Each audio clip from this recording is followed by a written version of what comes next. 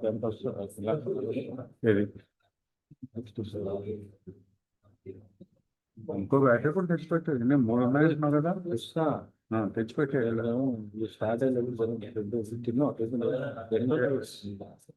నేను ఇప్పుడే వచ్చాను నువ్వు ఎక్కడ వేస్తావు ఇంటి దగ్గర చేసి చేసినావు నువ్వు ఇక్కడికి వచ్చిన తెలుసుకున్నావు. అవును సార్ ప్రోగ్రామ్ మీదే కదా చేయాలి కదా సేమ్ నీకు రికమెండ్ నీకు అడుగుతున్నాను నేను ఇప్పుడే కాదు స్టార్ట్ అయినాక ఇది నీకు ఎట్లా 2 hours అవర్స్ వస్తుంది కాకపోతే మనకు ఎక్స్ట్రా బ్యాటరీ ఉంటే దగ్గర పెట్టి 5 నిమిషాలు అంటే లైవ్ కదా ఇది 5 minutes ఉడికొస్తాను. తర్వాత ఇప్పుడు ఇది కంటిన్యూ ఆన్ లోనే ఉండాలి ఒకసారి పెట్టామంటే అది షిఫ్ట్ ఎంత ఉంది లోడింగ్ చిప్ ఓకే నీకు 3 hours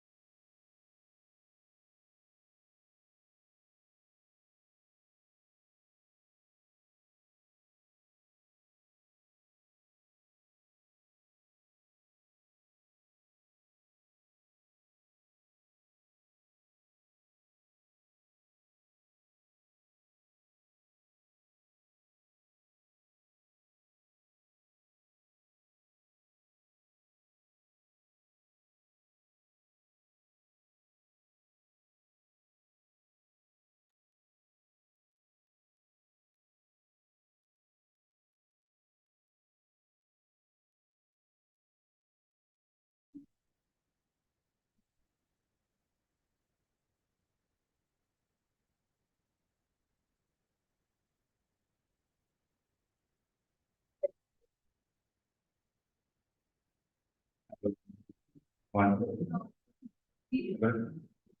Hello, hello, hello, mic testing. Video. Level. Hello, hello, hello.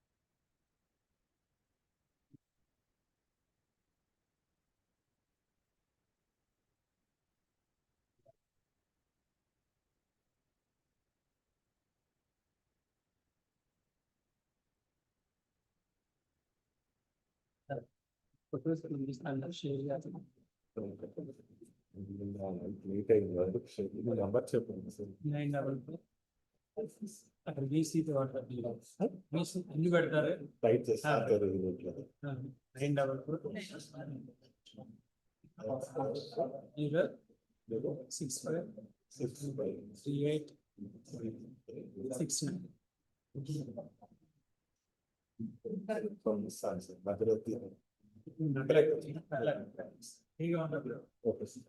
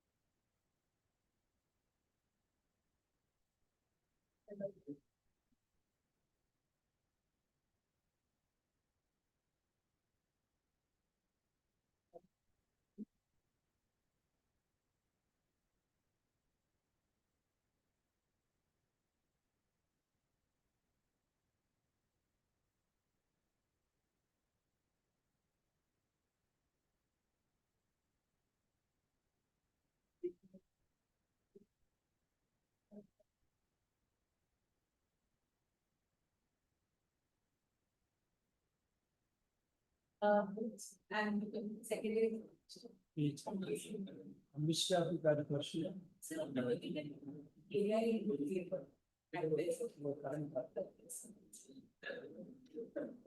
you have any primary resource?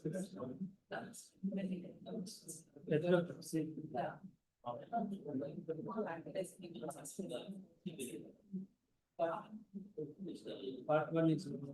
I've done a I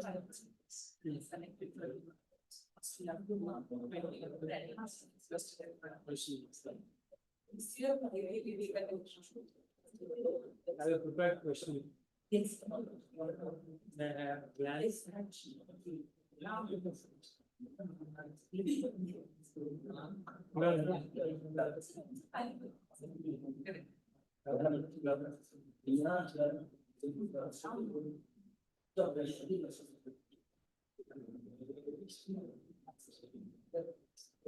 I'm working in government degree college. That's why I was studying your question. Yes.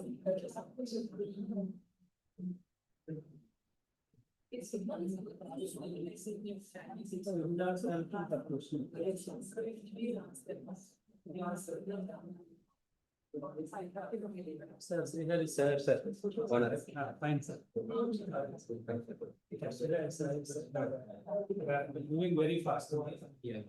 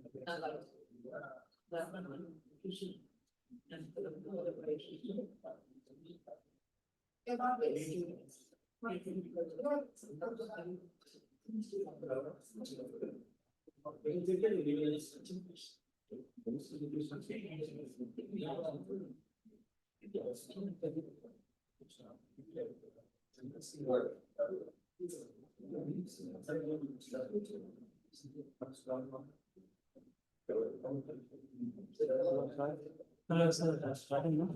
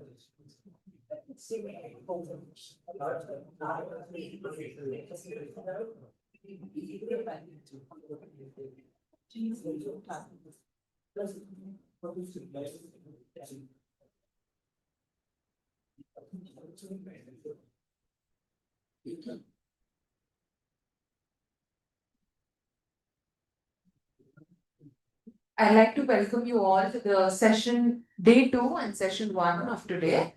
Thank you for an overwhelming response yesterday, and we're glad to have had all of you here. So, the first session is going to be reconfiguring assessment, digital tools in post-pandemic classroom, which will be spearheaded by Dr. Sayantan Mondal, Geetham University, Hyderabad. Sayantan Mondal is an associate professor and presently the head of department of English and Other Languages, Geetham, Hyderabad, India. A graduate from the University of Hyderabad, Sayantan has been an Erasmus Mundus Fellow at the University of Oxford. His areas of interest are print leadership, 19th century literature, anti-caste studies and translation. His current research traces Bangla periodical culture, 1960 to 2000, and its relationship with other Indian vernacular print culture. In collaboration with Dr. Jondale Rahul Hiraman, he has created a website which provides access to around 10,000 pages of Bangla and Marathi periodicals. Some of his published works are of caste, class, and Dalit writing. An introduction to the world of Manoranjan Bayapari, Prantik Theke Dalit. Nandonitkar Rajniti O Dalit Chetona. Sorry for my pronunciation. From marginalized to Dalit politics of aesthetics and Dalit consciousness. I'd like to welcome the expert Dr. Sayantan Mondal to take the seat on the dais. And please give him a huge round. And Dr. Supriya Sakamori, Senior Producer EMRC, who will chair the session.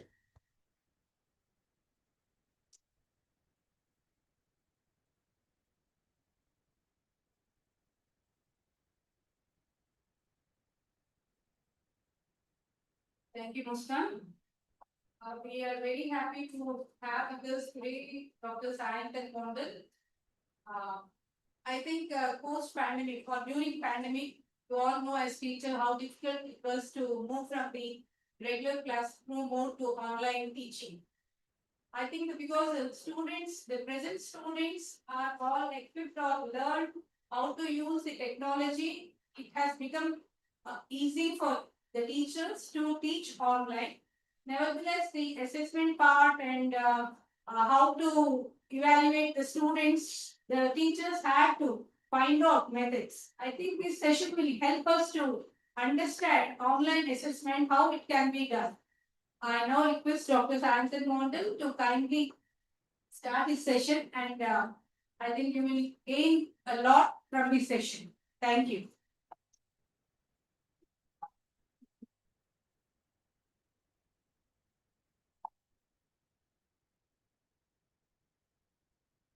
Good morning, everyone. Thank you, Muskan, for this very useful and elaborate introduction. And thank you, Professor, for having me over here. And a very good morning to all the participants, colleagues from different places. I hope I'm clearly audible to all of you. Yes. Wonderful. So we have around an hour's time, and I will be speaking to some of you, listening to you, and we will try to do some exercise, some task, which I have kept for last 15-20 minutes. In the course of this 60 minutes, if you have any questions, please do not hesitate to stop me, and we will try to make this as interactive as we go. All right? Great. Wonderful. So let's start with drawing a very basic understanding of the terms, because these days we are very frequently using a term AI, right? Gen AI. We see this and also refer to this as what is digital. How many of us here have been using AI tools? Right? And what kind of AI tools we are using? ChatGPT. Right. And what kind of digital tools are we using in our classroom? Other than this that you have mentioned? Gaming tools. Right. Yes. Thank you. So as we can see within 10 seconds time that we are all familiar with this, thanks to the last 6 years of struggle at least. When we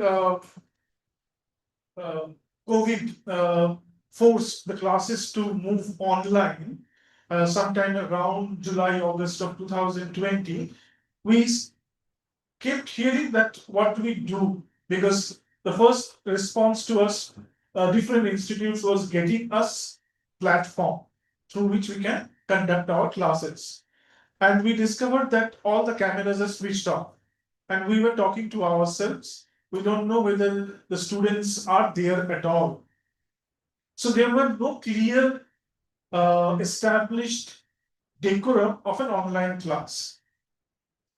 These, I'm not going in detail because I can see already from the responses that you are all more or less familiar with the struggle that we all went through at different stages. Though I have been told that there are colleagues here from different levels, that's school teaching, college, university, but the struggle was no different. We eventually also saw what's happening outside the classroom. We saw OTTs coming up, right? We saw a lot of academics. Some of you must be familiar with Khan Academy and different other institutes which started, being more visible. It's not like that they were all came up in 2020. A lot of them started before that, but they became very visible because the question was if the classes are online, why not then? Probably they are very thorough with what they are doing because they have been doing it for some time. So the point I'm trying to establish here in the very beginning is the digital term which has been there since the Cold War, so to speak, because we have been working on computational humanities for a long time, from 60s. These days, we are hearing a new term called digital humanities, at least for last 10 years. But its root is anchored in the computational analytics that have been happening from the 1960s at least. So now the digital term had been around for 50 odd years. What do we see in the classroom, particularly in the post-pandemic period? What is that one telling feature that something has changed among our students? I think no matter whether if it's a whisper or a shout, everybody can understand what is said. Our teachers complain that we don't read much. Their teachers also complained about them that they don't teach much, and we are doing the same with our students, that nobody reads anymore. Well, the fact remains that this is true for almost 3-4 generations as our memory serves. What is particular about the present generation of students is not that it's not unique that they don't read more. It was true about us or the previous generation. But there is something fundamentally is changing perhaps. And what is that? If its root is in the attention span, the way reading is happening. You have heard Muskan introducing me that my research primarily was anchored in the 19th century, transition from oral to print.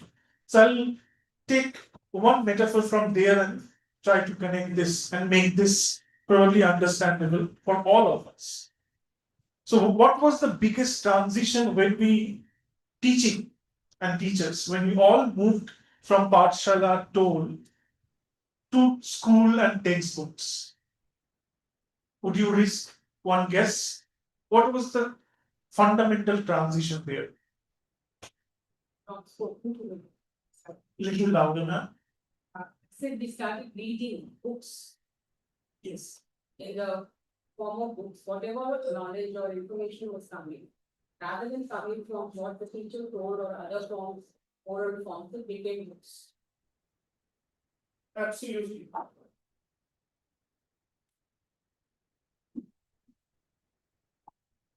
Oral to print and print electronic. I am not suggesting, and I would request some caution here. It's not an immediate process that all the transition will be similar, it will replicate itself. But what I'm suggesting, taking from your name, please. Yeah. What Mridula has suggested, I think the fundamental difference is a transition from a collective practice, a communal practice, to a privatized individual practice. We do not need to gather in the Pathshala or in the toll anymore in a group of 10 or 15 and listen and depend upon our memory and our, if you remember the term, Smriti and Shruti, right? So we do not need that. There is a fundamental change when the textbooks and the school system is introduced. We can purchase a book, go to our favorite corner, wherever it is, and read it alone. This never happened before. It's a fundamental change in many ways. What I answer your name, please? Ravindra.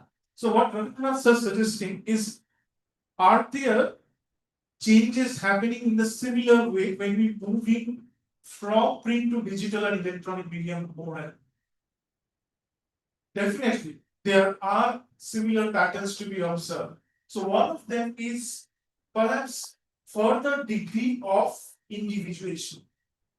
Students these days are coming to us and we are constantly reminded about the students' individual needs. As teachers, these days are constantly reminded, particularly if correct if I'm wrong, it's the post-pandemic trend in different institutes, where we are told that are we looking at a homogeneous classroom or a heterogeneous classroom?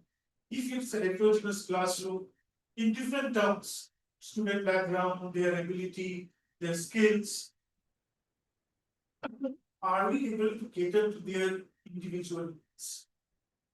So this is a question that keeps coming back to us, and we are reminded of different pedagogical approaches to address this. So, excuse me, madam.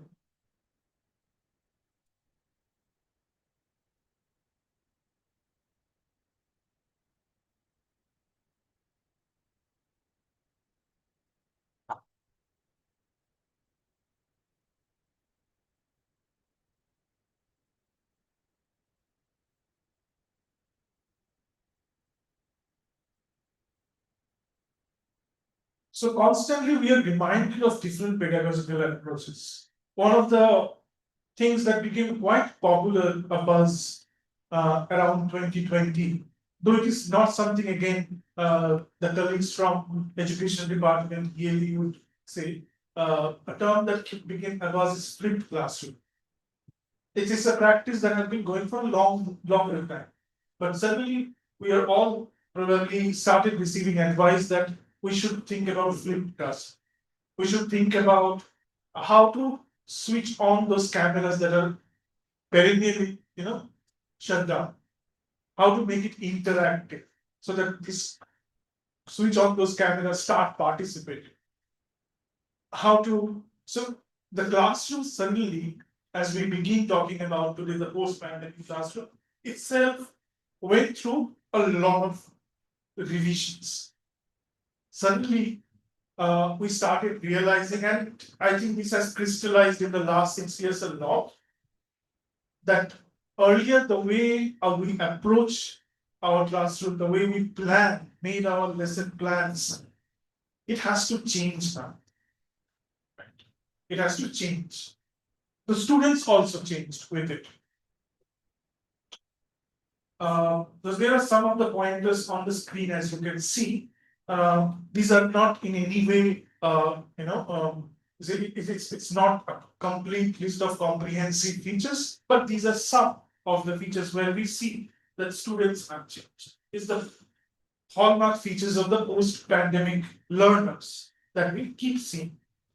Some of it has been already mentioned by some of you, that attention spans, but I would particularly like to draw your attention to the third last point, because it takes us back to the challenge that used to be there in the pre-pandemic eras. As we moved from the collective communal habits to the individual private reading, and some of you might be interested in reading further, and you can look up this wonderful work by Sudipto Kaviraj, The Invention of a Private Life, where he talks about what it meant to read alone, and different modes of reading also, stealthy reading, certain readings that the society or the elders didn't accept.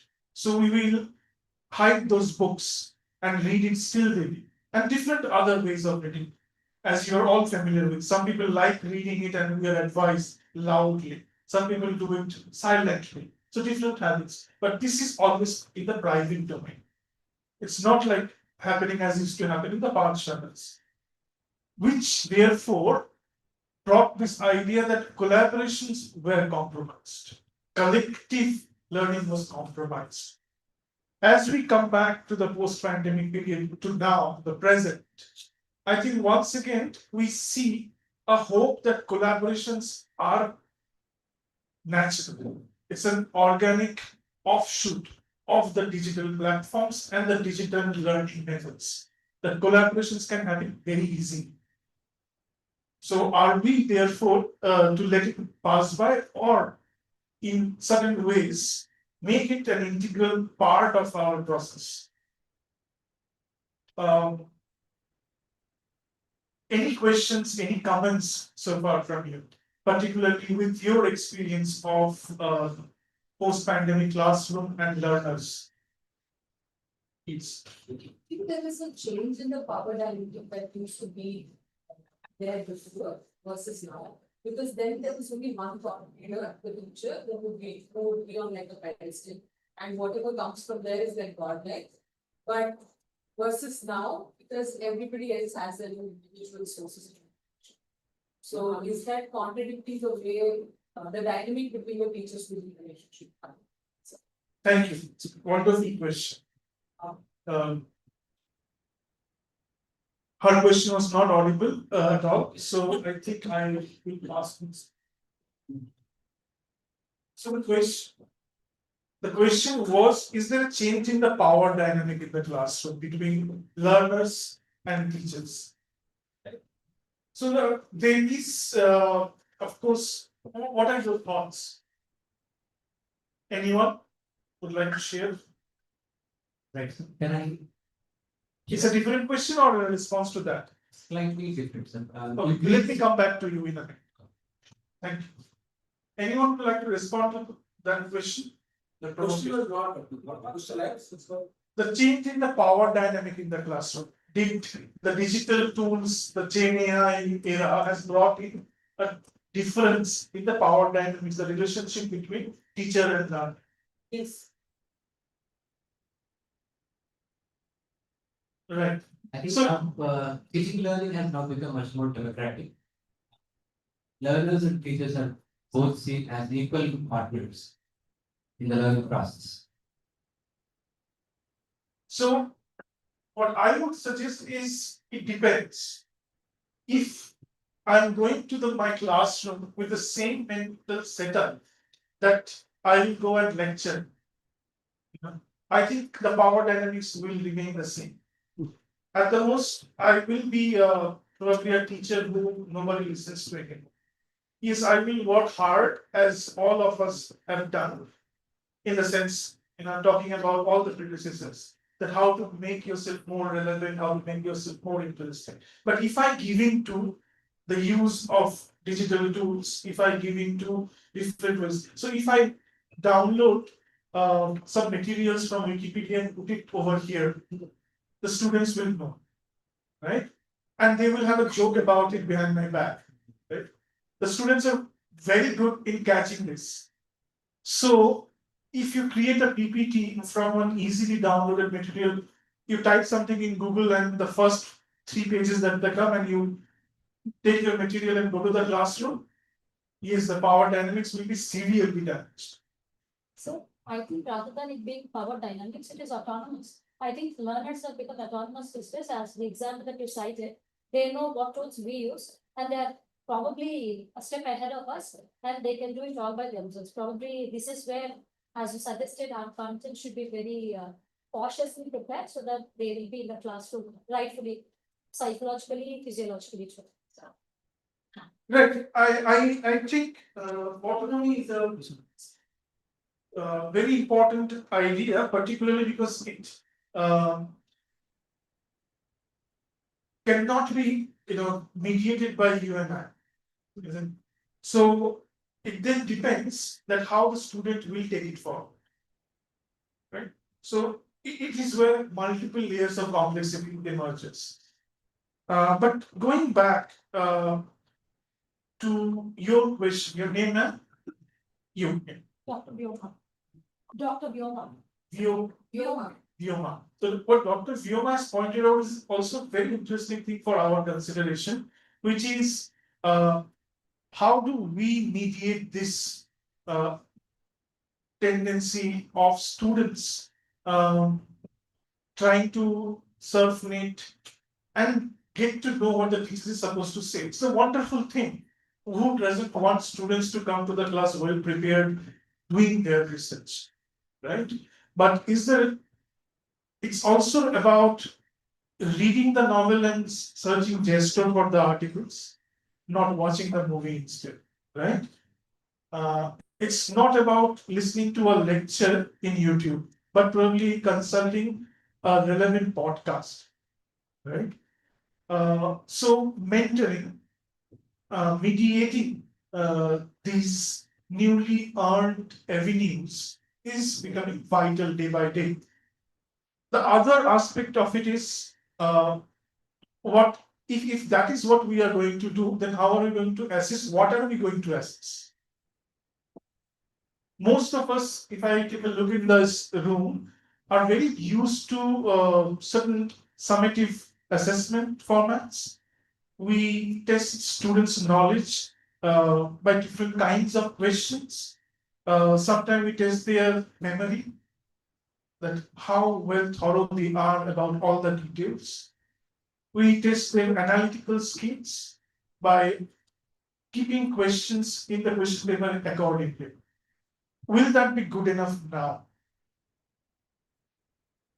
Given the student can take help of digital tools to provide them with the analysis, they can then mark it up and reproduce it. So whose analysis are we talking about? Right, before I go further, can I go back to your question? Sorry, I stopped you there. Increase the exposure to digital intelligence. It's going to be a health hazard and it's resulting in cognitive decline also. This is a major concern. Right. I am sure in many places, as you would know, the use has been curtailed. And again, it is linked with this autonomy. The device, even as simple as a mobile phone, it shows you how much time you are dedicating to which app, right? It tells you how much time you're spending on Insta or maybe or any social media app, or how much time you're using in your iPad or in your system. So all this data is also available for individual users. But do we pay attention to it? Do we regulate it? This can happen. And I myself believe that I think there's no point trying to resist, because we were probably too late in doing that. And science has taken its course. The moment AI has been made available for public use, that means that the research in this field has gone miles away, right? Still, it will go on. After all, this is called artificial intelligence, right? And there's nothing much artificial about it. It's you and I which teaches it. The moment someone was saying that ChatGPT, the moment you type your queries, your doubts, it learns. So the artificial part of it is a pretension. We are feeding it, and then it is teaching someone else. So in the process, we give credit to the machine. Wow, it's so smart. It's a repository that is trained to answer. It's a smart catalog of informations and repository. Going back, I would like to throw some ideas now in response to what do we assess then? What do we assess then, and how do we assess? Given, I think what we see on the screen now is something that we just now discussed, that it is a matter of our reflection, that how we are therefore considering teaching learning these days, if not rote memory, if not analysis alone, in what ways? And of course, the different institutional or even NP given advice that we are as teachers supposed to find in the COPO. You're familiar with the COPOs? Yeah. This is one of the most, I must say, it is one of the most tiresome things that all the teachers are familiar with mapping, right? Nonetheless, very helpful. So, while we take a look at the different ideas that we are considering now, let us take one more round of uh, quick responses from him. So, in what way are you in your classroom, wherever, whichever institution level that you are teaching, in what ways you are considering making change in the classroom, particularly with reference to assessments? How are you dealing with students being so smart, such prolific users of digital tools, ChatGPT or different Gmail? So, what are your ways? What changes are coming in the assessments? So basically, I'm dealing with two contrast kinds of classrooms. So one is the test prep company where students prepare for IELTS, GRE, GMAT, SAT, TOEFL, etc. So where students come from different walks of life, and there the kind of discipline is something, the way the transformation goes is just one side. On the other side, there is a junior college also where the students have been literally skeptical, chaotic, judgmental, critical, whatnot. And faculty seems to be highly chaotic. As far as the educational nutrient is concerned, they are malnourished and impoverished. I really feel so. Because they actually they think that they know a lot. Of course, there are computer savvy and digital savvy. So they think they know a lot and pay little attention rather than creating lots of. Thank you, sir. Thank you. That's what this elephant in the room.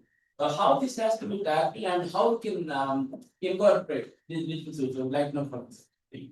We'll come back to this, but right now, if I may request your responses would be very helpful if you can, emphasize on the changes that you are trying to bring in the classroom with assessment. So multiple intelligences. Can you just take the mic?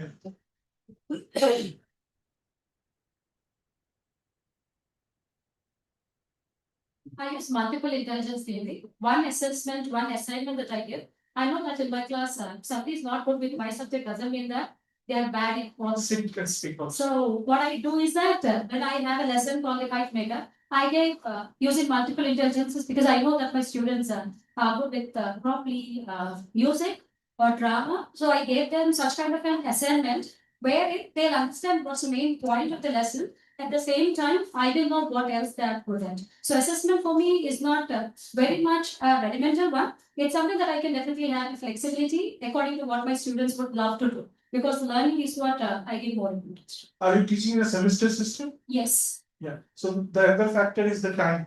That's where I think though I have a lesson plan, which is a lesson plan, I go out of my way to finish all these things so that they can benefit. So if I may ask, if you talk about assignment A, how many submission would you allow for a student?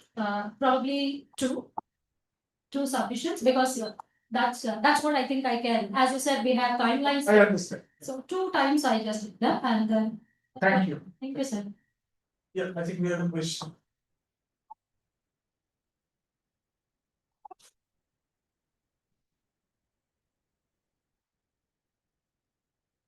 Please. A very wonderful good morning, speaker and the dignitaries. My question is regarding the tendency of using AI always on and to avoid the book culture. Avoid the Book culture. book culture. So, suggest some ways to avoid this dependency blindly on AI. Allow allow us to think aloud a little bit. And the habit of getting trapped. Yes. Artificial Got your point, ma'am. So, what exactly is happening when students don't read book but go to AI?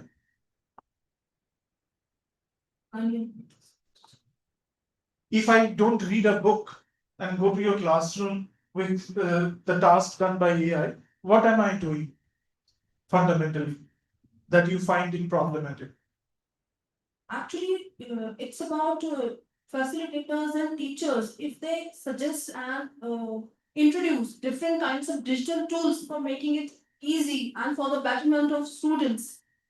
So my question indicates about the blind dependency of students or for making assignments and completing their projects on digital tools. Nowadays, next generation is going to avoid the book culture completely out of the way, and they just open their tools and laptops and going forward for the direct ready-made things kind of stuff. Even they cannot explain it if they are called or if they are asked to. Right, right. And it affects their mental as well as physical health also. For example, the dehydration of eyes. So what is the substitution of such ailments? Absolutely, can't agree with you more. It's a problem. But if I may, I think one of the fundamental points between a reading culture, consulting books, and consulting AI can be pointed at the students are not making the mistakes. They are submitting in assignments perfect answers, which we therefore as teachers are surprised that if the students don't make mistakes, it is an age-old saying, no, to be human is to, the students are not doing that. We don't know, therefore, where should we give the feedback? Where should they need to work? Right. I think if we can find these parameters, it will be also helpful for us as teachers to go to the class and have that conversation and start working towards it. But your point, I can completely agree. Also regarding the dehydration of our eyes. Absolutely. In the same reference, I would like to conclude saying how to set boundaries for the limited use of AI and the next innovative kind of tools. There are two things, as some of you have already mentioned, the autonomy of the students. So depending upon the age group, I think there can be different things. Parents, the house, the home culture is there. For adult students, I think it is the discipline that needs to be understood, that how, at what quantity I am going to spend my time on the device and in what manner. In terms of other aspect is the institutional policy. I am as much as I am aware, there is no institutional policy per se, which when it comes to the use of AI or digital tools, most of the times teachers, departments, centers come up with their informal policy, which are mostly documented in the assignment as instruction, in the question paper as instruction. You can see that in the funding policies these days, the use of AI, they have a policy. So we are looking forward, and with all of your contribution, I think it's not far that we will have an institutional policy across universities at least to begin with. Thank you. Any further comments, questions, particularly regarding that? Let me also remind, what changes are you bringing in, if at all, in assessments in your class, therefore? Sir, I just have a question. Like, if we are rigid, I think they'll go to any extent to use AI. So when I teach IELTS and I know that they have a writing part there, they have to write 5 essays. And I know the students because we have speaking tests in the classroom happening. So I think directly I know what is the vocabulary level that they have every time. So probably by allowing a little, we don't harm. And I think so when you know as a teacher what are the roadblocks of your student, I think we can fairly let the students use a percent of AI in the assignments. That would not be a problem. Is what I think. I don't know if you can just reflect on whether I'm right or wrong. Yeah. I'll take that as a comment and we'll take it up for discussion. Any other comments? Anyone would like to share the assessments they are doing in the class? I have a point, right? Please, just can you wait for the mic so that everybody can hear?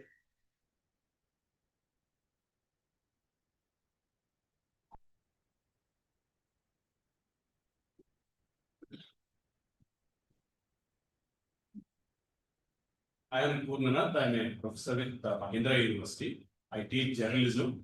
I teach practical aspects of journalism. So what I do is I send them to conferences within the campus. So there are several conferences happen within the campus. So I send them to different conferences. I divide the class into 3-4 groups. Each group, one group will do a print paper report, and one will do a video report, and another do a reel. so that no, they will have practical experience and no, if you allow them to give a project at home, anyway, they will use all sorts of methods. So what I prefer this, and I also give them in-class assignments. I give them a topic and I say, for example, budget. I show them the video of budget presentation, and individually I ask them to make a report on the budget. So these are the methods I use. Thank you, sir. Well, in the interest of the time, we'll come back to your responses and we will surely. And there is no way of escaping that because we'll have a small exercise also. I think, sir, do you repeat your name? Purna. So what, sir, with the students are doing, if you see there is a collaboration and there is a process oriented. Of course, there is a language part to it. They have to write or they have to create a narrative through reels or through video, right? These are the three formats that you're talking about.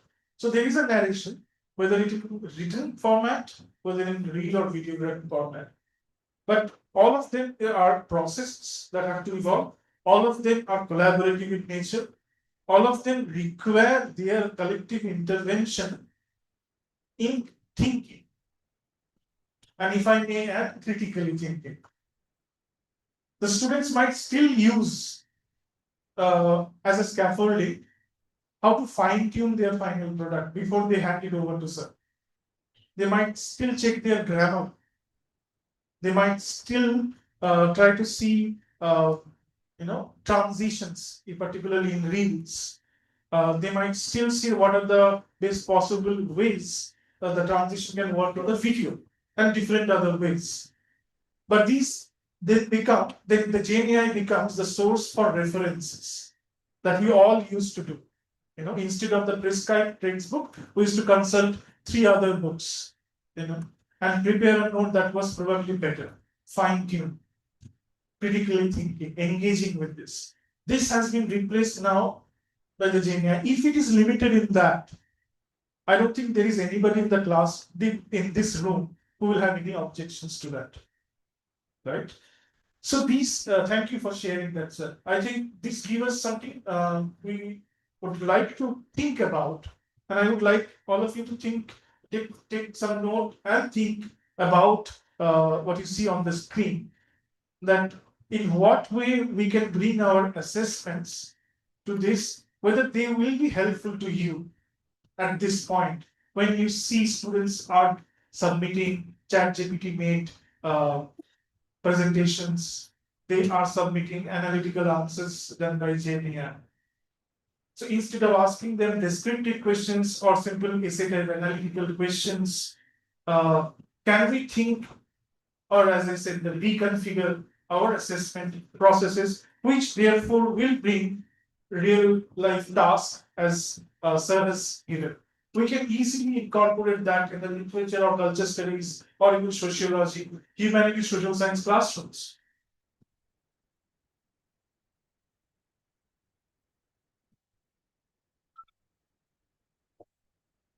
If you have any question at this point about what you see on the screen, please feel free to ask.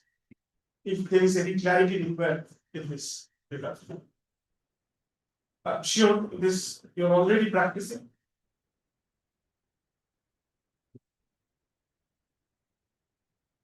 So what are the challenges we face while giving the feedback in these assessments? You tell me, what are the challenges you face? That's only how could we actually, whether it is genuine or reliable, how do we rely on the assessment that has been done by the artificial intelligence? Can you repeat yourself? So my name is Murthy. Yeah. Actually, I'm practicing teacher, government teacher. So generally, we have the formative assessment. We have the indicators, so that directly we are doing. But whenever we use the technology as far as technology concerned, so generally we have the challenges. So how to actually face these challenges to mention the indicators? What sort of indicators do we do you suggest regarding this? Can you give us an example of one challenge that you have recently faced? For example, I deal with mathematics. For example, whatever sort of rote memory, we give some reasoning type of questions. That may be open-ended question. It has many answers. The many ideas may share by the children assessment while doing the after submission of the assessment. In that part, so how do we? And that's my question. That's only. Generally, we give some indicators. We will mention order whether it is what is the given data. So after that, how he justified or she justified the answer. So what are the steps that generally we follow in our regular classroom sessions? But while regarding this one, what sort of indicators has to be developed and what are the challenges? That is my question, sir. I think I understood your question, and if I may, I think one of the things that I have been practicing, and some of my colleagues also, where I learned from, is instead of asking, there is a tendency that I see. Analytical question, as you have said, that open-ended question, the student have to think. There is a tendency constantly, I think, becoming a majoritarian trend in the circles that I am familiar with, is how do you reach this analysis? You are talking about maths, so I think the steps are very important. We are always told, though I have not been taught maths for a longer time, but to my understanding the steps of reaching whichever is the end point to a particular problem solved, they are as important as the answer itself. And the focus in humanities social science circles is particularly on this process. To be honest, the student, if the student is giving an honest answer, the stage is one. I copy pasted the problem to ChatGPT, they gave me the answer and copy pasted back. But if you ask them, they have to lie, right? So what would be, it would be a wonderful lie, they have to imagine the stages. And I think there is a growing tendency, it's experiment, it's being done as an experiment. I can't say that this is the answer, but focusing on the process of coming to this answer that the student has provided is becoming a crux of the question itself. I hope I have answered you in some way. Right. So I'll move on to some more ideas to think about.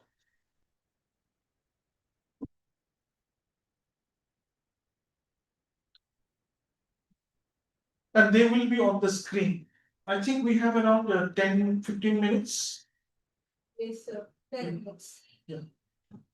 I'll negotiate 15 with Ma'am with her permission. So we'll do a small exercise. Can we pair up into a group of 4, if that is all right with you? Yeah. Please feel free to shuffle your positions and just all the participants, if they can make it a group of 4s. And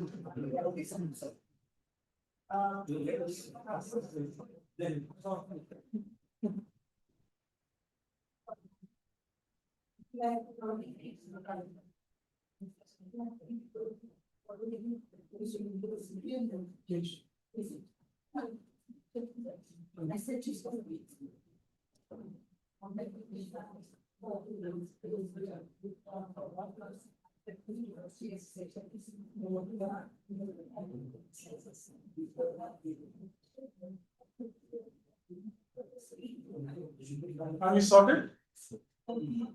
Everyone got group of 4? Anybody got only 2 or 3 people? We are a group of 5. Group of 5. Okay. Everyone sorted with their group? Yeah. 5 of you? You guys are also participating, right? So group of 4. Group of 4 over here. 5 there, right? 4 of you? 5. Okay. And then 4 of you, I assume? Okay, over there. Which one is the group? This 4 and that 4. Okay, great. So I want all of you to collectively work towards one thing. I I can see that all of you are very eager to get into this. Just listen me out. 1 minute. So what I would like you to do, spend 2-3 minutes, not much, thinking about one assessment that all of you commonly practice.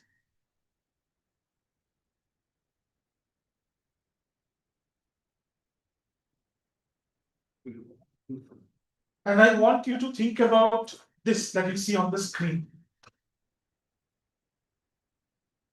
The assessment that you as a group identify,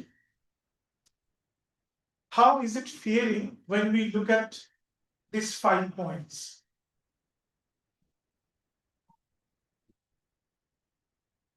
Would you like to rethink about that particular assessment? So stage 1, as a group, you decide on one assessment that is common to all of you. And then you share your thoughts with the group with respect to these points and see how are our assessment placed, are there scope of making further changes. Is that clear to everyone? Yeah? Clear, ma'am? Sir?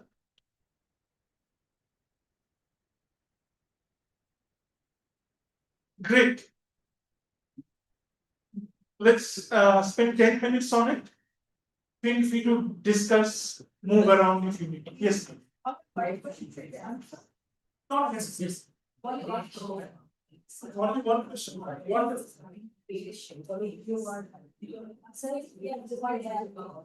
Sorry, yeah.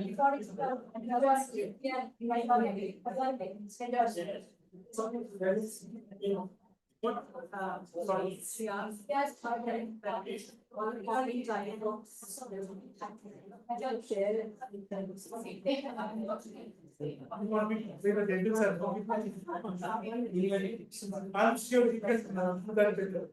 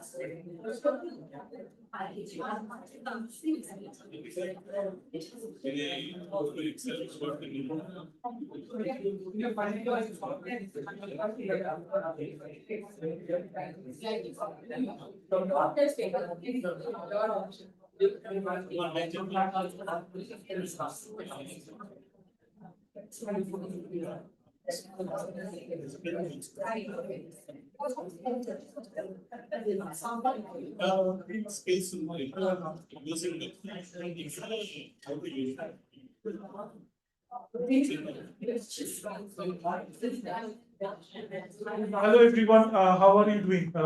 Do you need some more time? Yeah? Right. Which is not much in, plentiful supply though. So I have been given an option. There will be a poster release in 5 minutes time. And after that, we can all take turn share our thoughts. Should we do that? Wonderful. Yeah. I will take all the papers together.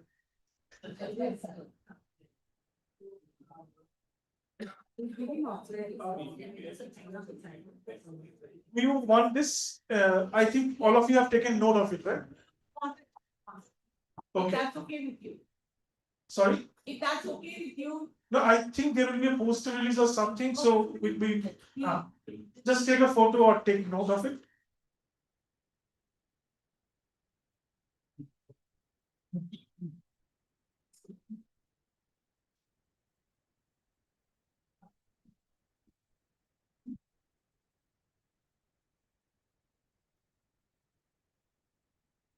So I would also like to take a minute of your time here before we go back to our discussions.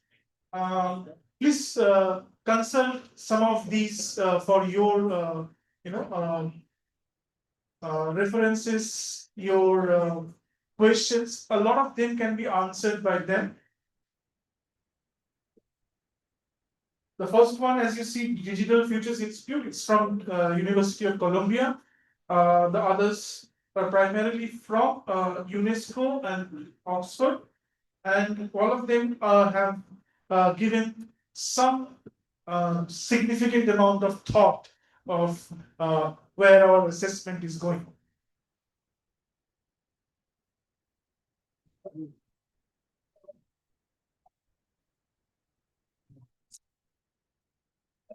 All of you got it?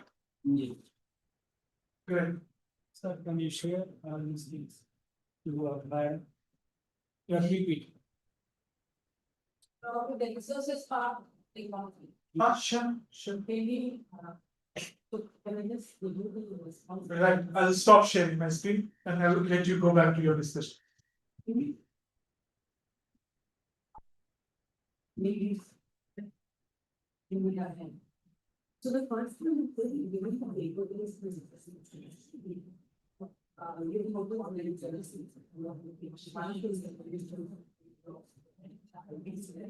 but then some days not very much. But this is your name. So.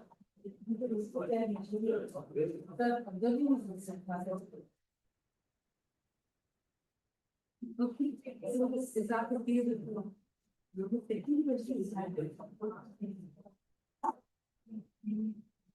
Can you speak?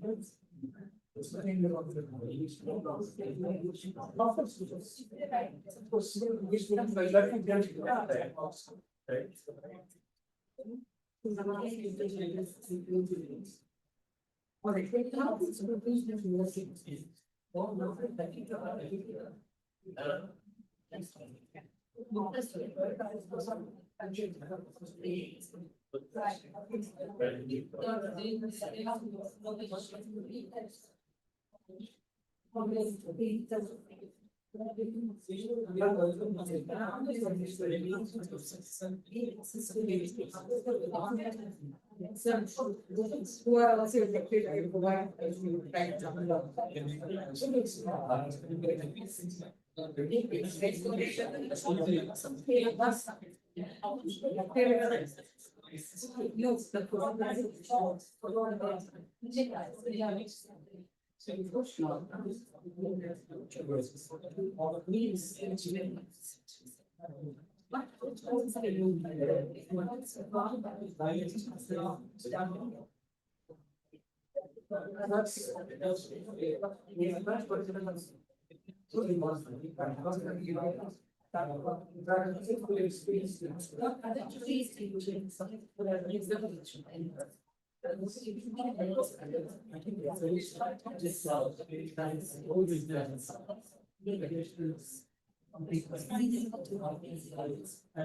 Next comes to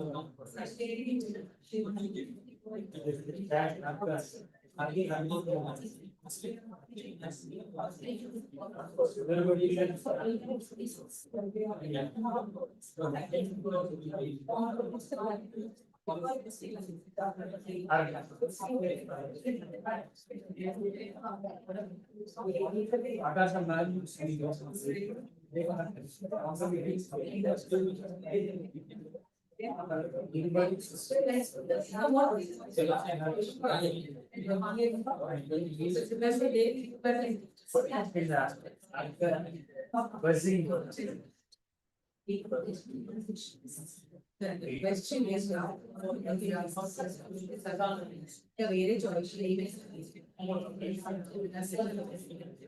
Already they have.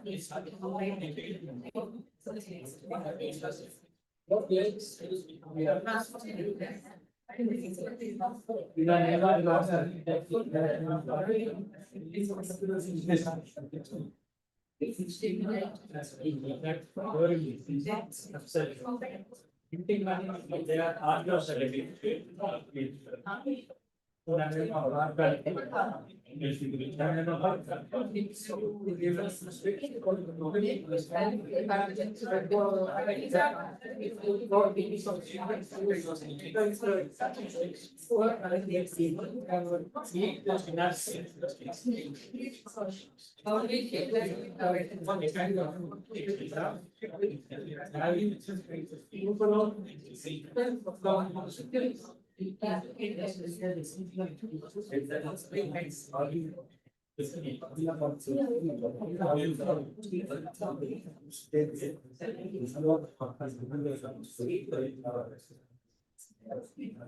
But actually,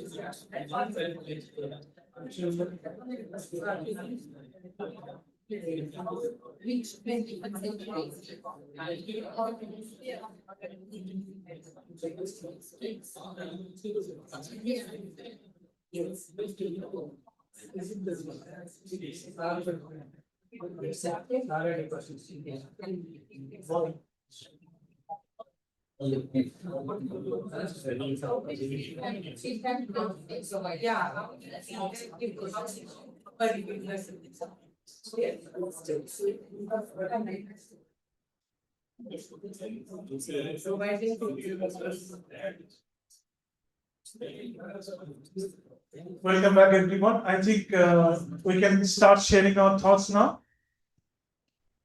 Okay, shall we begin with your group, ma'am? Do we have the hand mic around?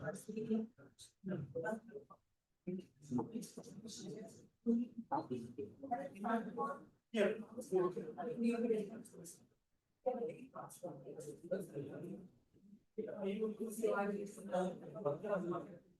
Yes, please go ahead. The one post-pandemic problem that we are trying to look at is attention disorder. Okay. And probably I think that gamification really helps because you can give instant feedback and it can be an intrinsic motivator. Also, it can really help these students to focus because it will add an element of surprise to what they are doing. And also, I think it improves focus on tasks. And that's all I think. Then are you using gamification in your classroom? Yes. What the- So I would like, they're unfocused and very impatient, sir. And again, they never appear, they sometimes appear on the street and they may disappear. And though they're online, they're on mobile or online, but they never, they do not see the faces enough. That's very, very imminent problem, especially in online. True. You asked me what I use, age old, but I find the Kahoot really very easy. And Mentimeter also at times. So I do use that and seriously realize it. Wherever possible, I can for. Thank you. Thank you. I hope today's discussion was helpful. Which group would like to go next? Yours? Can we start from here? Yeah, could you pass on here? Yeah. Or your group? Yes. Okay.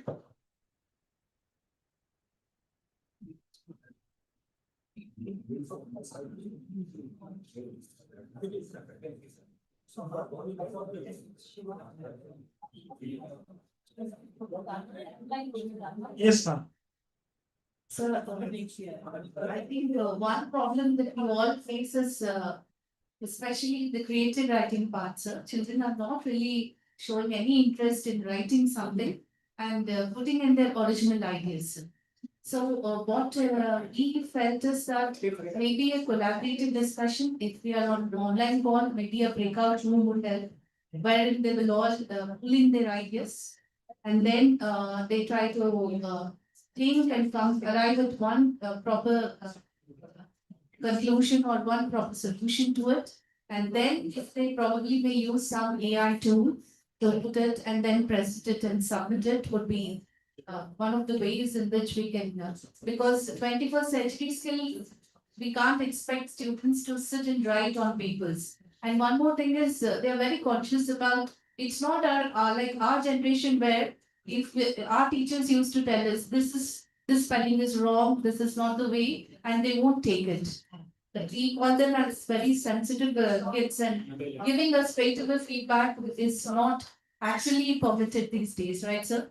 So what I feel is if we give them a chance to discuss, wherein they exchange their ideas, and then they try to put them somewhere, consolidate all of them, then give it to some AI tool where a complete summary or gist of what all of them together collectively feel about it. Like what I think, sir, whatever we've done today is a short demo of what it would be online as well, sir. Wonderful. Yeah.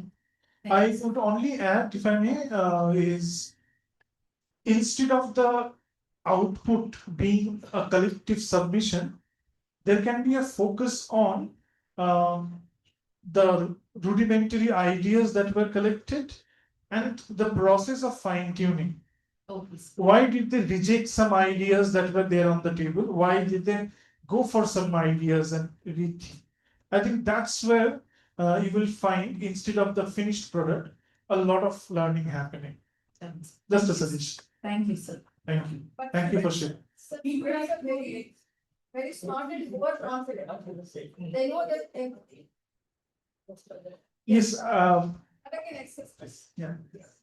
Very smart. I can understand the concerns about students, and it might vary also from classroom to classroom, from institutions to institution. But we also have to understand that these are like as old as our planet, perhaps. And if we are expecting that digital tools and AI will give us some weaponry in our to tame that, I think we are being very optimistic.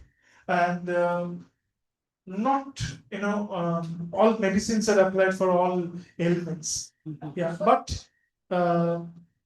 if, like, for example, I'll take the example of what ma'am was saying. If it's a collaborative project, if they're talking about the process, and if you are keeping a learning management system or LMS, or if you're using certain AI mediated process, the thing that most of the time we do not look at, it's our training, is there is a lot of data that LMS gives us.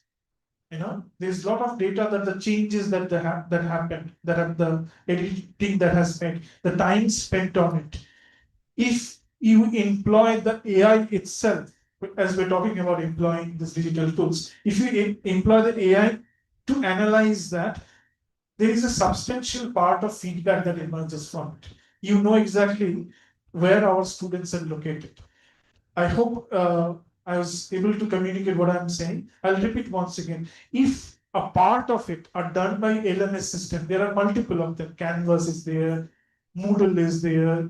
So where from you giving the assessment, the student taking it, submitting it, discussing it. So it's almost like, imagine that you have posted something in Facebook, and the students are commenting there.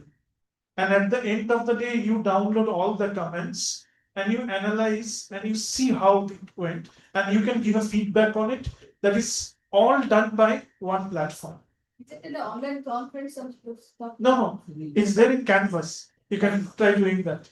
There are multiple such platforms which look, even their layout is similar to some of the social media. So that can be helpful, but as I said in the beginning, that I don't think digital tools have all the medicines for the ailments we are talking about here. Yes, please go ahead. for this exercise, we have taken the assessment method as fill in the blanks. Because whether it is at the university level or one of our participant is working in Is this that school, multiple choice? it's not MCQ, it is fill in the blanks. So the learner characteristic that would be assessed is the cognitive ability, specifically speaking, recall of focus. So the choice that the students will have through this method is, once they write the filling the blanks, we can have a group discussion related to it, why their answers are right or which answers are wrong. Probably allowing the open book system also. Then which digital tool will be used for this? Quiz or the gamification tool or the Google form. These can be used. And the feedback that the students would get is immediate scoring, which are right, which are wrong. And this can also be followed by the analysis and review of why they think that their answers are right or why they think their answers are wrong. And this leads to the 21st century skill of critical thinking. It's not blindly giving a hit or miss type of an answering like yes or no or right or wrong towards it. But they can use the critical thinking skills and also the digital literacy skills will be. Wonderful, wonderful. I think one of the tricky part will be, since we are using existing assessment, terminologies, fill in the blanks, open book test, group discussions. So our first challenge is to bring all of it together. And the second will be also making sure that the moment fill in the blanks, the term is used, we don't fall back into our traditional fill in the blanks, because this is completely not going to be useful here. Wonderful, thank you.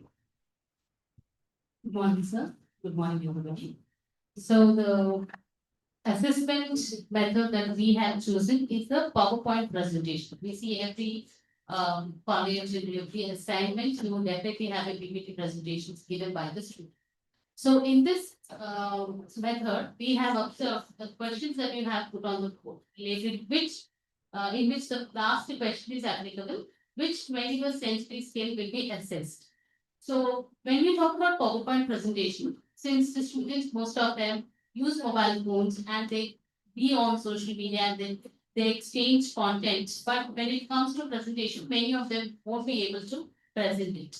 They hesitate on stage and they hesitate communication skills and doing research also. There's a lot of content on internet today because of the many apps or any other facilities that are there, but how to use them wisely.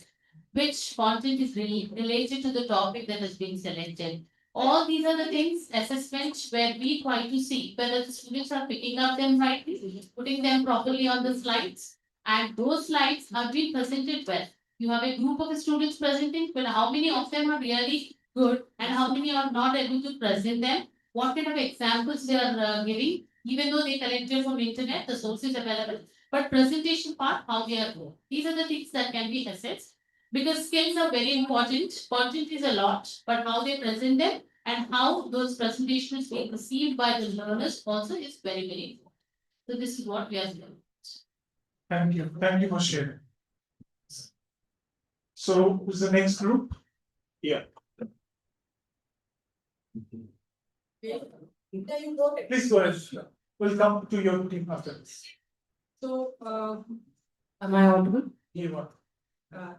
So what has been one of the pieces that we taken, one type of assignment, it's an offline paper-based essay writing assignment. That means the regular, long essay writing. The reason why we have chosen the group chosen this is because in the pandemic era, writing skills, especially writing on paper, has totally gone, out of the scene. So to improve the writing skills is what is the focus. And what could be the source info for? So as teachers, the source info, where the sources are fine. It can be paper-based, it can be online, whatever. Source is not a concern. The focus is on the writing skills. And now the question is, how can we, improve that? How can we improve this to make it much more accessible and much more comfortable or maybe challenging for the students now. The question is here, can we make use of social media, like you were talking about the LMS, can we make use of social media forums? And these forums can be private pages created where all these are put together, all the responses are there, and there is a discussion forum where both the instructor and the participants, the students, do the discussion to come up with key areas of improvement, to work with key areas, key strengths, and then see how they can collaborate to come up with a better writing, come up with better writing skills. That's one of the aspects. Of course, Google Forms and giving people access to Gemini and ChatGPT and so on and so on. Now, what are some of the 21st century skills that are being accessed here? Critical thinking, right? Problem solving. These are the two pieces that we are talking about. And I'm not talking about creative writing, I'm talking about writing skills. So given a topic and then you write on. That's what we brought. Thank you, thank you. We'll move on to the other group, but I will also suggest probably continue thinking on that with your group. One of the challenges is sharing feedback. Right. So how would you also try to think about it with this offline written paper submission, particularly when the class size increases? So I'm sure you will think on it. Thank you. Yes. Good morning, sir. Yeah. Since all five of us are from different backgrounds and different disciplines, we could not narrow down on any one assessment tool as such. So what we've studied is gamification tools. So the biggest challenge, according to us, is the limited attention span of learners these days. That was one of the biggest challenges that all of us have unanimously agreed on. And how do we give more choice to the students? So most of these tools that we were discussing about offer greater democratization to the students. Students have greater choice. And then which digital tools like Google Forms, Google Classrooms, Notebook LM, Padlet, EduPuzzle, these are some of the tools. Are you using Padlet? Yes. See, that's what all five of us are using different things. So I think it's a very interesting thing to explore for others. Okay. And EduPuzzle also, sir. So these are some of the gamification tools that we discussed about.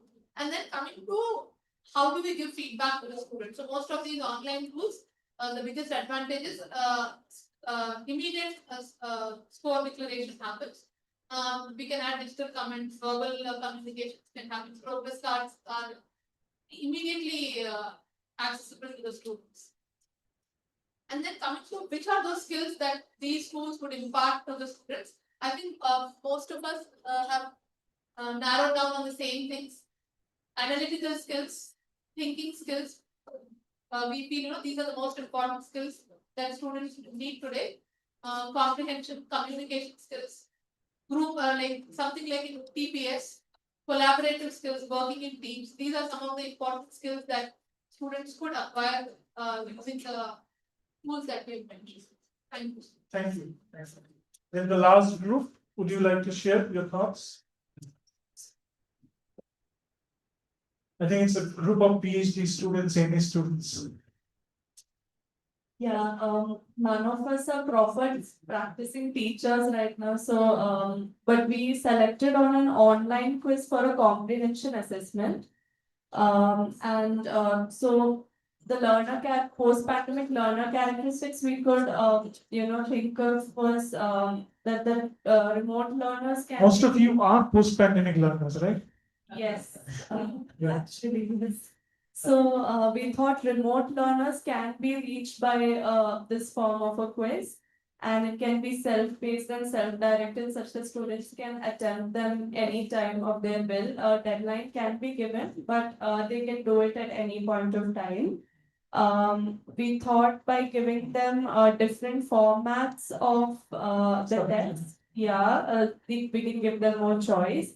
Like, there can be an audio type of a question, short answer type questions, MCQs, and something can be also image based. That way, different types of learners can have attempt different types, and also that they can attempt it at any time of their will during the day.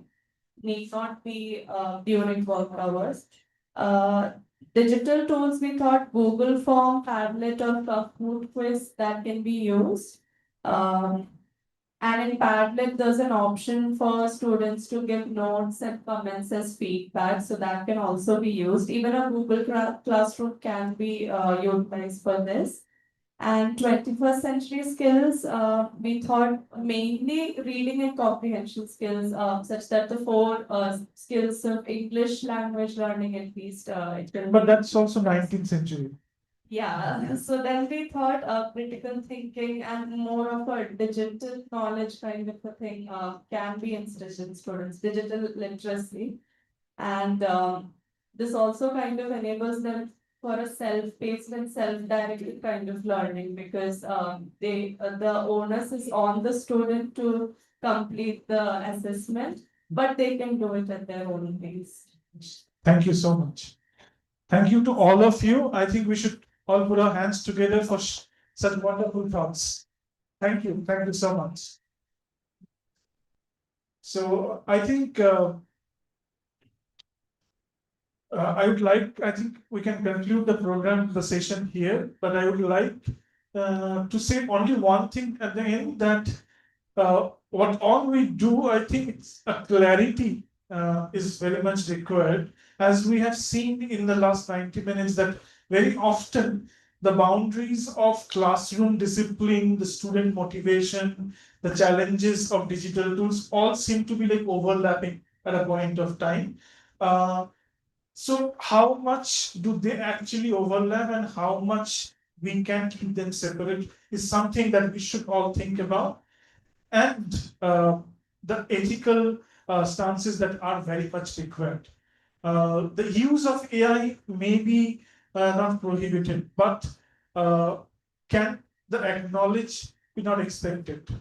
And to what extent? I think as students and teachers, we should all take this message to our colleagues, peers, and the academic community.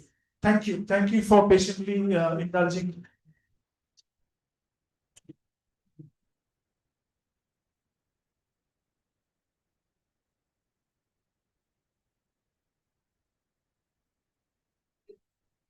Thank you very much, sir, for the lively interactive session.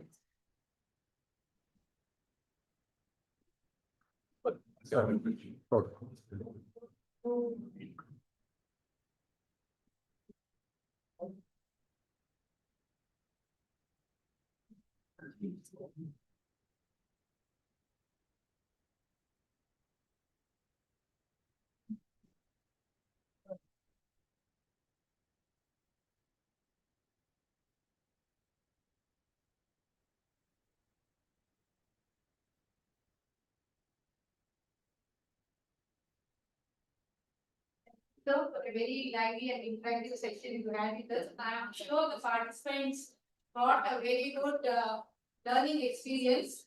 And I request participants, the exercise which Dr. Sanson Mondal had given you, the last, that is the method I think you should adapt in the classrooms. Now the earlier growth methodology is not there. Now we are using digital technologies. So I think we have to get new assessment methods. And he very rightfully said, like, what are the assessment methods which we can follow in the present digital technology era. So thank you, sir. We are very fortunate to have you with us today. Thank you. May I express our Vice-Chancellor to the President, sir?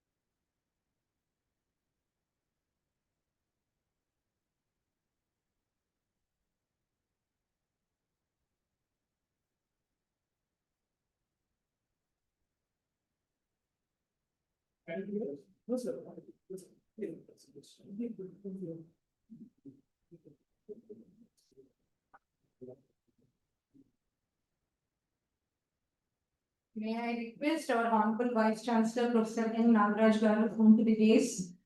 And I request Professor Parikshat Singh Manhas, sir, Director CEC to be on the dais to release our.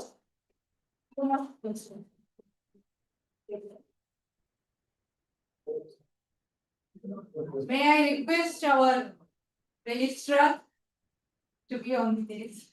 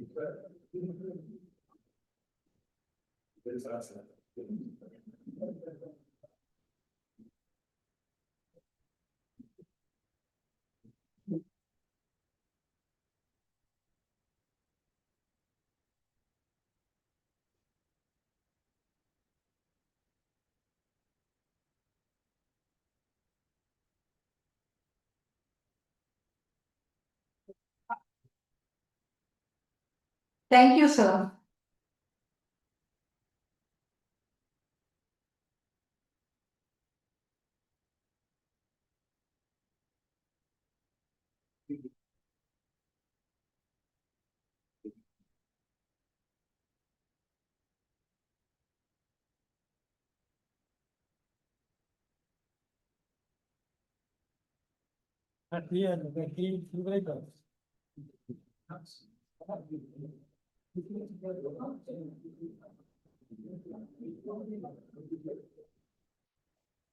Sampath close-ups ఉన్నాయి కదా close-ups ఉన్నాయి కదా Great. You can have your tea and come back for the next session.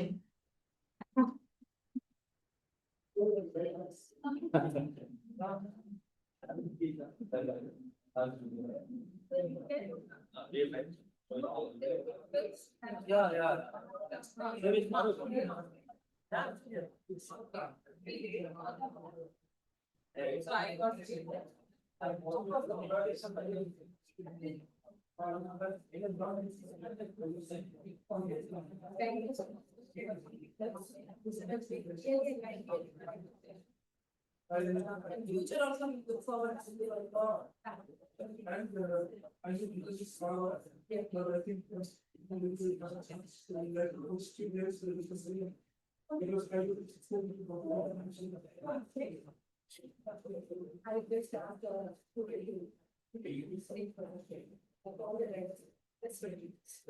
You can be, you can have a pizza. Have, you can eat it. Yeah, please have it. Sorry to bother exclusively to have fun. Sure.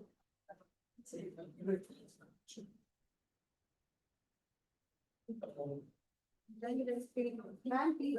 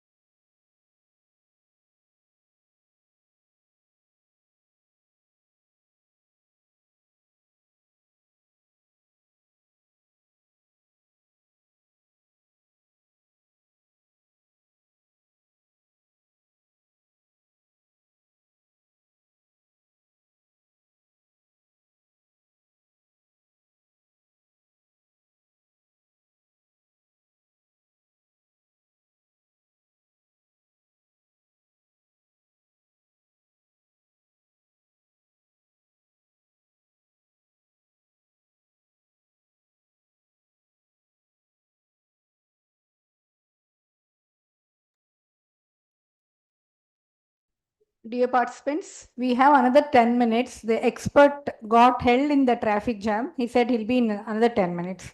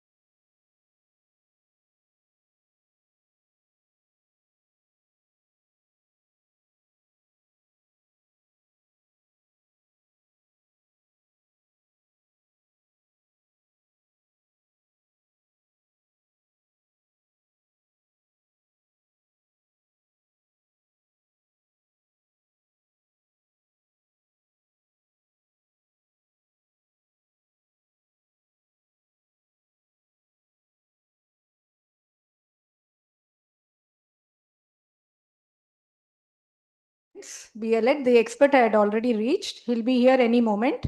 We'll start the session soon.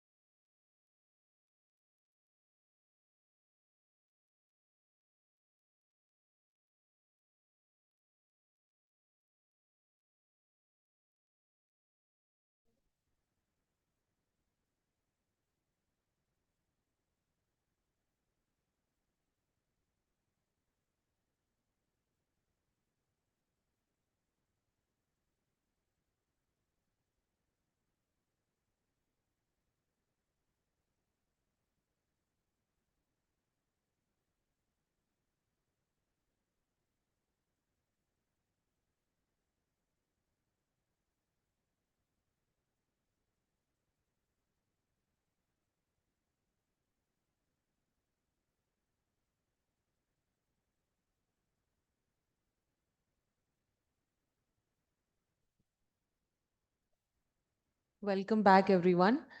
Thank you for your patient listening and great interaction that we had in session 1. Welcome to session 2 of day 2. And let me please welcome our guest speaker. He's going to talk about the topic from chalk to chatbots, teaching with AI tools while staying in control. Professor Siba Kumar Udgata, Professor in Dean, School of Computer and Information Sciences, University of Hyderabad. Professor Siba K. Udgata is a professor and dean at the School of Computer and Information Sciences, University of Hyderabad, an institution of eminence, as we all know. He also served as the director of the Center for Modeling, Simulation and Design, a high-performance computing center established by the Department of Science and Technology, Government of India. He is a fellow of the United Nations and the Telangana Academy of Sciences. He is a recipient of the IBM SUR Award grant. His research focus is on intelligent algorithms for wireless communication, mobile computing, IoT, and sensor networks. He has worked as a principal investigator in many funded research projects. He has also worked on international collaborative projects with Stanford University, University of California, IIT Delhi, and a few other institutes. He has published close to 200 research papers in reputed journals and conference proceeding. We welcome you, sir, to the dais. Please give him a big round of applause. I'd also like to welcome the chair of the session, Dr. Madhumita Sinha, to chair the session. We welcome you, ma'am.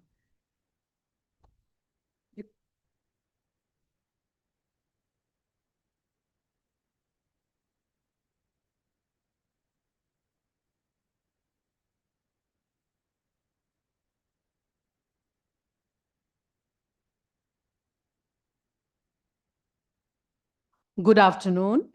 I take this privilege of being here with you all today, this morning.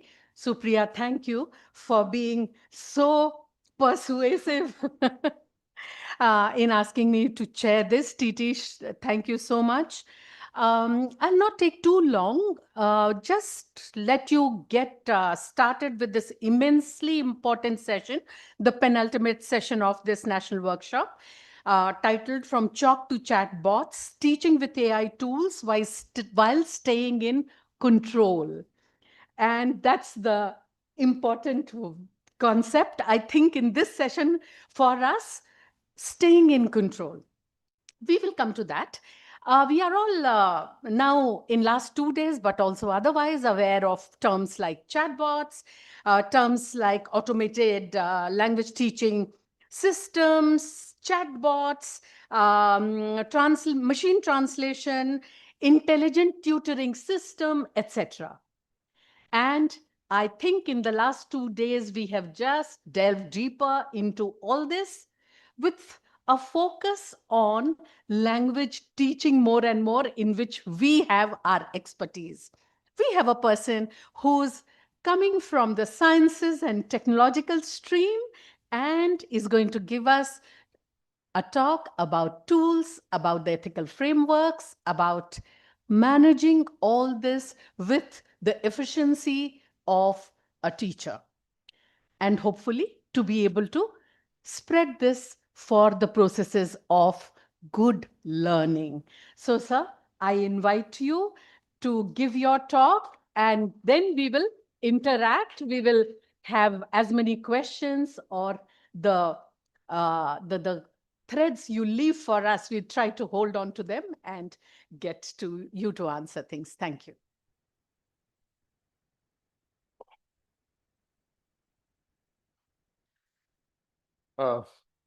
Good afternoon. Namaskar. So thank you, madam, for the nice intro to this session. And I must apologize for the delay, actually. Of course, beyond my control. I was on road for almost more than 90 minutes.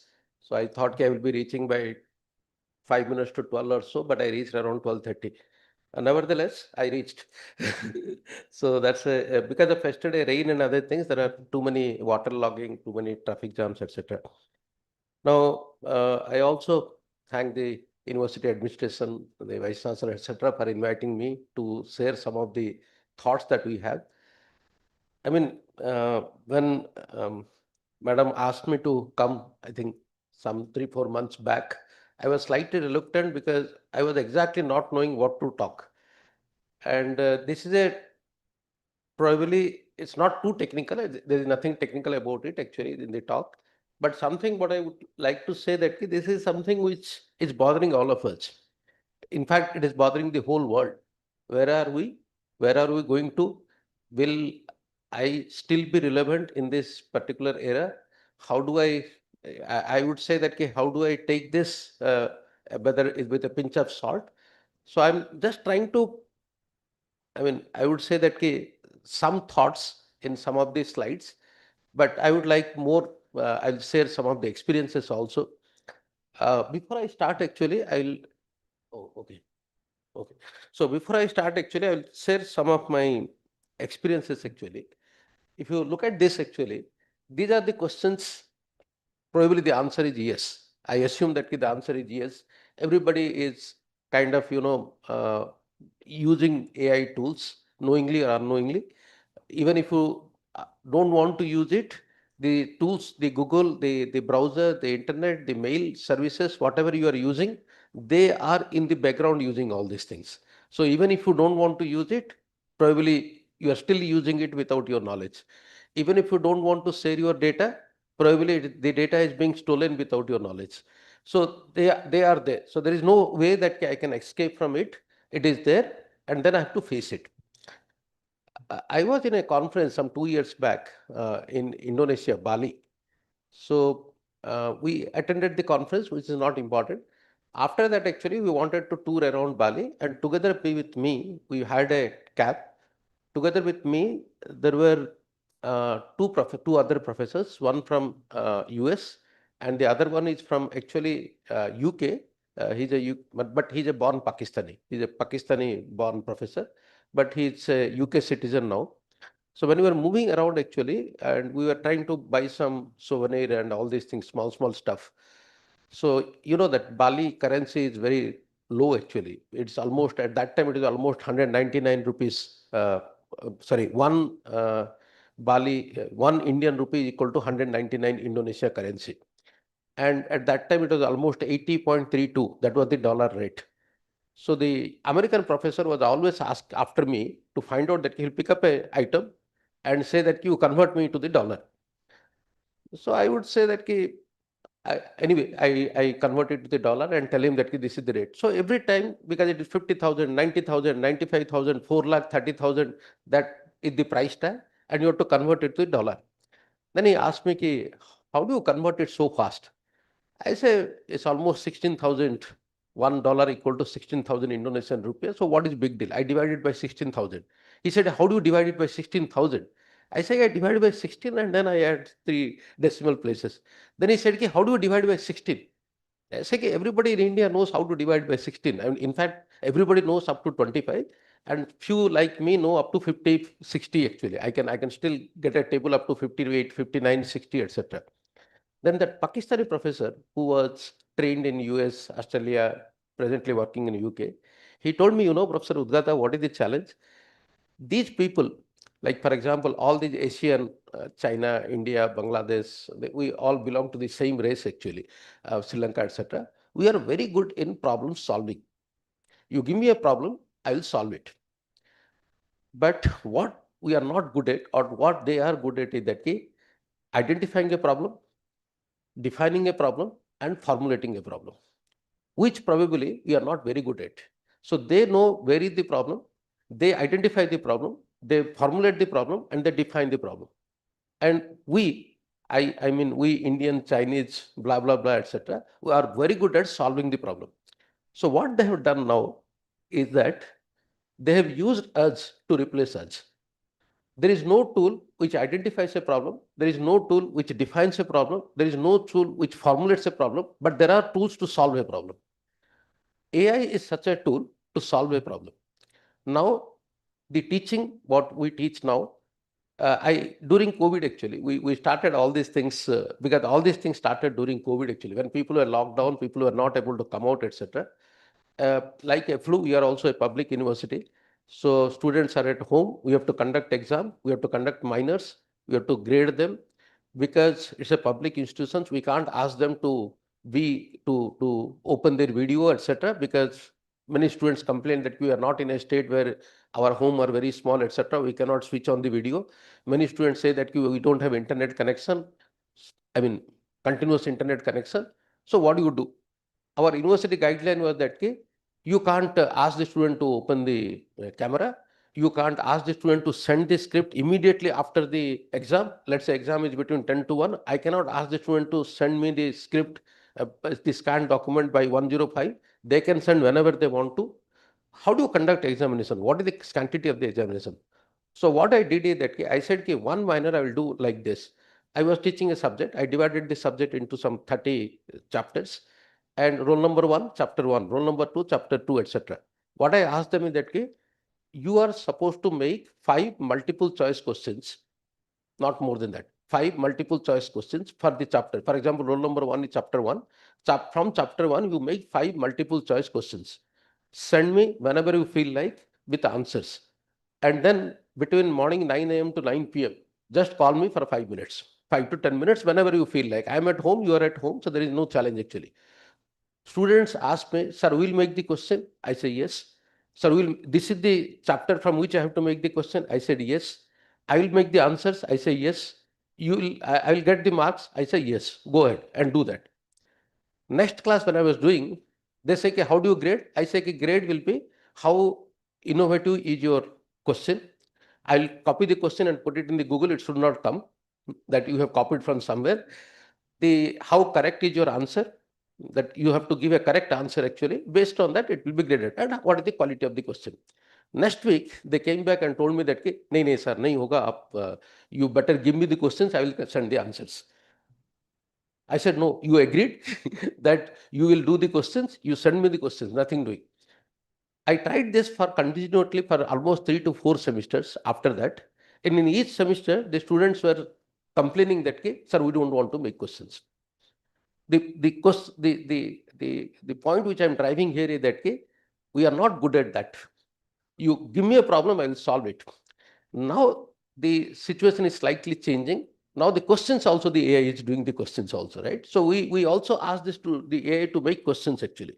Now, how do we verify this? So some of my colleagues said that, "Hey, how do you do that?" They will copy a question, they will change some numbers here and there, and then calculate it, and then take the right answer. I said, that is what exactly I want. Let them copy the question, let them change the numbers, let them understand how to do it, how to calculate it, and then send it to me. I have no problems with that. And let them answer the question. When I ask them, how do you get it? If they can answer it, I'm fine with it. There's no problem with that.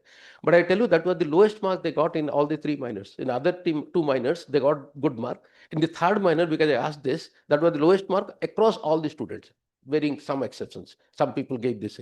Actually, in fact, that gave me a lot of flexibility, because I got almost 500 questions, 500 multiple choice questions, which I use for setting up PhD questions, master's questions, NTA questions, etc. So the challenge here is that how do we take up this challenge? How do we take the students to kind of help them? I mean, don't consider that I'm an expert in this actually. Basically, I'm a computer science teacher. I'm also learning how do we, you know, in the last faculty meeting, actually, I said that, look, I have no answer. The students are cheating. The students are doing all these things. Now let's collectively do something.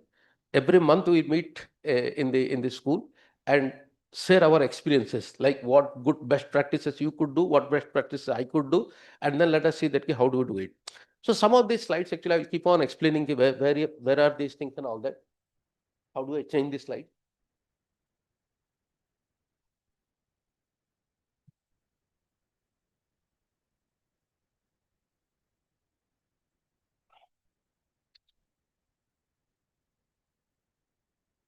Okay. So this is what I'm trying to tell, that I'm not going to, yeah.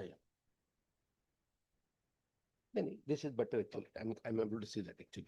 So this talk is all about, I will not use any jargons, etc. It's mostly about pedagogy. We all are used to, this chalk and duster and other things. So I think that we are moving towards chatbot. Chatbot here is basically you ask a question and the bot means the robot kind of thing, the software version of the robot. So the bot will reply actually. So that's a chatbot. We use it almost every day these days. You go to IRCTC site, there is a bot. You go to ICSA bank site, there is a bot. So there is no person behind your query actually. So they have identified all the frequently asked questions and they created a software. And when you interact with them, the software responds. Now it is no more restricted to only text. It can be voice also. When you call a call center, the person who responds to you is not a person actually. It's some bot sitting there. He's listening to you. He's understanding you. I mean, that is understanding you, and that is also responding to you in a way that it should be. There are problems actually, we'll come to that actually. So this basically, I'm not trying to talk more about technicalities, more about algorithms, etc., but I will try to talk about something which is jargon free, which is more of these things actually.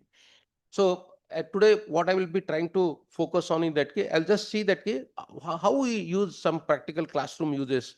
What are the questions that we need to answer? The harder question, the ethical questions, the data privacy questions, I would tell you in this way that nothing is free actually. The Google Mail, Gmail, what I'm using, we consider that it is free.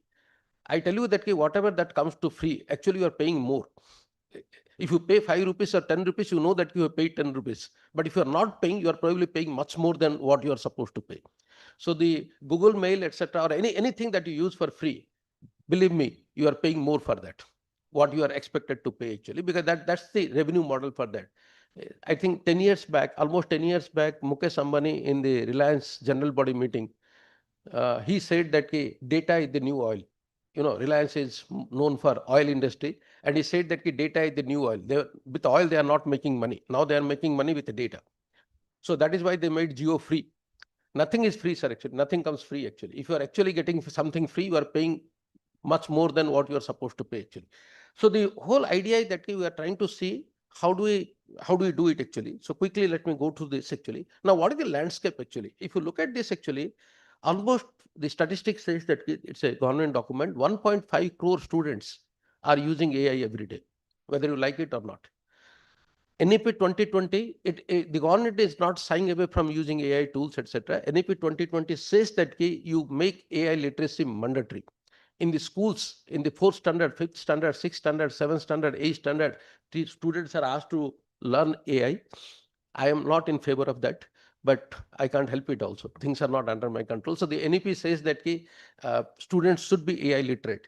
And then there are platforms like you might have heard about Gemini, Chat GPT, etc. There are platforms like Diksha, there are platforms like Swayam, which are developed by Government of India, promoted by Government of India, installed by Government of India. So these Government of India platforms, almost 6 crore students are registered for Diksha. Diksha is again a chatbot. Right? You ask a question about any subject, anything, the Diksha responds to that actually. So Diksha is a chatbot that is promoted by Government of India, developed by Government of India. Swayam is a platform where all these course material, teaching material, etc. are there. And together with that, there is a chatbot also that we can ask the questions. So the bottom line is that whether you like it or not, it is already knocking at the doors, and without your permission, it has entered into the room also. So this is the state of the art now. So let me see what really AI is actually. How do I say? Well, A stands for artificial. And I would say that anything artificial still remains artificial, right? We don't, it is not natural, it is not real, so it is still artificial. So the context in which AI is used is basically, as of now, we call it a narrow AI. Of course, we still feel that in 20, 30 years of time, the AI will be much broader, much better. But as I speak now, it is narrow in the sense that it can only do one task. So for example, as a human being, I can recognize faces, I can recognize voices, I can do 1,000 different things simultaneously or at a different time actually. So my brain is not trained only to recognize aeroplane or only to read a English text. My brain is recognized for 1,000, why 1,000, some millions of tasks actually. But AI, every AI model is, as of now, is designed for one particular task. So we, in our term, we call it a narrow AI. Narrow AI means it's only very narrow sense actually. It's not a complete sense of AI. The machine learning, what people talk about that now is that mostly that you train a machine on some past data, and then the machine will learn how to do it. In fact, it is very simple actually. Simple in the sense the concept is very simple. You take some 1,000 images that this is an aeroplane, this is an aeroplane, this is an aeroplane from different sizes, different angles, etc.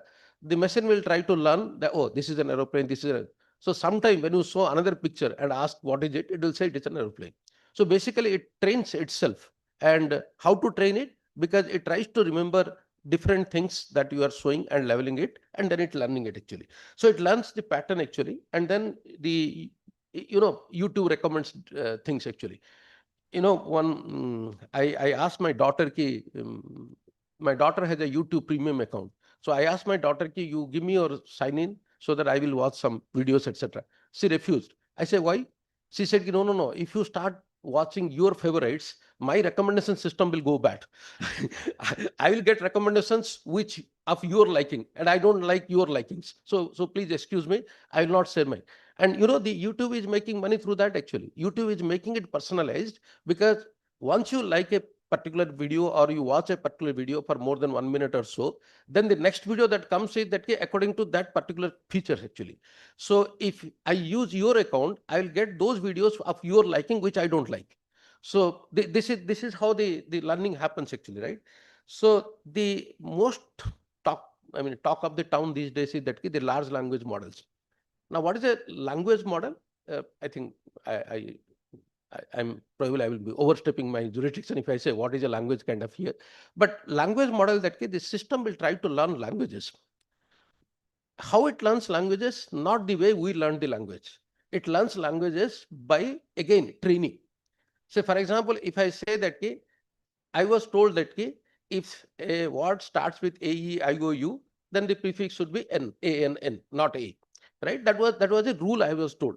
But what a large language model does, it doesn't know what is a rule.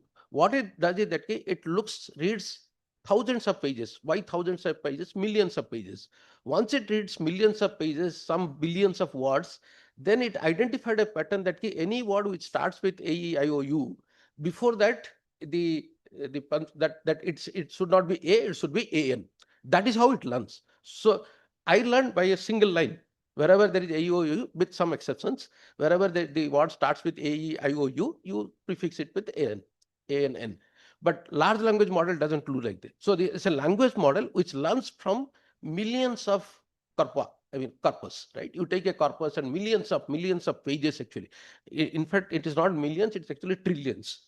So as of now, there are trillions of pages which are there in the internet. They collected all the data and then they trained it so that now the language is learned, not taught.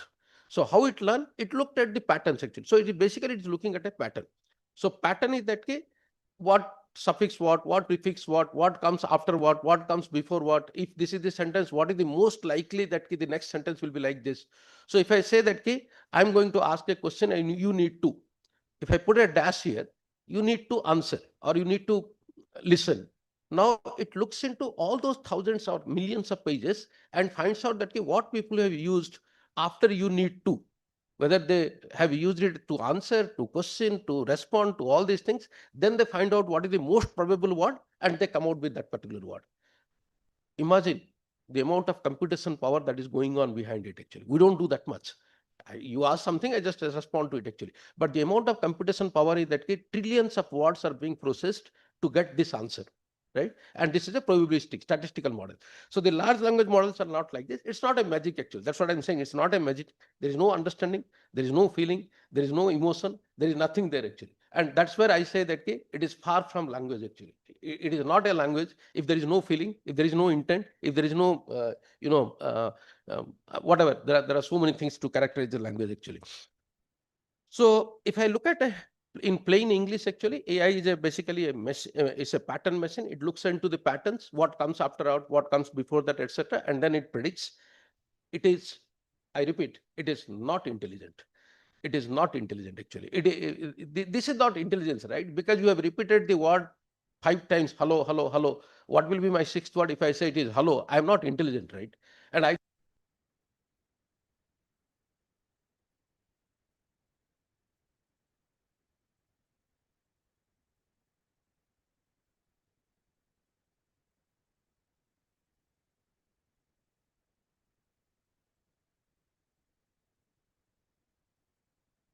the cab will come, you sit there, the cab will take you to the destination without a driver. It's very difficult to drive from University of Hyderabad to EFLU, but it is there in US and other things actually. They are trying to come to India also. Now that is the epitome of intelligence in computer science. Look, the car is driven on its own. What is the level of intelligence that the system is doing actually? But the most dumb person is the driver in our human intelligence. Anybody who doesn't know even 2 multiplied by 2 is 4 can still drive a car. That is the level of say any driver, I mean, whosoever drives actually. I mean, many people drive, but anybody can drive a car, right? Actually, without any intelligence. But that is considered the epitome of intelligence in AI. So that is the maximum level that can reach. Now, this is the minimum level that the human beings have. Driving a car actually. So driving a car or driving a bike, etc. Anyway, driving a bike is still miles to go. Autonomous driving, bike driving is still not there. Car driving is there, bike driving is still not there. But anybody can drive a bike, right? I mean, on the roads actually. But system computer, the AI is yet to reach that level that it can drive a bike. So these are some of these things. And the last one is that I would like to say the hallucination. You might have heard about it actually. The system doesn't know how to say no. No. The system doesn't know how to say no. You ask anything, it will give you something. Now that is a dangerous actually, right? I mean, we don't. So the hallucination, it hallucinates, it imagines answers. And how it imagines answers? Just looking at the jumbling words. What it actually does is it keeps on jumbling words, and you don't think that okay, how long I can do it. There are teraflops. The machine, that speed of the machine is now, it can any single machine these days it can now execute 10 to the power of 9 operations per second. 10 to the power 9 instructions per second. That is the speed of the machine. One machine. They have thousands of machines actually. 10 to the power 9 instructions. What is an instruction? You come, you go, you write, you add, you subtract. These are all instructions. 10 to the power 9, not 10 to the power 5. 10 to the power 5 is 1 lakh. 10 to the power 9 instructions per second. The machine is capable of using it. So it's not a great deal that you get words, jumble them until you get a meaningful sentence. right? You keep on jumbling it actually. So that's what they do. So there is nothing much a kind of a magic. But what is the problem is that the confidence that they give an answer. You ask anything, it gives an answer. You ask another thing, it gives an answer. I don't have much time, but there are many examples actually. You can refer to that. There is a case in UK where there was a student, not a student, young man, and he kind of developed a psycho that I may be killed. And that is a psychological problem actually. Then he asked ChatGPT, sir, I'm feeling that I may be killed. What do you think? He says, yeah, you are correct. You may be killed. Then, then he asked, so what should I do? Don't go out of your home. No, somebody is knocking at the door. Do you think that he can kill me? Oh, you are right. He can kill you also. I mean, what is this actually? And you know what happened? You can, it's a true story actually. The person asked ChatGPT that my mother is coming tomorrow, and I'm suspecting that my mother will kill me. And the ChatGPT said, yes, your mother can kill you. Now what should I do? Should I kill my mother? And in fact, that fellow killed the mother. Now there is a case that who is responsible? Who is responsible for all these things actually? So AI with control. I mean, that's what I'm trying to tell you, that we need to have some control because it gives you answers. Then you ask again. I mean, some of you, your students must be, you ask again. No. How can my mother kill me? You are right. Your mother may not kill you. That will be the response actually. So these are some, there are many such examples actually. There are many court cases. There are many ethical cases. What do you do actually? So these are some of the important things actually. There are what we actually need. So LLM, like large language model, we should have some idea about, I mean, even as a teacher, I may not have that much of idea, but I should know that what the students are learning so that I can have this kind of thing. Hallucination is a big problem actually. We actually don't know how to handle it actually, because this sub-janta attitude, right? I know everything is actually dangerous actually. So this is one kind of thing. You need fine tuning. One thing which is very interesting on the other side, right hand side, is that the prompt. Prompt is that the question that you are asking, the prompt that is asking. And now, there are BTech courses designed as a prompt engineering, like civil engineering, mechanical engineering, electronic engineering. Now there are prompt engineering. You should know how to ask the question now. So the question now is shifting towards how to answer the question to how to ask the question, right? So this is the paradigm shift actually. Now the students should learn how to ask the question rather than how to answer the question. So that's where I started saying these things actually. What is a token? That is the basic word actually. We call it the basic word, basic individual element. So instead of word, we call it a token in this term. Multimodal is that it can take images, it can take voices, it can take text, it can take numbers. So all modes of communication is also possible. The last one is, which is little, people say it's a generative AI, that it is able to generate things. To be honest, actually, it is able to generate patterns. It's not actually able to generate poems, etc. It generates a pattern. Now, somebody says that, we also tried that actually. So I said that, look, I want to be writing a short story like, let's say, Shakespeare, right? So I have this story and you convert it to a writing like a Shakespeare, right? How Shakespeare writes. Now, how Shakespeare writes, the system will figure out all the materials that Shakespeare has written there. It will try to find out that how Shakespeare writes, whether he writes long sentences, short sentences, which words suffix which word, prefix which word, what kind of words or comparative statements he uses in every sentences. All these things will be considered as a pattern. Now, this particular text which I have written will be converted to that. Now, I think this is how it works actually. But but we feel that it is generating. It is actually not generating. It is actually reorganizing things according to a particular pattern. So how LLM work? I think I can skip this one now. Now whether you like it or not, the AI tools which are already in the classroom. So the students are actually using it. There is no way that you can stop it, but we'll see that how do we kind of control it. ChatGPT, Claude, Gemini, there are n number of tools. Very popular are actually Gemini is from Google, ChatGPT is from OpenAI, Claude is from what is that? Anthropic, sorry. Anthropic, Claude is from Anthropic. Now you might be knowing that Claude has become so intelligent that the US government has banned it.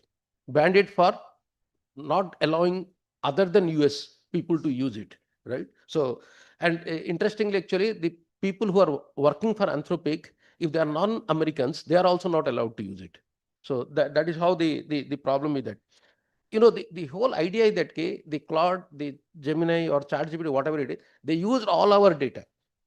They used all our knowledge that is available. They used all our website. They used all our portals. Now they are saying that you cannot use what you have developed using your knowledge. So they used our knowledge. They used our data. They used our principles. They used our materials. And now they are saying you are not allowed to use what we have developed for that. So that's what I'm saying, that we should know what it is. So these are anyway there. So these are all global: ChatGPT, Gemini, Claude. There are so many things.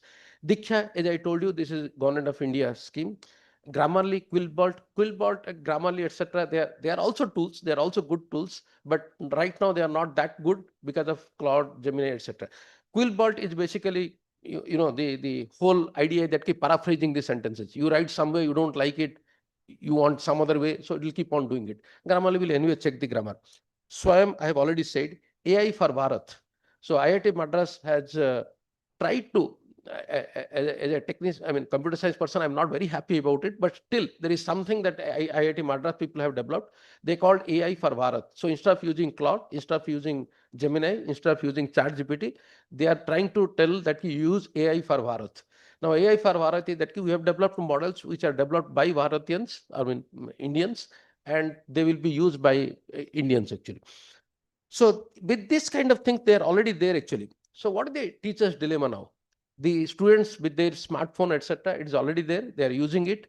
Now, that you ask for an assignment, they submit an AIS written assignment. You ask for some explanation, they give an explanation using the textbook, etc. So should I ban AI? That's a topic of discussion. Or should I teach AI and how to make best use of AI? These are the two important aspects that we need to discuss. I don't know. There is a digital divide or AI divide among the scientists, among the educators, that whether it should be banned or whether it should be allowed. But I would say that any technology cannot be banned actually. We cannot ban a technology, but we should know how to use the technology to the maximum advantage actually. So we should know what it is capable of. We should know what are its repercussions, and then we can think that. So these are not new problems actually, right? I mean, I'm not saying these are new problems actually, or the society is facing these kind of problems. When the calculator came, people thought that the accountant job is over. When the MS Excel came, people thought that all these graphic designers, etc., job is over. When Word came, all this, the type, I think some of you might not have seen, all streets near the university, etc., are full of typewriters, etc. But those days are gone now, actually. So anything new technology comes, it will swipe away some existing technology, actually. So this is nothing new, actually. But yes, this is a disruptive. It is not like a typewriter or like a desktop machine or like a printer, etc. It is something disruptive, and you have to use with quite care, actually. So I would like to reframe the question here, actually. So what is the wrong question, actually? I just put it in this way. How do I prevent students from using AI? We cannot ask this question. We cannot prevent students from using AI. But the right question should be, how do I design the learning so that AI can't shortcut it? I'll have some examples, actually. So I will discuss that also. So is AI is equivalent to cheating? I'm using AI. Does it mean that I'm cheating? Will AI replace me? These are some of the questions which people are asking now. But what we suggest or what we envisage is that instead of looking at these questions, let's reframe the question as that how do I design the learning paradigm or the pedagogy so that AI cannot shortcut it? What does AI fluency look like in my discipline? How do I stay indispensable as an educator? And how do I teach students to use AI critically? Right? So these are the things, actually, these are the right questions if I can answer. But instead of asking those questions like ban AI cannot be doing like this, etc. So these are the three common reactions, like the blocker. Many people argue that block it, ban it, punish them, and all these things, right? This is one. So this is cheating. I will not allow ban all AI in my class and design AI-proof exams, actually. So what people say that the students will anyway use it. You can't stop it, actually. You have to accept that even if you ban it, they will find different ways to do it, actually. in examination, in one of our examination, we had some non-teaching staff recruitment, etc. People, people have done, they came up with some earbuds, etc., which is so small that you have to use a magnetic stick to take out that actually. It was completely embedded inside the ear. You can't make it actually. In this button, there is a camera, right? So they look at the question paper, the button is here, and then it sends the question to ChatGPT, etc. The ChatGPT gives the answer, tells me here inside the ear, and they write it actually. So whatever you do actually, then we came out with different mechanism, etc. But cheating will be there. Now the next problem is that how do I ask questions so that the AI cannot answer? So that should be the right way to look at it. So the first thing is that the blocker probably is not possible these days. The bystander means you just wait and watch. Let's things move and let's see that actually. But the right hand side, what I'm trying to deal with here is that can we do something about it actually, right? Let us navigate through it. Let us pass through it. Let us walk through it and learn from it and then see that what it cannot do. So I would just like to look at this actually, how chatbot work actually, because that's how you can look at it actually. So I look at the right hand side actually. I give an example actually. A cook comes, makes chapatis. It knows how much wheat powder, how much water, how much salt, how much these things, how to make a round chapati, how to bake it, etc. But you ask the cook, what is the nutrient this has? Whether I can take, even if I'm diabetic, can I take this? Can I take 3 or 4? What is the content of this? What happens when how it what is the physics behind swelling of the roti, etc. That fellow doesn't know. That fellow knows how to make chapatis. That fellow doesn't know the characteristics of chapati. That fellow doesn't know the nutrient value of the chapati. That fellow doesn't know the physics behind making chapati. That fellow doesn't know the temperature control of the chapati, etc. This is not his cup of tea. AI is a chapati maker. AI is a chapati maker. It doesn't know about what is chapati, etc. Now, how it knows actually? The moment I tell it that this is what is chapati, this is the nutrient of chapati, this is what happens, then it knows slowly and slowly. That's what I said. I suspect that I may be killed. Then the AI says, yes, your suspicion may be correct. You may be killed. Because what it will ask you, what do you see? No, I see people are moving around my home. I see that they are looking at me. So you are training that. You believe, you are making the AI chatbot believe that you are going to get killed. Yeah. There is no doubt about it, madam.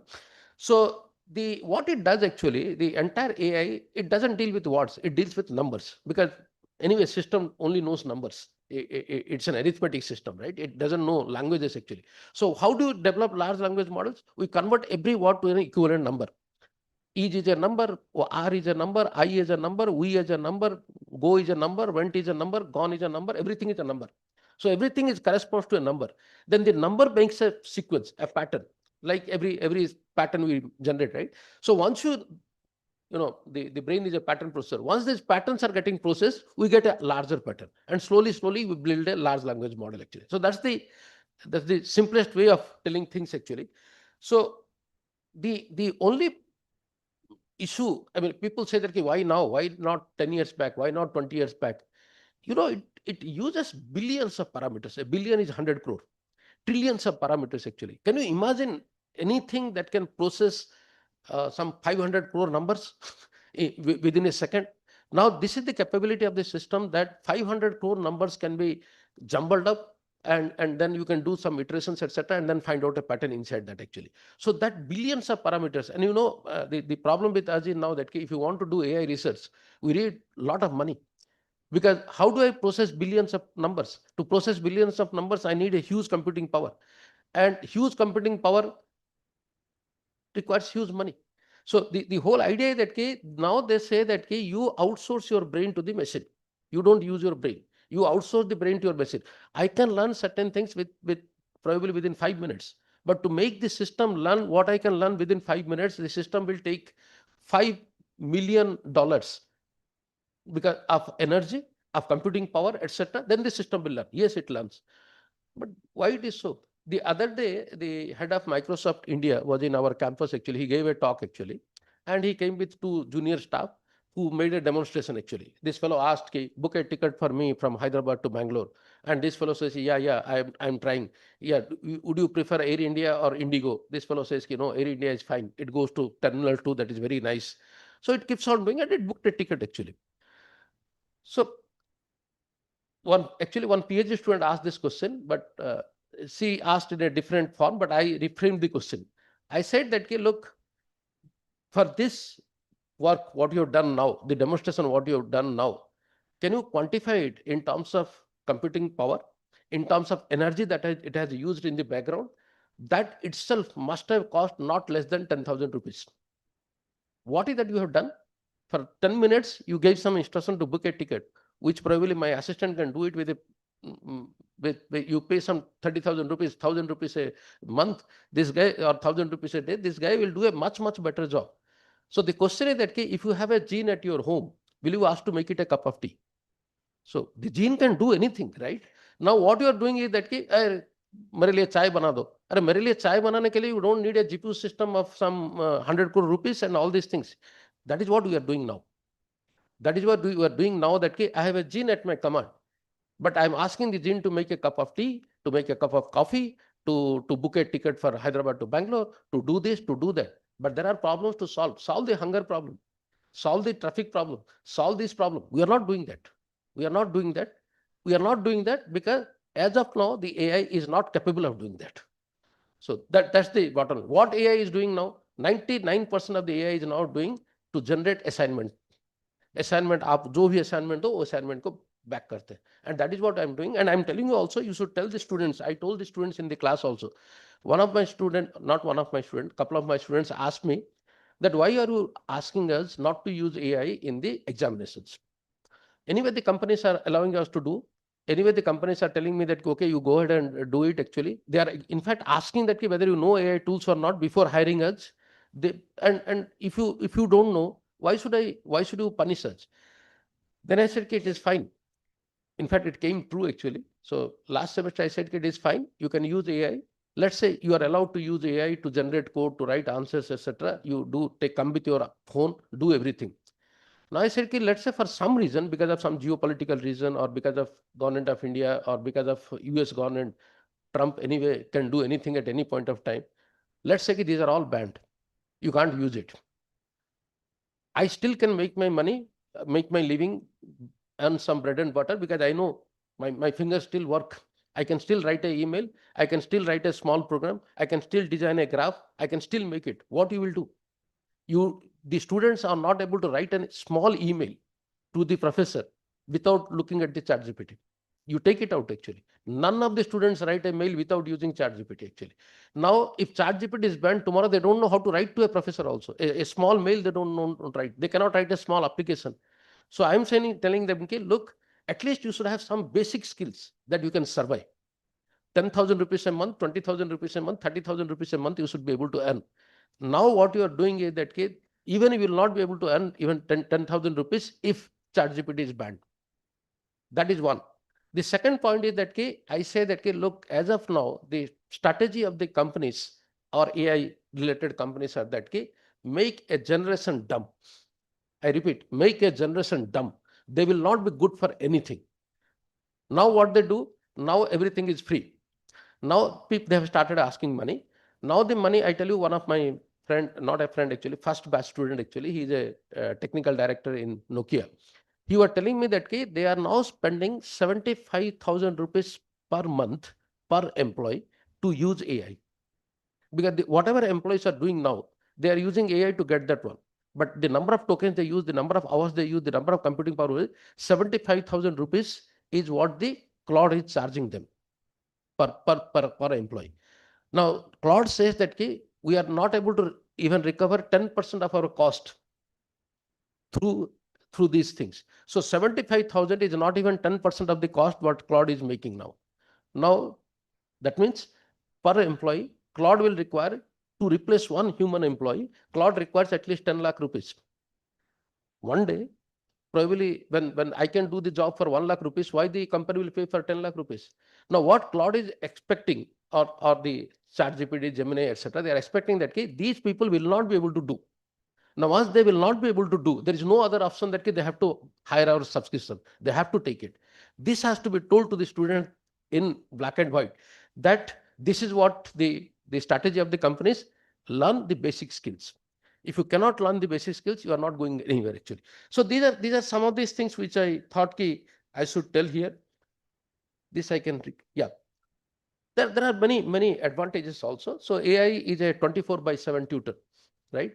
You can ask the question at night 3 a.m. You can ask it at night 4 a.m. You can ask it n number of times. It doesn't do it. Now the first generation college students, I think everybody will agree, you don't find them in Hyderabad many a times, but you find them in lower, I mean, tier 2, tier 3 cities actually. Most of them are first generation learners actually. They don't have access to the teacher, or even if they have an access to the teachers are not that well informed to answer the question, right?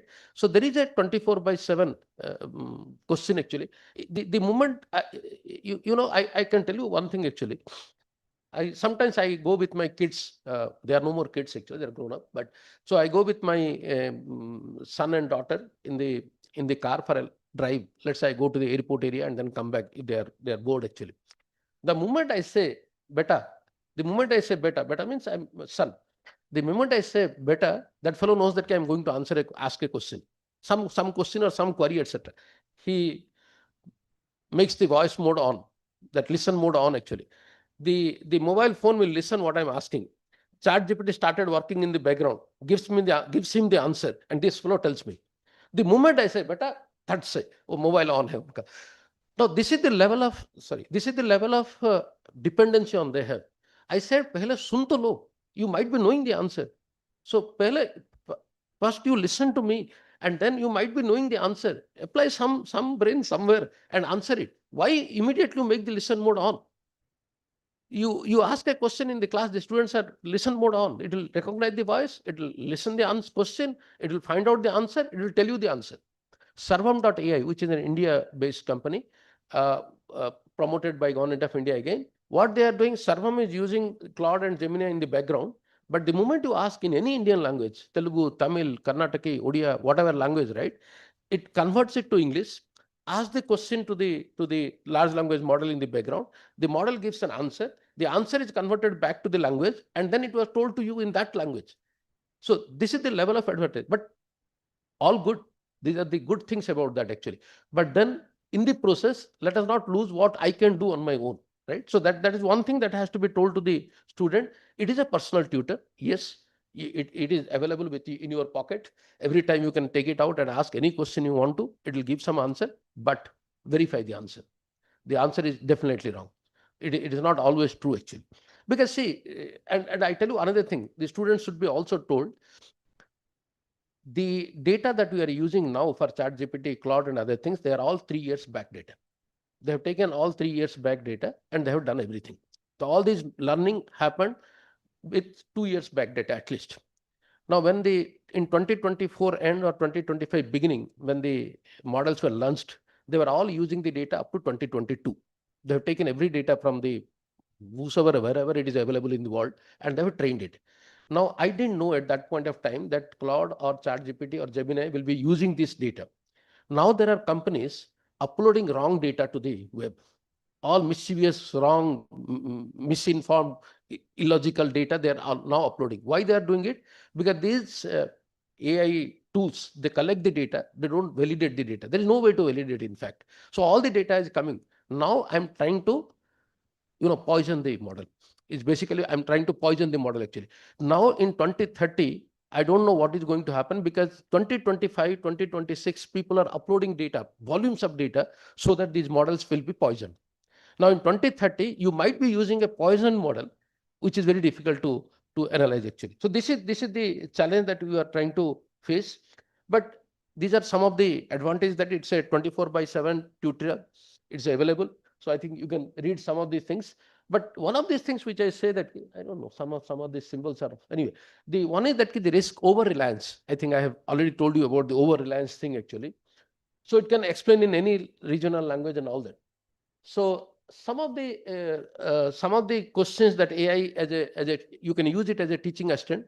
I think I have 10 minutes, 10, 15 minutes. Okay. So AI can do the drudge work so that you can do the human work actually. That's what we always say that let's not ask AI to write poems, let's not ask AI to write essay, etc. But let the AI fix my, clean my house, fix my bed and other things which it is not able to do it. Now we are reduced to doing that, and AI is writing essay for me, AI is writing assignment for me, and I am making coffee for me, cup for me, etc. So these are some of these planning. But yes, it can do a lesson plan. You can read these things actually. So create a 45 minutes lesson plan on Ohm's law for standard 10. Telangana board include 3 activities. So what happens actually, I'm giving some Telangana board as an example.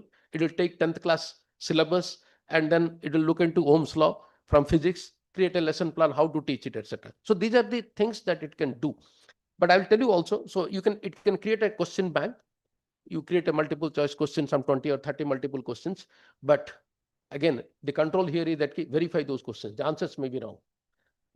Many a times the answers are wrong actually. Now you need to, I mean, I think I have already written down here actually. Now the question is that what you can do actually, or what kind of mistakes people do, or if I as an educator, if I have to use it actually, the way I start using it actually, I think I have written something. Let's say in political science question actually, you write explain democracy. It's not a good way of doing it because it doesn't know what is democracy in India, democracy in Pakistan, democracy in North Korea, democracy in the United States. They have a different definition, right? In North Korea is also a democratic, China is also a democratic country, they claim to be. And you know, the democracy is everywhere actually. So they pick up something. So what is important is that if you want to use AI, this look at the proper formula. The proper prompt is that you must define the role, you must define the context, you must define the task, you must define the format, and most importantly, the constraints. For example, if you read it actually, I'm saying that you are a political science teacher in a tier 2 city. Tier 2 city means not Hyderabad kind of a thing, let's say Nagar or something like that. And then in Andhra Pradesh, and explain democracy to the third year Bachelor of Arts students who have studied in Telugu medium. Use local examples of Panchayat Raj, keep it within 200 words. Now look at this. I have said everything.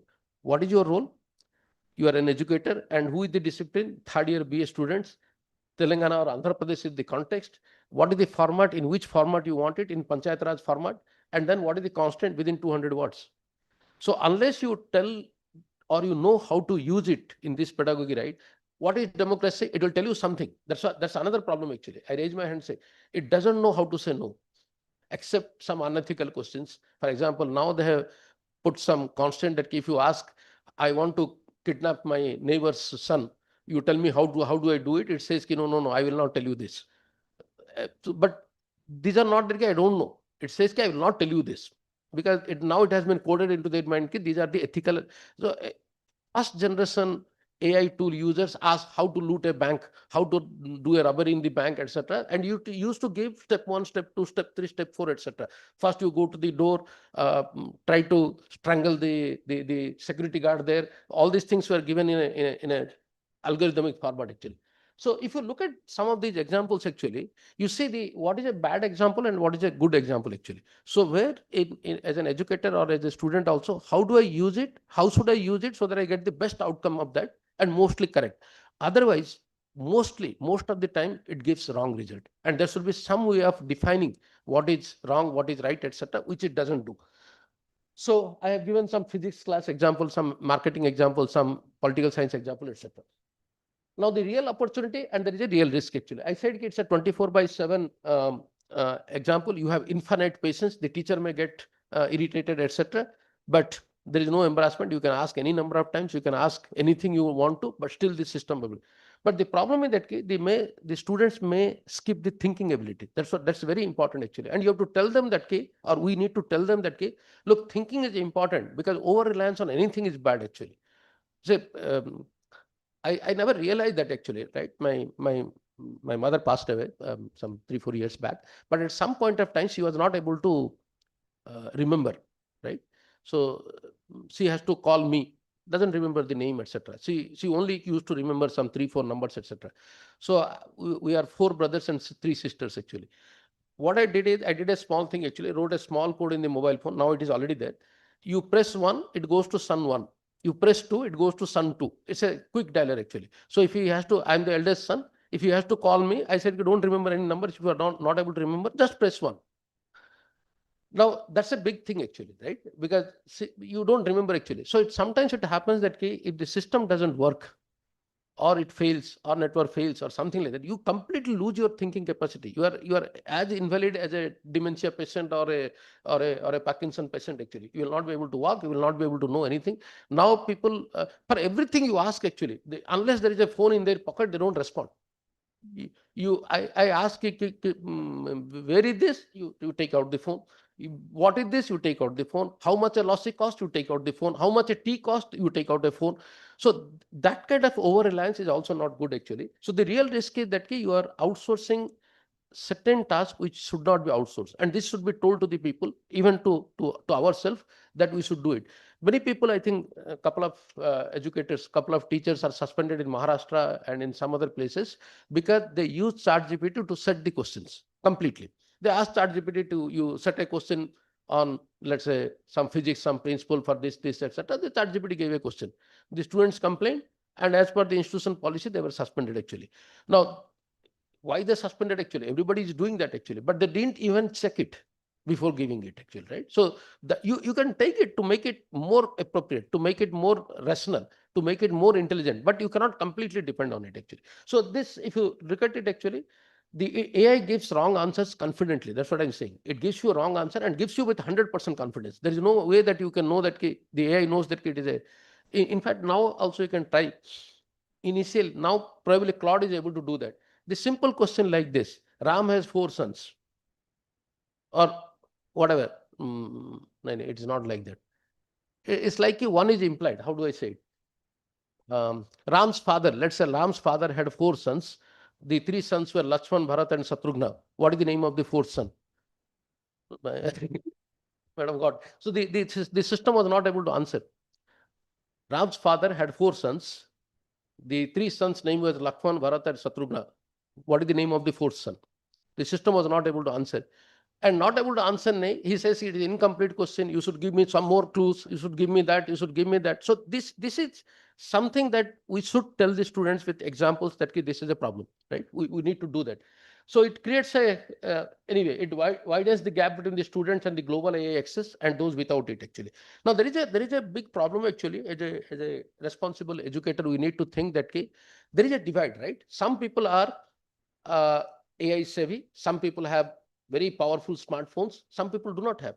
Now we as a responsible public institution, teachers or educators, we cannot afford to create a divide among those who are having access to AI and those who are not having access to the AI, and that also should be kept in mind. So I have listed down, this is Bloom's taxonomy actually. Some people might be knowing what is Bloom's taxonomy.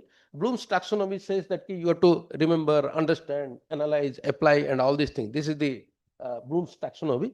Now I say that according to Bloom's taxonomy in the pedagogy, in which AI is good and in which AI is not good, right? So if you look at this actually, if you want to only remember certain things, AI is the best. It will remember much better than me. Similarly, if you if you ask that, you tell me what is the preamble of Indian Constitution, right? It will just, because it knows actually, it will read it for you. I may fumble a bit, or I may not be able to tell also, but the AI will be able to tell. AI is very good in explaining. AI understands. It also understands because the pattern is like this. But look at this actually. It cannot create. The creation is still a challenge actually. So AI has a very limited capacity. What people talk about generative AI, etc., they are actually, in true sense, are not creating. They are actually, rephrasing, refumbling, rearranging. They are not actually creating. AI is poor in justifying the policy choice. For example, if you say, and defend it in a class debate. Let's say, let AI debates and I debate. Yes. So in this way, this is very difficult that it cannot justify actually. I think I can you just go through this slide actually. I'm almost done there actually. There's a detection tab. I mean, many libraries actually, they are trying to see that we'll detect, if you write something, we'll give it to the AI, you will give it to a software like Turnitin, etc. There is an AI module now. It will detect whether it is AI there or not. But I tell you, the Stanford University report says that more than 26% are false positive.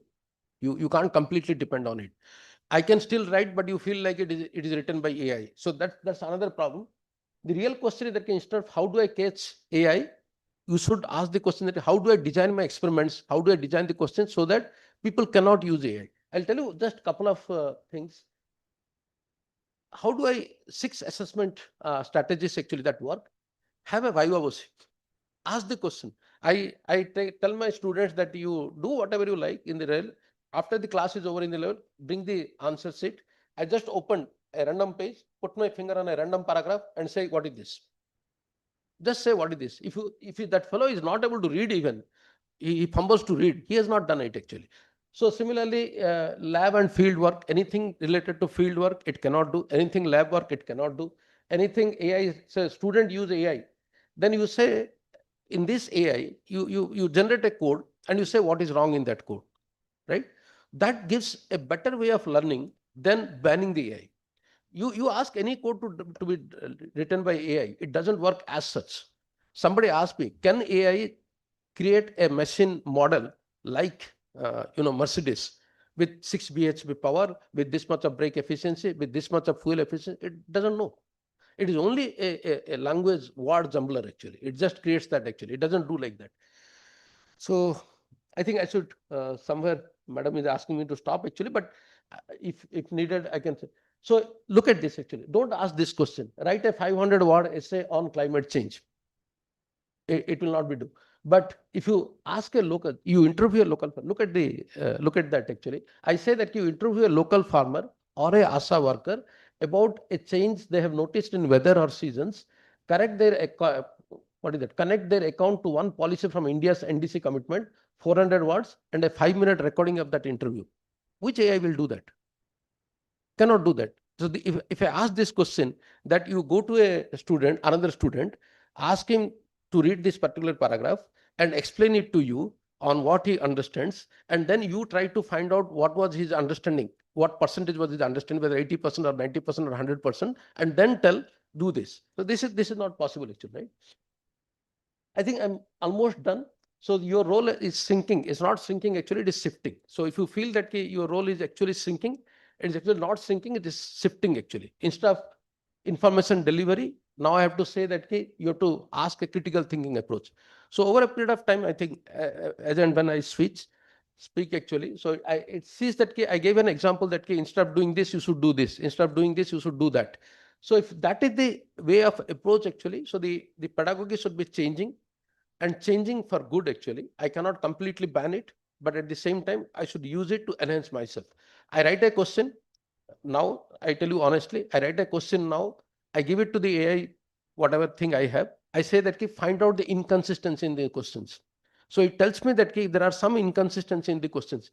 Find out if it is covering according to the syllabus or not. It does that. Find out whether the questions are balanced or not. It does that. So I can use that. But instead of doing completely depending on that actually, I should be doing something else. That's I think this part I can skip actually. It basically talks about ethical actually, and every institution should have a policy for using AI in their classroom or in their data, etc. People are using students' data, minor data, and there is a law now actually. Look at this actually. The Indian government has came out with a law that is called Data Protection Act, Digital Personal and Data Protection Act. Any institute, if they are using autonomy, e-governance, summer portal, etc., right? You are collecting data of, I think universities like us, they don't have minors, but in other places, they collect data about minors actually.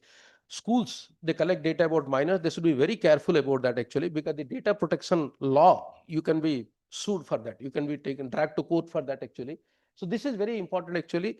You are taking learning and give it to the system.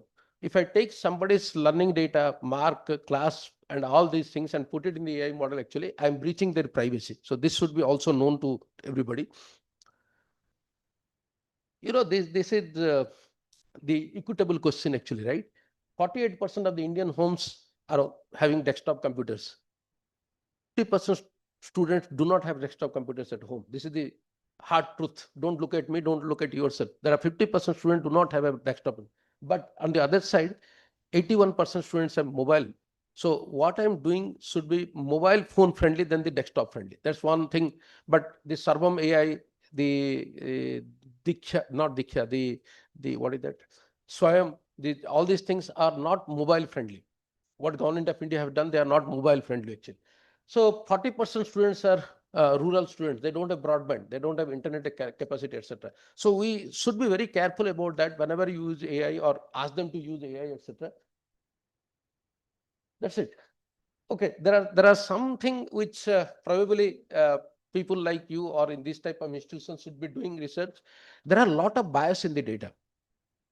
The complete bias, all the, as I told you, right, these are all numbers, words and numbers, they get jumbled up, etc. 90, not 90%, around 78%, 75 to 78% data are in English. So the knowledge is in English. The data, that creation is in English. Where is the data about a Santali language? I think Santali language is Honorable President of India. She speaks that language.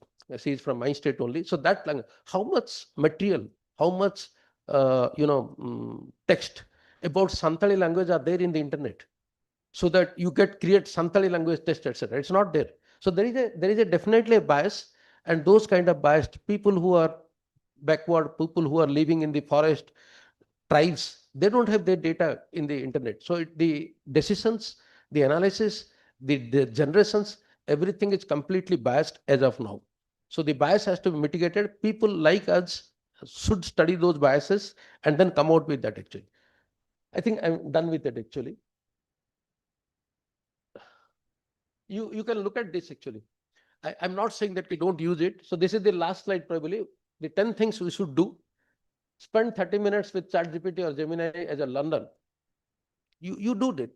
Even if you don't do it, probably the students are doing it. But better you do it also. At least spend 30 minutes, whatever subject you are teaching, ask those questions to the subject. Students will anyway do it. So you should know what the students are doing it. At least I should be one step ahead of them actually. AI reflection to your text. So whatever you are doing, you also think that if AI will do it, how it will do it, and how I can be different from that. So these are some of the 10 things actually. Draft 1-page AI policy actually. In fact, it is required now. In my class, I tell that look, you are allowed to use AI, but you should be able to answer my questions. I have no problem with that. So this is my policy. You submit the assignment, meet me for 10 minutes at 5 o'clock. I will ask you certain questions, you have to answer it. I have no problem with that actually. But this is the policy which I have to tell. Design one oral or viva component. Anything you do, talk to them. Talk to the student. If you start talking, there is a problem. They are not comfortable with that actually. Then join NASCOM actually. This is for computer science only. Rewrite one assignment to require personal experience or local content. You say that in this area, you say that what is this area? Whatever, Sitapul Mandi area or something. You analyze the traffic in Sitapul Mandi area between morning 8:30 to 10:30 and give me a report what is the traffic congestion, etc. It will not be able to do it. Because this data, morning 8:30 to 10:30 in Sitapul Mandi area, by bicycles or by bikes, you give me statistics about the bikes, it will not be able to do it. This will be done only when somebody is standing there in Sitapul Mandi station, looking at it and experienced it actually, right? So these are some of these things which I'm trying to tell you that these are the 10 things that we should do in the classroom, and then we should be able to do it. Anyway, I think this is all about what is education. I should not tell you. Thank you very much.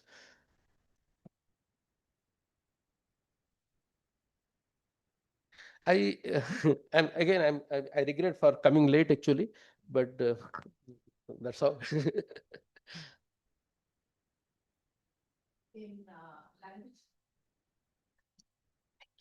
In language teaching, we do one exercise with if clauses. And today I have lots of such sentences with if clauses. If I were the coordinator of this conference, I'd let this session go till the end of the day. If I were.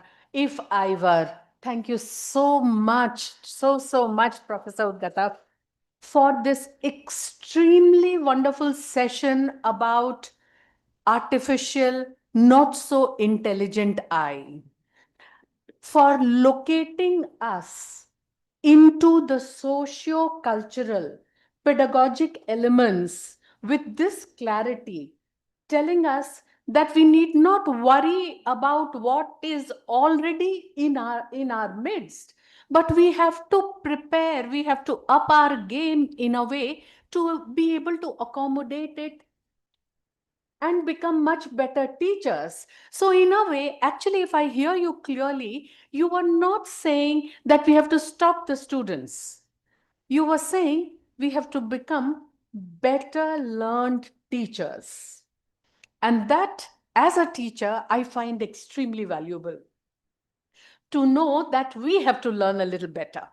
We have to prepare a little better. Because I think not one teacher talks about them copying question papers from the internet. You leave alone AI, copying question paper or taking the help of AI for lesson plan, generating material, and for feedback.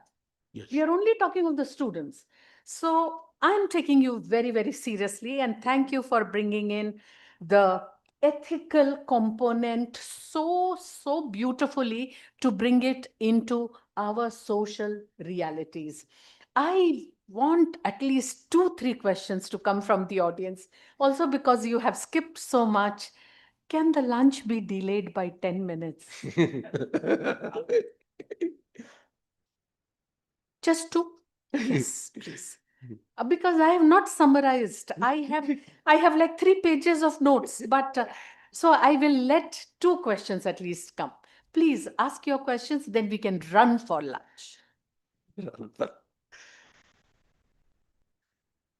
Yes. Yeah.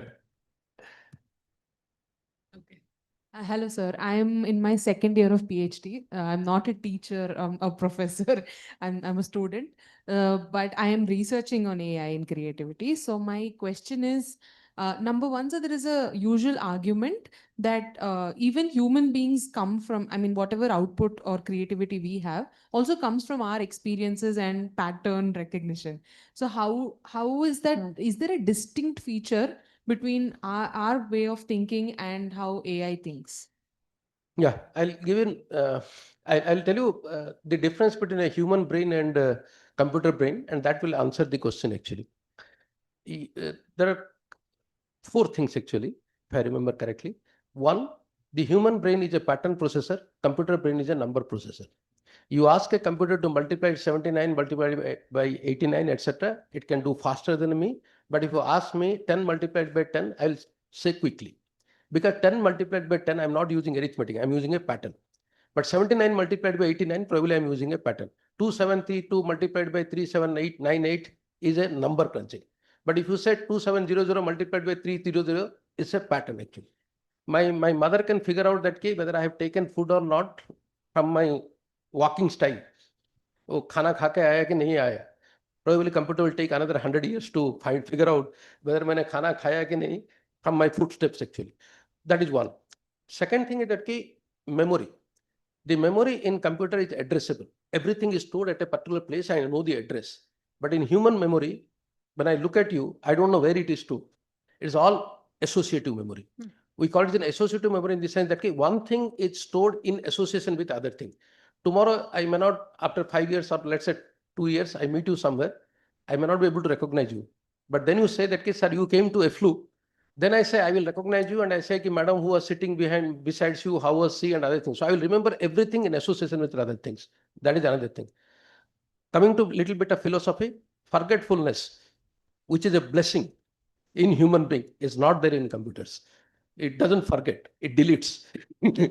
So, and then layered memory. Layered memory. We are having 7 layers of memory actually, but computer has a single layer of memory. Number cruncher, pattern processor, forgetfulness, associative memory. These are the things which differentiates us from system. A computer will take 1 minute or 1 second or 1 nanosecond to extract memory data. My memory doesn't take that much of time actually. It doesn't take that much of time, and I can remember one thing associated with the another thing actually. So there is nothing called a memory unit, a separate chip in my memory, so that I can take it out and put it somewhere else.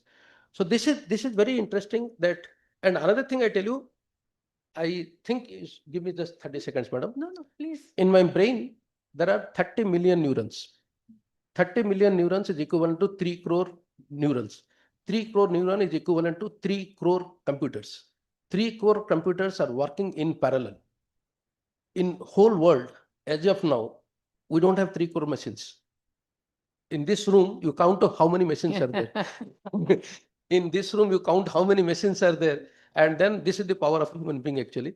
It will take, I think, another 1,000 years to surpass actually.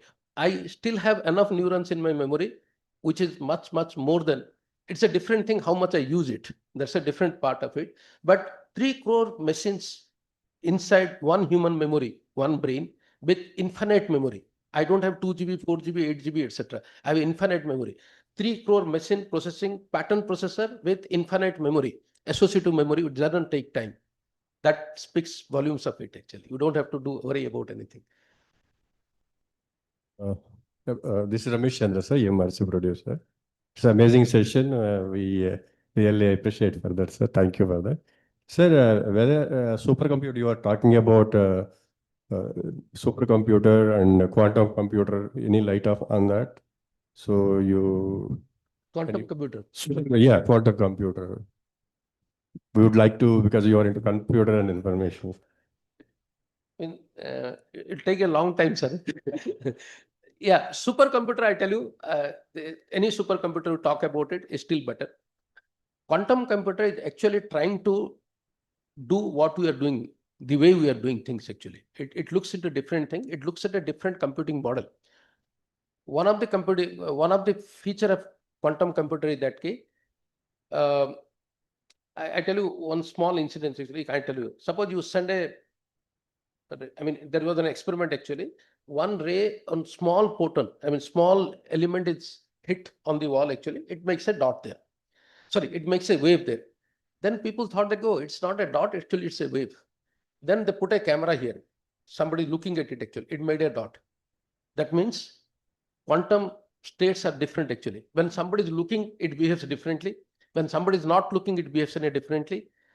I think this is not the platform, but I tell you that it has so much of uncertainty, probability, the way you handle it actually. The way I behave it when you are not looking at me and the way I behave it when you are looking at me is different. Quantum takes care of that. And we call that the quantum entanglement, etc. So quantum takes care of that. But I tell you, there is a lot of challenge actually. The challenge is that it's very difficult to simulate that kind of environment. It requires a lot of temperature control, volume control. Everything is very, very difficult actually. But anyway, people are working on it. No, we will not stay in with quantum theory right now. I would like people to come back to the session. Are there, yes, Uma. Supriya, did you have a question? No. So then you ask, you have the mic. You ask, then we will take it to Uma. Actually, I wanted to bring forward one. My son was a victim of this setting of question papers of the recent MSET which happened. Where before, when the key was released, he got a very good marks. When they wanted to, they had 4 or 5 sessions of those tests, and when they moderated it, and again they have re-released the answers. First they have released the key, second time they re-released. About 11 question answers was changed. We were really, never it happened. Hardly 1 or 2 will change, not 11 questions. So I was thinking his question paper was very tough one, and he under moderation will get better marks. But later he lost 11 question marks, and moderation was also done in a different way. And how this is happening, like the initial key which was released. I don't know the exact reason because I was not there, but I can only attribute to that generating answers using AI. Yeah. Yes. So that's what I thought, like, when they first released the key, that came in all. And that 11 questions actually, Yeah. human checked it actually. They found that these are all wrong. That's what I'm saying. It can always generate a wrong answer because it doesn't know how to say no. Yeah. You ask anything, it gives an answer. That's what I thought. The key was again given to the chat GPT or what, it might have changed the answers. That's all. We'll go to you.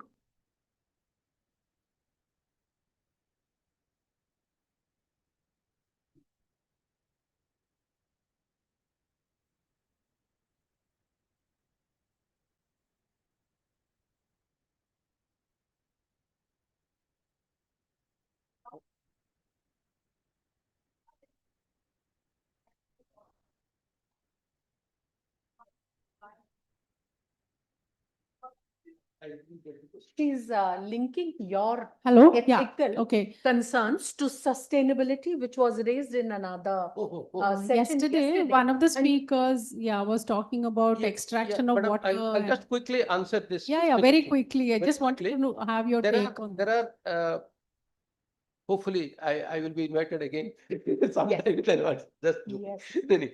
So there are, the AI has now expanded its wings, like explainable AI, responsible AI, democratizing AI, trusted AI. So these are, I mean, I can go on telling you. So these are the new additions to the AI tool, so that unless the AI is responsible, unless the AI is explainable, unless the AI is accountable, unless the AI is democratized in the sense that everybody should be able to use AI. It's like vaccine. I cannot say that you have money, you can use AI. I don't have money, I cannot use AI. So if you put all these things leads to sustainable AI. Otherwise, I'll give you a model like Madam said. Next year, she will not believe it. The AI dies there. Some other fellow will use the AI, became a victim of that, will not use it. So I should be able to use AI, which is able to explain me the decision. It should be responsible for the decision. It should be accountable for the decision. Then it becomes sustainable. Thank you so much, Professor Udgata. I wish this session had a little more time, and I sincerely wish it. As you said, we are going to get you again. Thank you so much, and thank you so much for giving me this opportunity. The doors are open wide for us to rush to lunch. Thank you. Thank you so much. Thank you, madam. Thank you. Sir, let's pause.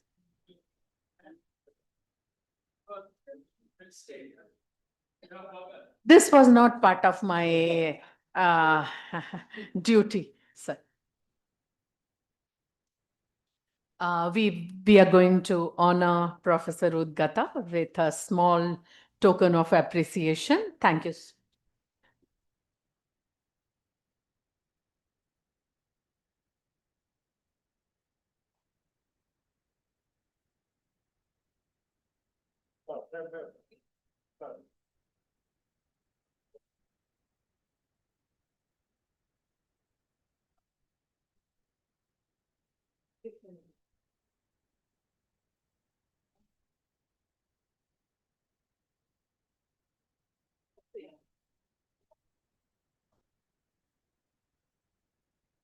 Mics of చేసుకోండి చూసి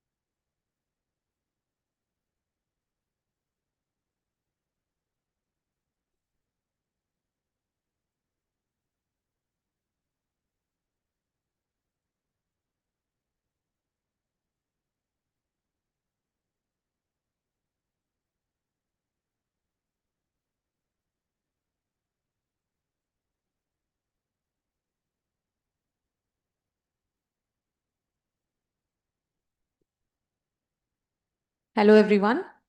I hope you had a good lunch. Let's start the last session of the day.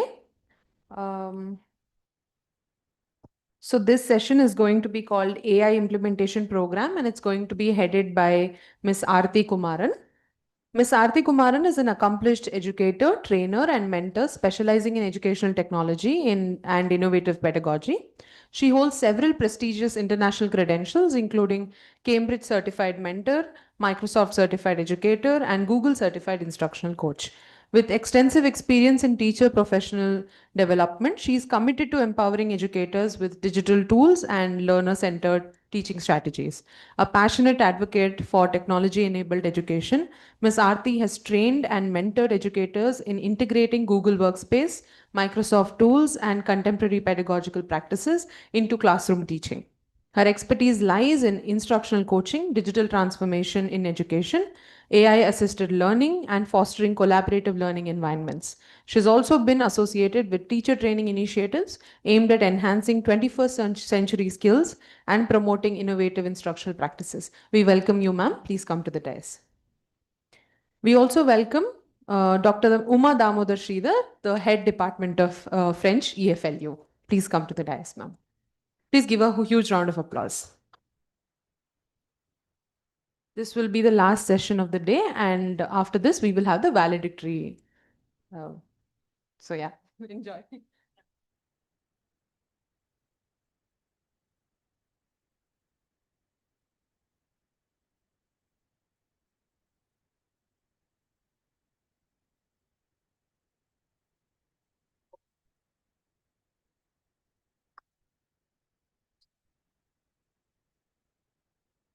Good afternoon, everyone, and I'm really delighted to be here as chair for this, for the last but not the very least, I must say, session of this extremely interesting two-day workshop which we've been having, where educators, academics have shared such insightful and practical and useful views on AI and how, as educators, we can integrate it into our our daily practice.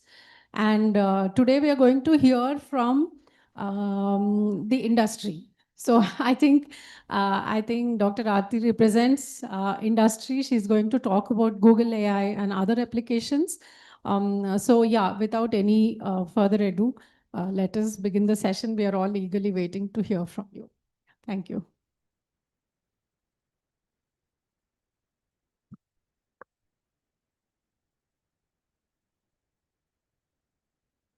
A very good afternoon, all of you, and lovely to have you all so much here. And I've been really wanting to join the session from the very beginning yesterday itself, but unfortunately, I was not able to be here yesterday.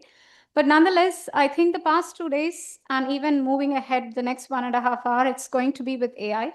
So as educators here, as academicians here, that you are into a lot of exploration with respect to pedagogy and how AI can help you in the usage of your pedagogy and even how you can address your learners with the implementation of AI is what my session is moving forward going to be. I think the other sessions had been also giving you a little idea about how you can use, what are the things that you can create using AI. The thing that I'm going to provide you is more of Google's AI tools. And if you are having your devices, I would have been very happy. Parallelly, you could have tried along with me and you could have shared something with me. But it's okay. Like later after you reach your home, you can definitely try it out and you can share all the things that you can create as well. Because I believe when we do conduct the sessions, only if at all the educators are able to do it and let me know what works for them or what is something you want more personalized, that makes the session more interesting because I get to hear a lot of questions. I get to answer that a lot as well. But it's, I mean, I'm okay with that. But still, if you do even have your mobile with you, you can still use it as well. So we'll start with the Google's AI tools. So I'll just go back to my device for the same.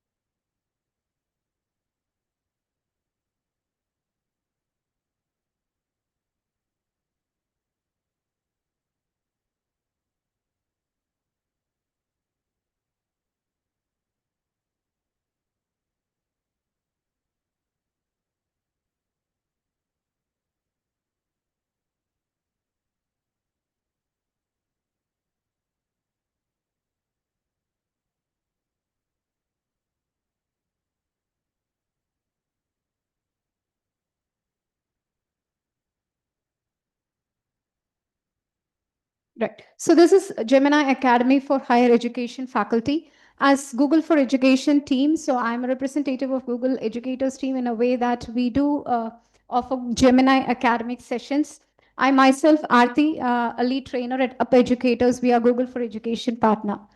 And this is Gemini Academy. The tool that we are going to see today is entirely about Google's Gemini AI tool. Show of hands if you have been using Gemini every day. Okay, thank you. Okay, sure. So I did see a few hands. Thank you for that. Now, what exactly is Gemini and why this can be more curated for educators? We believe is that Gemini is specifically designed and curated for educators for the field of education, especially because this is created by a platform which is LearnLM. And this LearnLM is designed specifically, the behind the scene, there are educators who work on the prompts, who work on the use cases, and where they do test and try every elements that Gemini offers for us. So that is Gemini for Education. Now, Gemini for Education itself, we do have various things. Now, many of you might be using a free version of Gemini. There is, for education, you do have Education Plus accounts. Your university can claim for the same, where every educators will be able to get the pro version itself when the university claims for the same. So with the pro features, why we ask university to do that? Because as and when you're working on your elements, your course elements, now those data are saved. It's not saved in Google's platform at all. It is not data that's been saved for training AI tools. So that's the reason for universities, we do generally suggest go for the Education Plus accounts, because even students will be given access for them for taking up the Gemini cases as well, because the data is your data and is not going to taken for granted, or it's not going to taken for anything to be trained AI tools as well. Your data will not be shared at any point of time. And as these are encrypted at its end, so Google makes sure that it's not going to use it for training purposes. So Gemini has various beautiful elements, starting with AI literacy programs for educators. And apart from that, it lets you understand how you can transform your teaching. And even if you are an educator who is also pursuing doctorate, who is doing your PhD or research, so Gemini has beautiful elements inside it. We'll be understanding about a deep research tool, and also there are tools specifically like Notebook LM, which curates more for a research field as well.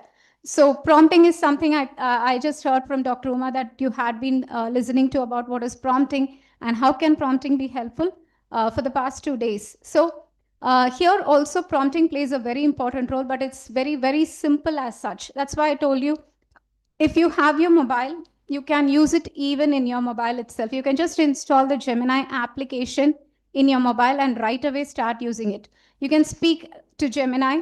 There's a mic button, so you can just speak to Gemini as if you're speaking to your peer, and you will have right away answers for all the queries that you want to have.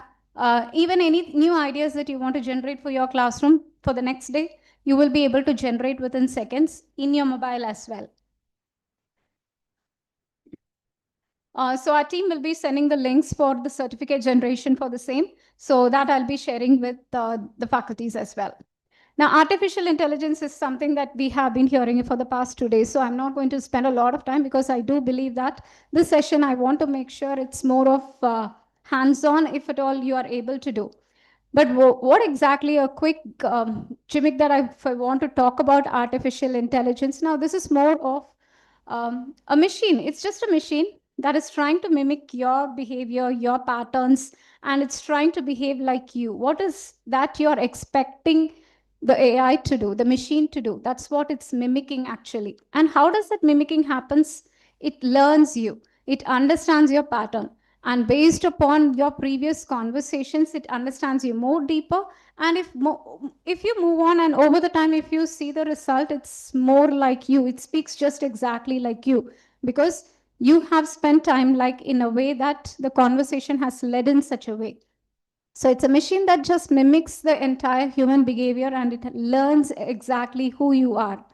Now, there are different types of AI, and every industry actually adapts to different types of AI in its own terms. Now, the first model that you see here is the machine learning model. Now, this just learns from the data that we give. It's not going to think on its own. It's not going to modify or create something new or anything as such. It just adapts what you give and accordingly just sends you the result. That's machine learning. And if we see large LLMs, large language models, now these models is a part of the machine learning, but it is trained in a way it still understands whatever you're trying to share. Maybe let's say I'm sharing a PDF. It would understand the context and it can summarize it for you in the same human language. Now you might give a document, you're asking for translation, that is a part of LLM. The next, currently what we all are using is the Gen AI model. We do share a lot of things. It could be PDFs, slides, it could be a presentation, it could be a sheet. So many different types of data that we keep sharing with the AI. And the result, I share a PDF, I'm expecting it to be created as a presentation. That is what Gen AI can do. I'm sharing a topic, I want to create it as a more simulated concept for my learners. That's what these Gen AI models can do. Based on the content that we give, the Gen AI model can completely create something new on which what I'm asking for. Now, the new content can be in any form. It can be audios, it can be videos, it can be simulations, and it can be in any translated language that you ask for as well. Because Gemini supports multi-language models as well. You can just put it in the chat that I want this in French. So you'll get the entire document in French directly, and it will be in a shareable PDF format itself. So that's what Gen AI can do. Now, AI, this is something that I do make sure that I do tell the educators, because AI is not going to replace you as an educator. It's a tool definitely that's going to be there for each and every one of you, which is going to enhance your teaching experience. And also you'll be able to see the improvement in your learners' outcomes as well. So it's definitely a tool that everyone definitely should use each and every day, so that you're able to improvise your concepts, you're able to make sure your teaching is more innovative in nature, rather than sticking to the traditional teaching methodologies anymore. Right. Now, this is one question that we get asked to as trainers is, how do we get the best response from AI? Because whatever prompt I'm giving, I do get a response. The same prompt, even if you try, your response would be completely different. Why that might happen? That's the point that I told you initially as well. So the way you converse with AI, it learns you, and the way you respond to the result that you receive, accordingly, the result will vary from person to person as well. But in general, how to get the best response? Through prompting. So prompt is very simple. It's a question or it's a statement that I ask, or it could be anything that I just want to create through the AI media, then that is what prompting is all about. Now, prompt is something that I can write it in very simple terms. I can provide a PDF and I ask Gemini to convert this PDF into a different language. Definitely, it can provide me the same. But what exactly I want, I can a little more specify the same. There is a framework which is called as Paths Framework. This is introduced by Google's terminologies, where you see about the Paths Framework. So now this is about persona, aim, recipients, theme, and structure. Persona. So here the very first statement of your prompt, when you always start your prompt, start with a statement stating who you are. So that's what. So I am so-and-so professor. I'm teaching this particular course in the university. So you're just talking about yourself. Now, why that is important? The result will be more personalized based on yours, what you want to create. So that's the very first thing that we want to have. Act as maybe a trainer, act as a French trainer. So that's the first statement that you want to give, talking about who you are. Then comes the aim. Now here you're going to talk about the objectives and aims. What is that you're expecting the Gemini to create? So that's your aim all about. Maybe let's say you want to have a rubric created for a topic. So that's what the aim is all about. Recipients, for whom this is getting created. Are you creating learning notes for your students? So mention, this is for the second year grad students, or is this just for you that you're creating for your classroom content? Then you can mention, this is for me as I want to deliver this content in the classroom. So the third point should always be your recipients for whom you're going to get this created itself. Then comes the theme of it. Now, if at all it's going to be notes for your students, the notes should not be very much language heavy. So it could be in a formal tone, but not too heavy as well. If at all you're writing something for your management, then definitely it has to form a professional tone as well. So the theme is nothing but what language you want to use, what kind of tone you want to use in the writing of yours, in the creation of your document. Finally, the structure. If you're creating a rubric, it would be better to understand if the rubric is in the form of a table. If it's comparison, we expect our students to write it in the table format. So the final part where it is structure, what kind of result you're expecting Gemini to give you?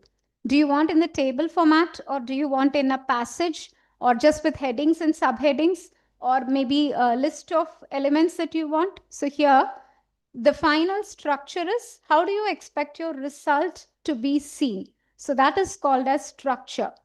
So this is something that you can keep in mind, maybe start it as a practice when you are going to write your prompts in Gemini. Try to have these 5 elements as mandatory. But once you get used to it and once Gemini learns you, you need not even say who you are, because Gemini already knows about you. And the result will always be personalized. We will talk about Gem, a tool in Gemini. So that can be your personal assistant as well. So even that is based on the paths framework as well. Right. So we'll start off with the Gemini's features. I'll move ahead with the Gemini screen only. So this is my gemini.google.com. Now, like if you're having your mobile with you, you can directly log in. You can download it as an application, and you can just log in with the same account of, if you have your university accounts, and you can log in with the same. Even if not, it can be your personal account also. But in this case, the account that I'm trying to use, it shows as work because this is kind of like a university account. So only one feature that you might not see here would be the create video option that you're able to see here. Now that will not be visible in the free version of Gemini. Apart from that, all the other things will be visible, but let me walk you through the Gemini's interface one at a time.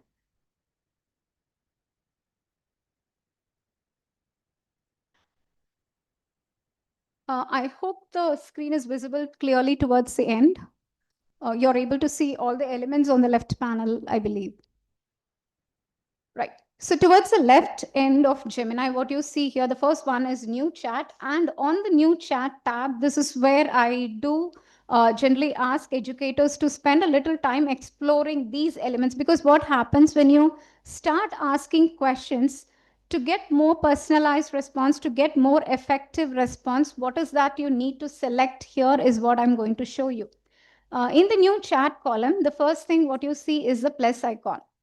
Now here, as you are able to see, you can upload your files. It could be a PDF, it could be a document, it could be a presentation. So it could be even a simple image, even a video. So it could be anything that you can upload from your device, from which you can start asking as many questions as you want. I'll be showing that feature. And the next is add from Drive. Now, whichever account that you have logged in, from that exact same Google account, Drive also you can connect. Now, why this could be helpful for you? Because you might have so many documents in your Google Drive that is saved. So you can easily access all of those elements, whichever is in your Drive, being it all the different types of Google Docs or Google Sheets or Google like slides, whichever you have in your Drive, you will be able to directly use it from connecting from Drive as well. Now, when we come to more uploads, we do see 2 more options. One is called import code and the other one is Notebook LM. Notebook LM is another tool that I'll be showing towards the next part of the session. Now, these are the ways that I can connect my existing documents. But what is something Gemini can create for me? So the tools of Gemini is what we are going to see next. As you're able to see here, create image, that's the first tool, that is Nano Banana. And the next one is video. Now, if you're having a free version of Gemini, video option is not available for you. This is available for the education version. And when we come to more tools, now this is where a little more deeper concepts goes into. Canvas. Now, Canvas is a feature. Think about like a very simple lesson that you want to create, a very interactive lesson, or even a portfolio for yourself. So you can have a digital portfolio created by Gemini, which is in the Canvas mode, a complete web page, or maybe an audio you want to create. So that can be created all in the Canvas mode. So more of digital elements or an interactive elements is what can be created in the Canvas feature. And then there is deep research. Like as I mentioned, if you're a faculty who is working on research tools or who wants to go ahead with research fields, then deep research also can help you do that as well. Create music and guided learning. So these are features. Guided learning is again another feature. Let's say you want to have, you yourself want to have an innovative teaching practices for your classroom. Now for that, for make you master the concept, guided learning can help you at times. So I'll show each of them with different prompts. So I'm not just going to explain verbally, but I'll be walking you through different prompts and I'm just going to execute and show how the results are going to be. Now, before I go with the prompt, on the right side, when I click on Flash, you'll be able to see 3 features. This is something as educators you should know, because when to use these 3 features is very important. The first one is Flash. I have an immediate question. Let's say I'm just walking on the corridor. Before I reach my class, I want to quickly have something in my hand to do something creative in the class. I want to generate an activity for my class. So a quick response, which doesn't need much deeper thinking, then that is Flash. When you have deeper analysis to be done, let's say a comparative literature concept that you want to deliver. So that is the time you're going to take the thinking mode. So which is the second one, where you're doing more of a comparative analysis or maybe a deeper understanding of any concept. Or let's say you want to create a lecture notes for your students, which has deeper explanation. That is the time you will choose the thinking mode. The last is the Pro feature. You have, let's say, 10 different PDFs of maybe past year papers or maybe the previous assignments of your students. So 10 different PDFs or multiple PDFs, or like it need not be PDFs also. It could be any literature articles that you have, multiple articles you have, and you need to analyze all of those deeply. Then it is always the Pro version. In simple terms, Pro version is when we have multiple articles and I just want to have a quick analysis of what all this article talks about. I want to have quicker notes or short notes from all of these 10 materials. Then it's always to choose Pro, because Pro version, it analyzes every individual article deeply and it will extract the contents from each of those articles and it will highlight it for you. Now, manually, if you want to do that, it's going to take hours and hours of time, which is what Pro version can actually do that for you. So now let's just start with the prompting techniques. And towards the left also, we have search, chat, and then images. Now, when I want to create images, I can go click on here, and from there, I can just go ahead with the prompts and I can create an image. Then similarly, I do have videos and then gems. Now, GEMS is a beautiful tool. If you want to have a personal assistant with you 24/7, then GEMS is what you can always have with you. Now, in GEMS, what you can do, I'll again show it as a hands-on. But before that, let's start with a simple chat, and we'll see what all Gemini can parallelly do it for you. Now, the first thing what I'm going to show you is a simple chat, a simple fact check if I want to do. Maybe let's say I'm just teaching so-and-so thing. And this is a prompt. Maybe you might have seen on the past 2 days, but I'm just trying to take the exact similar thing and I'm just coming over here. I'll explain what this prompt is all about. So here I'll say I'm just teaching the comparative literature. And this is running for like, let's say 30 hours of time. Now, I've attached a course syllabus, a simple syllabus for a 2-year period that I have attached over here.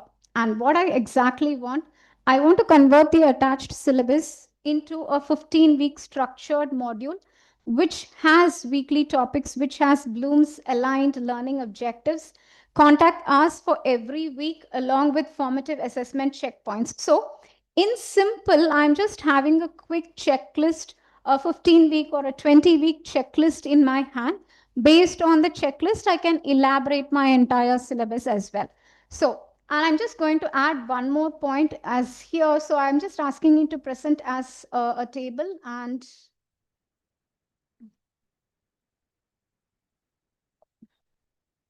so I'm just asking Gemini to provide as a shareable PDF. So if at all I do have it in the hand in terms of a PDF, it will be easy for me. I can save it in my drive, or maybe I can have it as a print.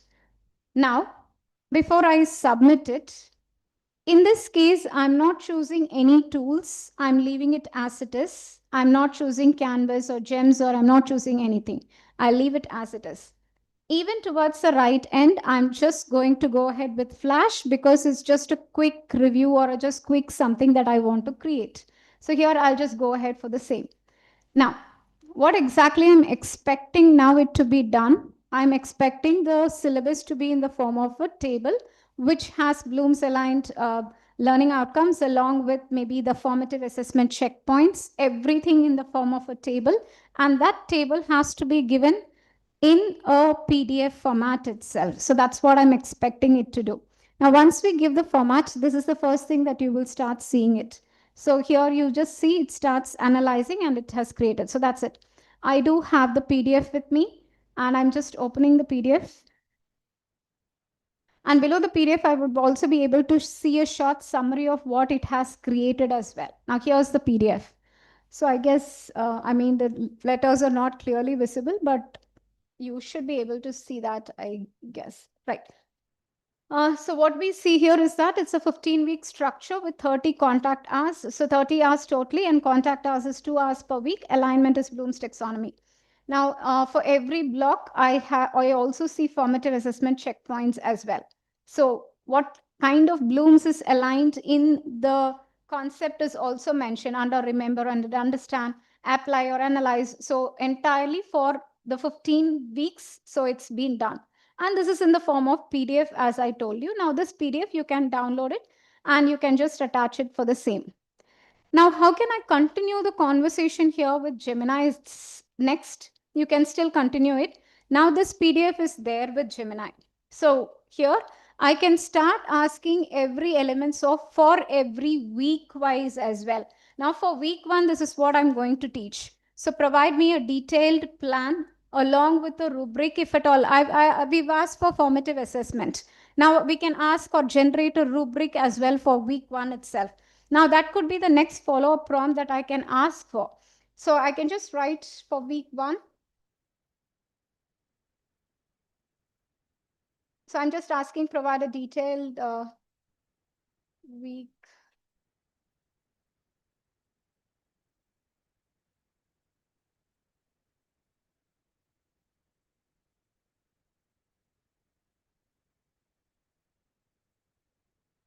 So I'm just asking for week 1, provide a detailed week structure of it so that it's easy for me to implement in my class right away. And since I asked, I mean, there is an FA already mentioned, so I'm asking for the rubrics as well.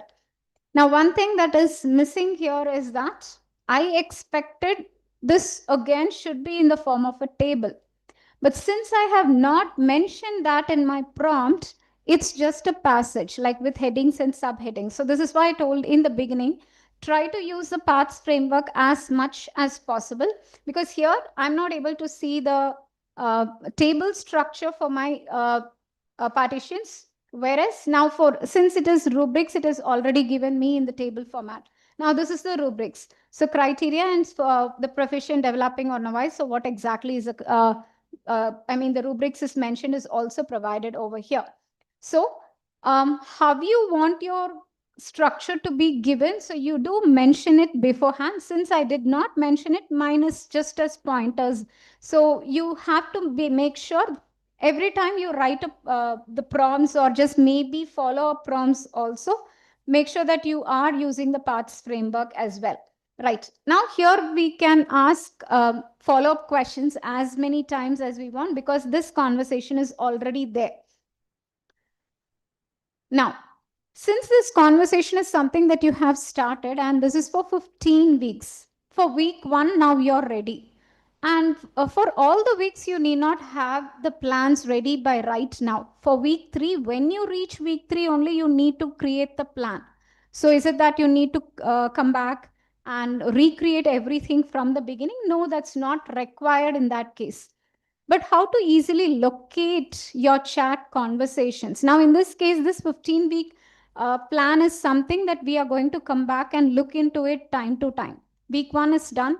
Week 2 you have created. Week 3 and 4 you want to create. So that means you will come back here after week 4. But meanwhile, you would have done a lot of other conversations with Gemini. Now, how to find out? Now, if you see mine, there are plenty of conversations that is on the left side. So I have to just scroll and search for it a lot. To make it easier, you can always pin the important conversations in Gemini. Now, for example, this is one conversation that I will keep revisiting multiple times. So here, besides every conversation, you'll be able to see this particular 3 dots. Now, when you click on these 3 dots, you'll be able to see pin the conversation. So you can just pin it up. And not only that, maybe let's say as I'm an English facilitator, I do have 3 other English facilitators over here. And I want to share this with them. So I can share this entire conversation, what I have done with Gemini, to my peers as well. Now, the same place, when you click on the 3 dots, you'll be able to see share conversation. Now, what will happen? Gemini will create a public link for you, just like how we have Google Docs link or a Sheets link. So similarly, Gemini will give you a public link. But so you can keep sharing the conversations that what you create in Gemini to your peers. And if at all you're creating some materials for your students, you can share that to your students as well. So by creating these public links over here. So this is how you start a general chat in Gemini. Now let's start looking into the different tools that we have. Now for that, I'm just going to start off with the new chat. So always when one conversation is over, it's better to start a new conversation so that Gemini is not referring to your previous conversations or it's not referring to the previous solutions that has been talked about in time.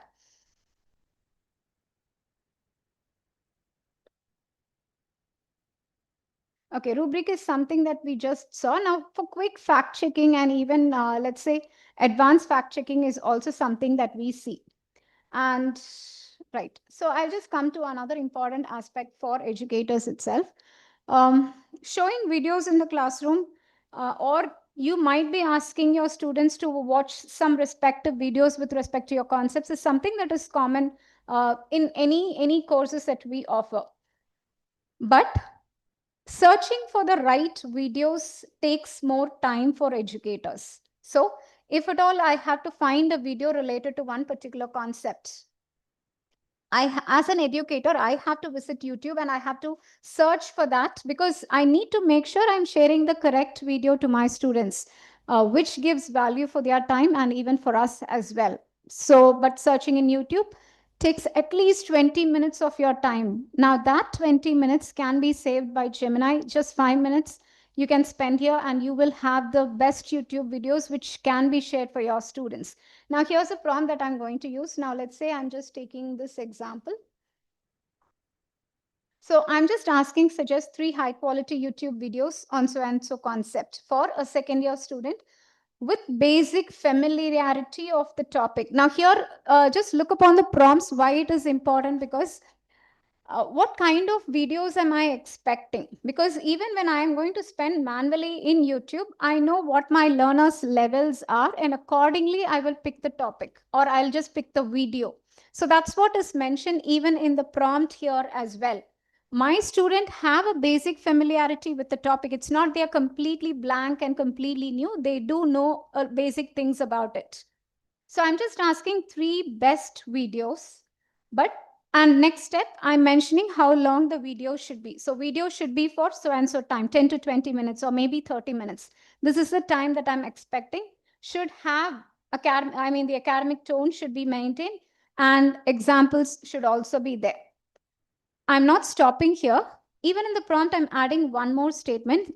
We are asking 3 videos. I need to know why these 3 videos are best. So I'm asking Gemini to justify why these videos should be shared with the students as well. Not because Gemini is just giving me, I can accept it and I can just give it to my students. No, I need to know as an educator why this is best. So I'm just asking Gemini itself to provide some reasoning for the same. And again, here you can go for the thinking mode. This is the place where I would suggest go for thinking mode because we want Gemini to do a little analysis over here.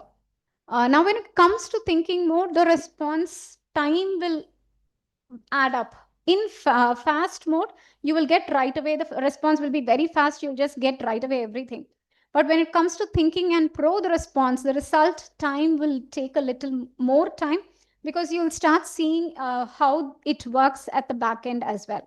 Now you see this particular space, it's just saying what all steps are actually happening. Right, now we have the 3 videos. Let it completely load. So here it's just mentioning, here are 3 high quality videos, ideal for a second year MA student, which falls within the 10 to 20 minute range. Now this is the first video.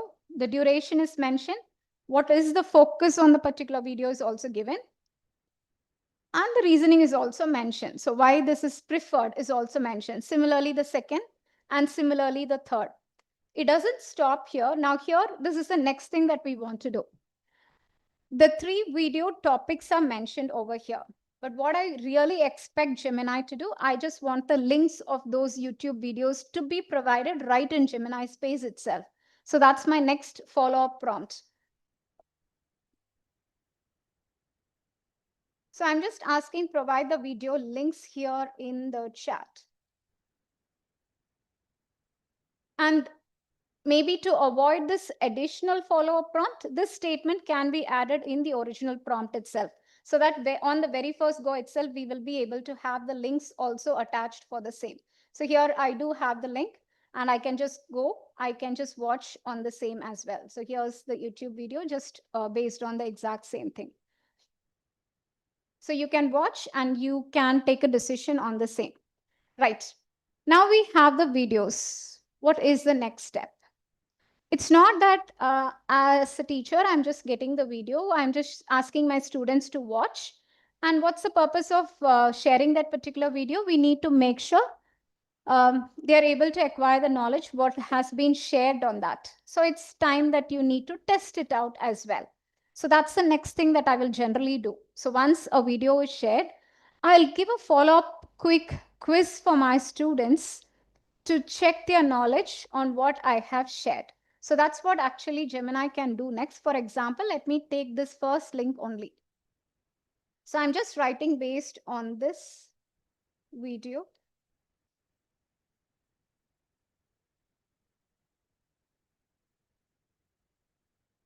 So I'm just asking Gemini based on that particular video that has been shared.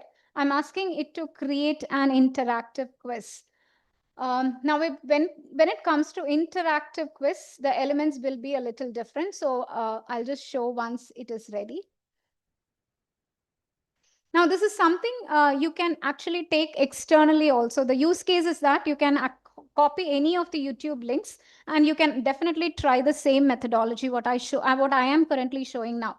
Take any YouTube link, you can paste it in Gemini and you can just convert that into a ready to use quiz for your students. Now, this is an interactive quiz. What do we mean by interactive quiz? You can share the link of this quiz and your students can actually participate. They can solve it at their own end as well. So that's what an interactive quiz all means. Now, let me just show you how it works. If at all you're going to share this with your students. So currently, as you can see, there are 10 questions on this particular quiz. And here, let's say this is the question. I'm selecting an answer. Now, this is what even students will see. So which is incorrect or which is correct. Now, Gemini's important role here is that it doesn't just mark it as correct or incorrect. It also gives the reason why it is correct and why it is incorrect as well, because this makes your students learn and understand the concept more. So it's not just they are playing with the quiz, but here it's actual learning also that happens. Now let me go on to the next question. Now again, your students are reading, they are seeing the options, and there is an option show hint.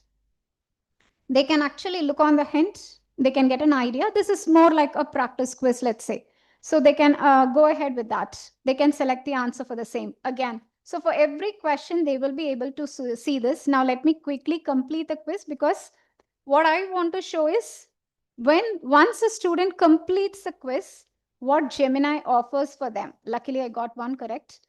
So, right. Okay.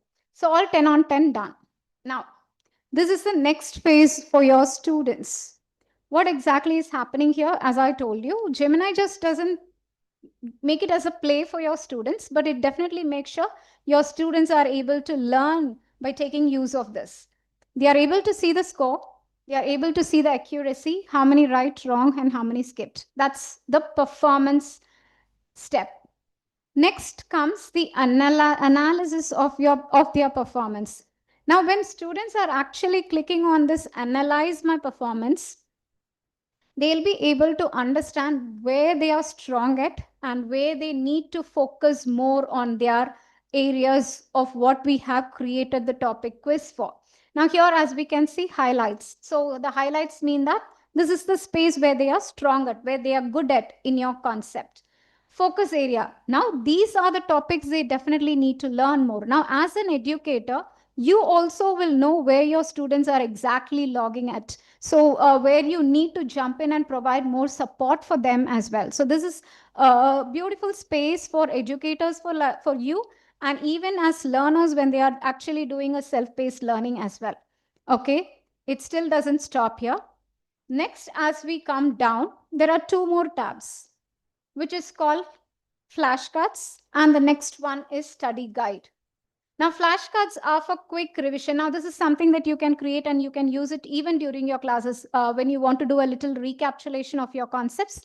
Flashcards you can create. Now, what kind of flashcards you can create, and that also depends on what concept the quiz is created. For the same concept, the flashcards will also start getting created. So it has already started getting created, so I need to wait.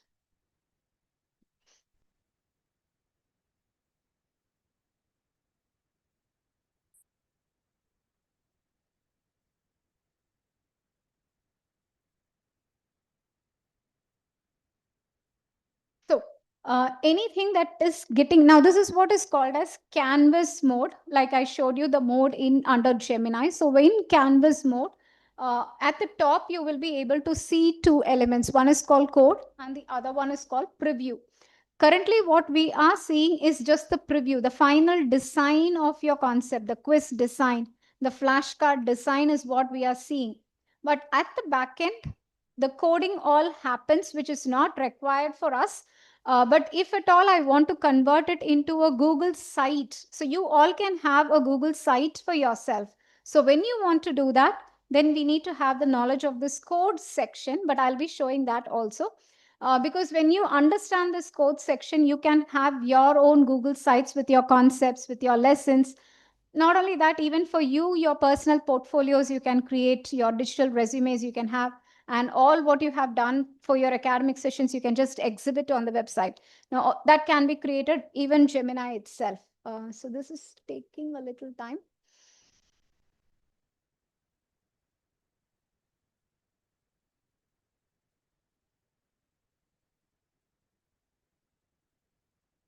Okay, so meanwhile, let that complete. So I'll just show the next feature in Gemini.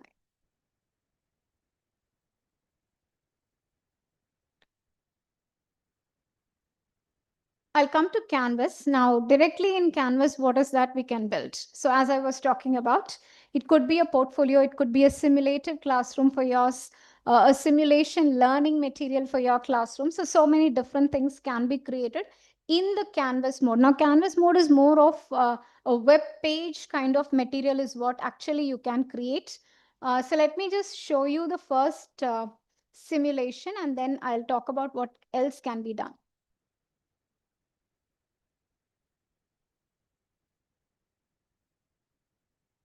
Right, I've chosen Canvas, and here I'm just going to keep it at Flash level only, because the design has to be created in Canvas, and for which the Flash mode is suggested. We need not go for the thinking mode or the Pro mode. For Canvas, we can leave it at the Flash mode itself, and I'm just submitting it. Now, as soon as we select the tool Canvas, you'll be able to see the page dividing into two.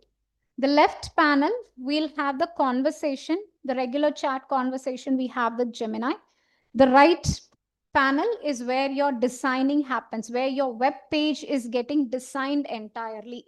Now here you can continue chatting with Gemini. Let's say the design is ready, but you're not happy with some of the features in Gemini.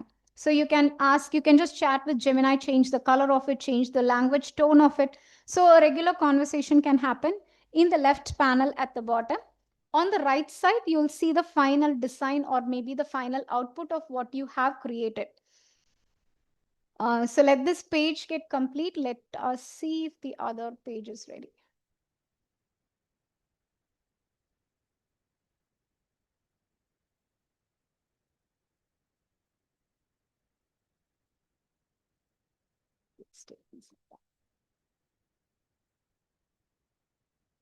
Meanwhile, I'll just show the already created simulations in Gemini. So what can Gemini kind of simulations or the web pages actually create? Now, this is for a science concept, which you might not relate a lot. But these kinds of simulations is what Gemini can actually create when we talk about simulations. So more of like an interactive lab. So this is a physics lab, as you can see. So when we start the virtual simulation, so this is how it's going to look like. So where the students will be able to do the simulations, everything on real time itself. So this is one way of it. Another feature is that you can have, let's say you can have your own event websites. Now, as universities, you all keep conducting different events. For every such event, you can actually give a prompt in Gemini. The Gemini itself will create an entire website for you. And this is one such example.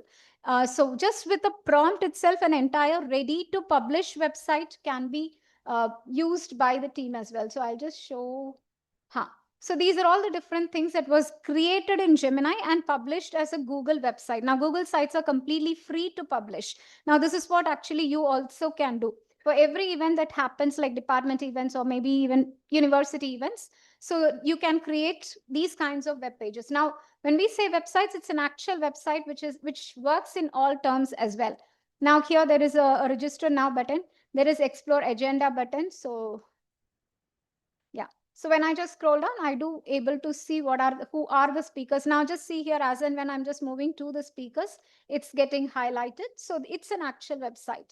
Interactive agenda. So this is day 1, this is day 2, and this is day 3 of the agenda. Now, if you want to connect your maybe the location, so that is also done.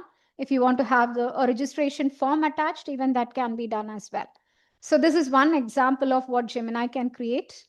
Next is called faculty portfolio. So for you, if you want to have a digital portfolio, so you can create again using Gemini and publish it as a Google site itself. So I'm just showing an already published website. So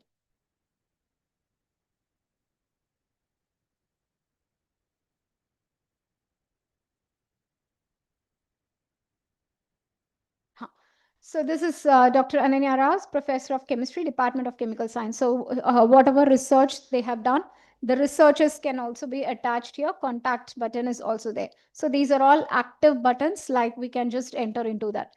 The academic biography, what are the expertise and the roles of the faculty as well. And these are the different research work done by the professor. So all your research works can be exhibited over here. And these are the research projects, funded research project, the publications, and what are the courses the professor is offering at the university levels, UG and PG courses. And these are the materials, mentorship, and see, that's what a digital portfolio is all about. So as faculties, you can have these kinds of portfolios created using Gemini and get published as well. Now, this is another way of again using Gemini Canvas, where you can create a complete learning lesson for your students. Now, learning lessons, that is entirely created in Gemini, and you can publish in a similar way. For example, here this is about economics. and there is a mystery that the student needs to solve. So there is a use case provided. Based on the use case, a concept is created, a lesson itself is created. So here it is learning now. So now the students are understanding the concept, what exactly these three terminologies are. Once they have understood, there is a simulation that can be done by the students. Now, what if the consumer income decreases and what if the production cost increases? So what happens? So it's a varying simulator, a live simulator the students can actually do. And then finally, they can test their knowledge. There are 2 case studies given. They can just test their knowledge. And there is a final exam as well. So this is what a lesson means. You give a learning material on one page, followed by, if at all there is use cases, case studies that you want to provide, that is on the next phase. And the students can also interact in the same elements. Now, all this can be written as a prompt in Gemini. Now, you need not be very, very tech savvy for writing this prompt. You know what you want to create. You have your idea in your mind. Just speak to Gemini. That's what something I will do. I will not even type or anything. Like, you all have your mobiles, right? So you can do on the same. Just press the mic on your mobile, speak your idea to Gemini. Gemini will start creating it. But please mention, for example, if you want to create interactive elements, make sure that you're using the word canvas. Gemini, create this in canvas as an interactive element, or create this lesson in canvas. So you can just speak to canvas, Gemini. If you feel writing the prompts will be complicated for you, that's completely fine. You can use the Gemini speaking feature, the live feature in Gemini itself. Okay, so let us just see the college website. Okay, now this was the website that, the simulator I created, and this is for language levels only. So understanding dialect shifts and pragmatics. Now, what exactly is happening? Now, this is a simulator, as you can see. So select a scenario. There are 3 scenarios given. So let's say I'm just selecting reschedule a meeting. So this is a scenario. Based on the scenario, here is the simulator. So what do I want? So I'm just, let's say, going for colloquial Indian English. So what is the contextual variables that would be chosen over here? And then what is the active output based on what the simulator is providing as well?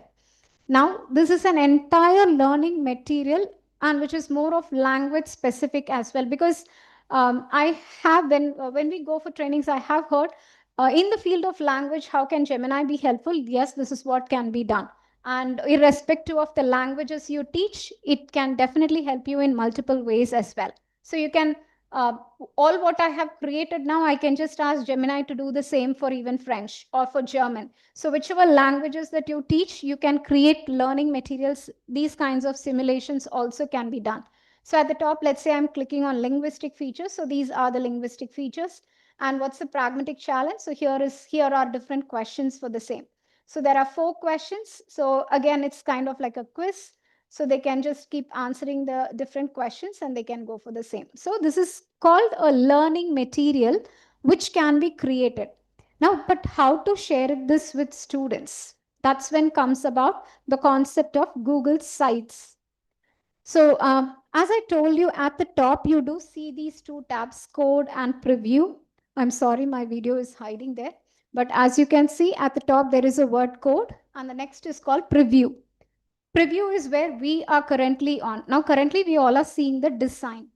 But when we click on code, this is what the code seems to be. This is entirely HTML code, and which is Google's supportive site code. So I want to convert this existing material into a live Google site and share to my students. What is the step? I'll just come to a new tab and I'm just going to write sites.new. So this will open up a blank new Google site. Okay, so this is a blank Google website. And at the top, you will see at the top right, you will see something called as pages. When you click on pages at the bottom, you see there is a plus symbol. Just place your cursor above the plus symbol, you'll see something called as full page embed. Now, once you reach there, you just need to give a name to your page. I'm just naming it as simulator. And once I have given the name, this is what you will see.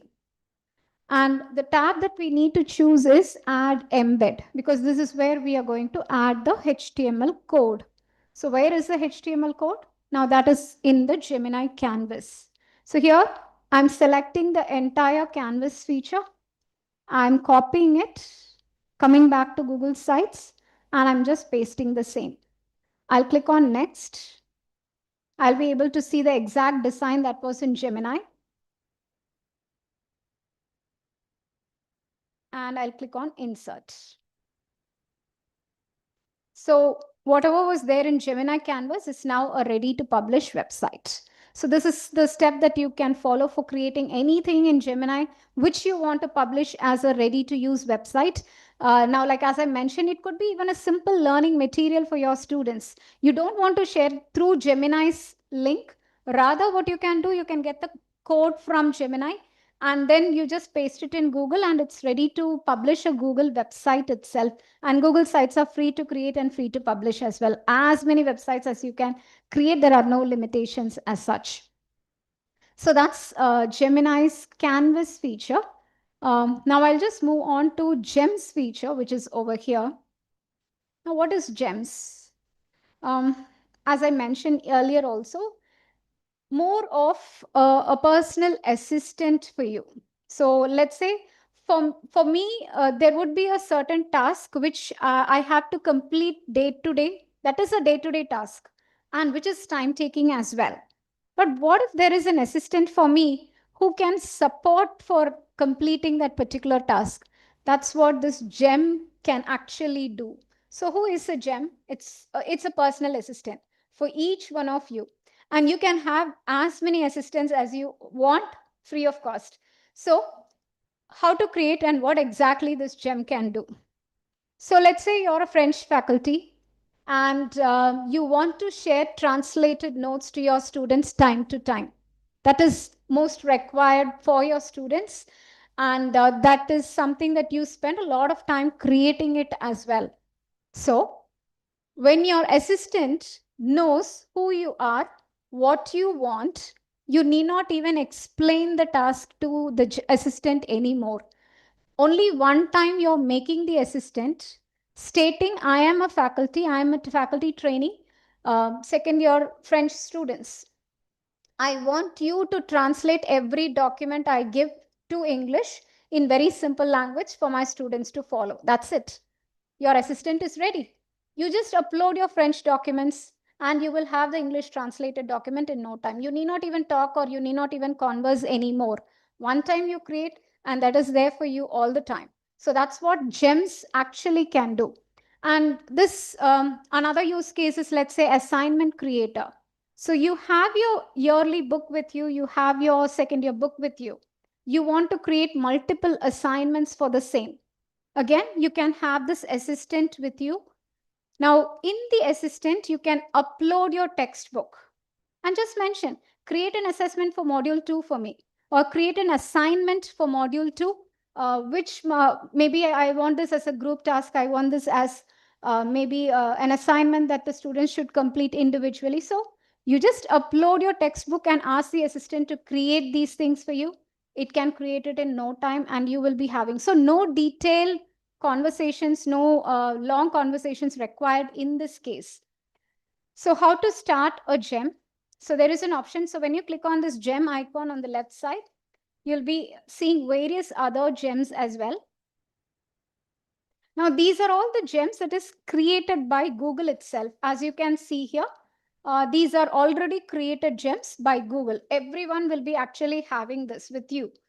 So one gem is called Learning Coach, Storybook, Career Guide. So there are so many gems that is already there. You need not even understand anything about it. Let's say you want to have a copy creator. You just open this gem, you give a document, and it can just give the task. You can just get help with the writing of that content as well.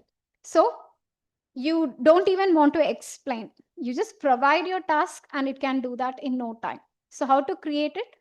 Once you come over here, you need to just explain new gem. So you just need to give a name for your gem. Write a short description what you're expecting this gem to do. Maybe create an assignment, create assessments, create activities for your classroom. So what exactly are you expecting the gem to do? A very short description. And then comes instructions, which is where you're going to provide a little more detail how you want to use this gem. So let's say you wanted to create assignments. Now for those assignments, what kind of assignment are you expecting? Is it an individual assignment? If so, what is the rubric? So all of these details you can mention in this instruction column. When you scroll down on the gem page, finally you will see something called as knowledge.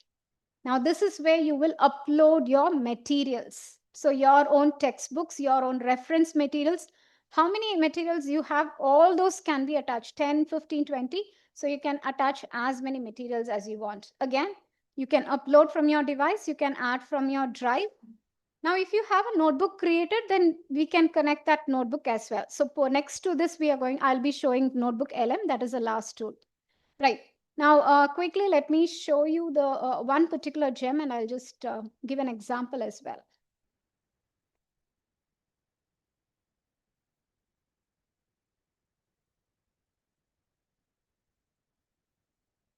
So here I'm just writing curriculum aligned idea generator for all AFL university departments. So here, what is the description that I'm planning? So this is the name of my gem. So as soon as I've just given the gem, I provided the name. In the description column, I can just mention what exactly I'm expecting it to do. Now here I've already mentioned curriculum aligned idea generator. I can just mention the same as well in the description also. Or if I want a little more details, I can just provide as well. Let's say I'm just taking this.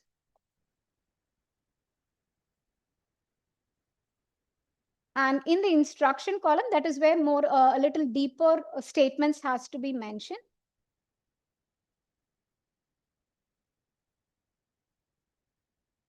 So here I'm just mentioned, you're an expert academic instructional designer for so-and-so studies. So for example, let me keep it at MA English Literature.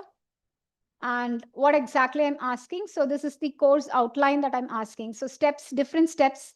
One is course name, then the learning outcome. So these are the things that I'm expecting the gem to do for me. Now, if at all you have your PDFs, if you have your text materials, you can upload the same. Once this is created, you can just click on save and your assistant is ready now. Now you can start the chat.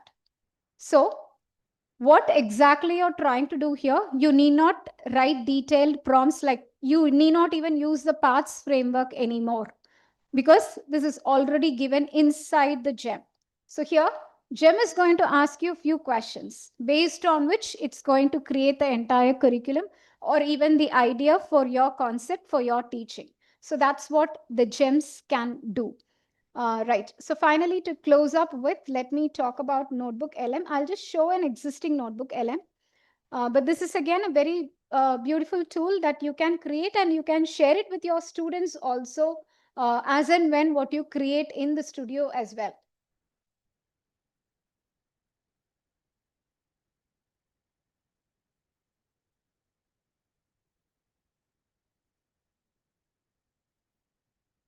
Right.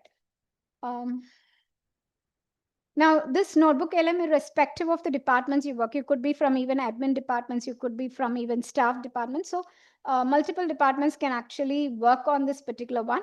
Let me open an existing Notebook LM and I'll just show you how the studio works.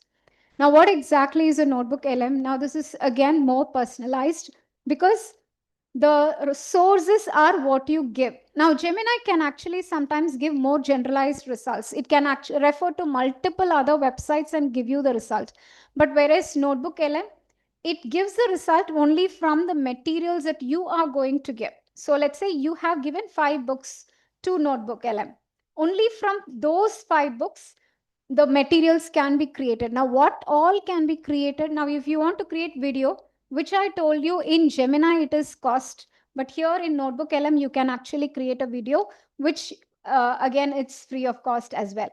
Now, based on what materials you upload, you can actually create all of this. You can create a podcast. You can create a complete video explanation, a mind map, even a report, even presentations for your classes as well. So let me quickly show you an already existing ones. Now, this is a presentation, and this is the type of presentation actually Notebook LM can create. So this is how the slides will look depending upon the concepts that you attach. So you need not mention how it can be, but it will be as detailed presentations which is ready to use for your classrooms as well. So every slides will have detailed explanatory contents on its own. So that's with the presentation.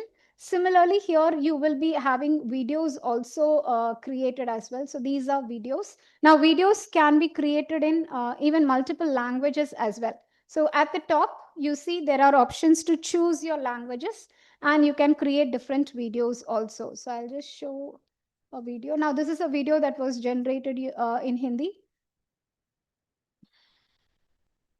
हमारा शरीर एक बेहतरीन machine, लेकिन कभी-कभी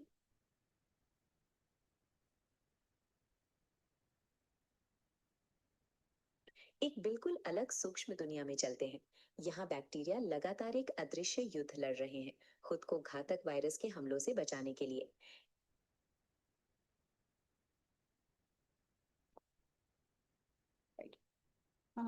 Okay, so that's just taking time. अंत में DNA ligase जैविक को Right. So for videos, again, based on the materials, let's say there are 10 books that you have uploaded. Based on all the 10 books together, it can create a single video.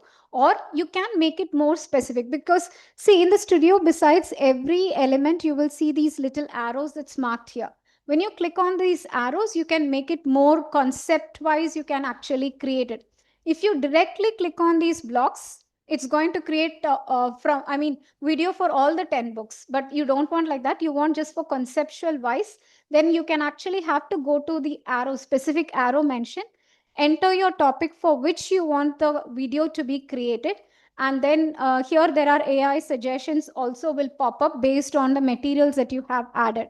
And then there are 3 different options. What kind of video? So do you want a cinematic video or an explainer video or a brief video about? So you can choose them and accordingly it will generate. So these are videos. And apart from that, flashcards and quiz will look similar to what we created in Gemini, but here also you can create. Now, why you can, this is more preferred, I would say.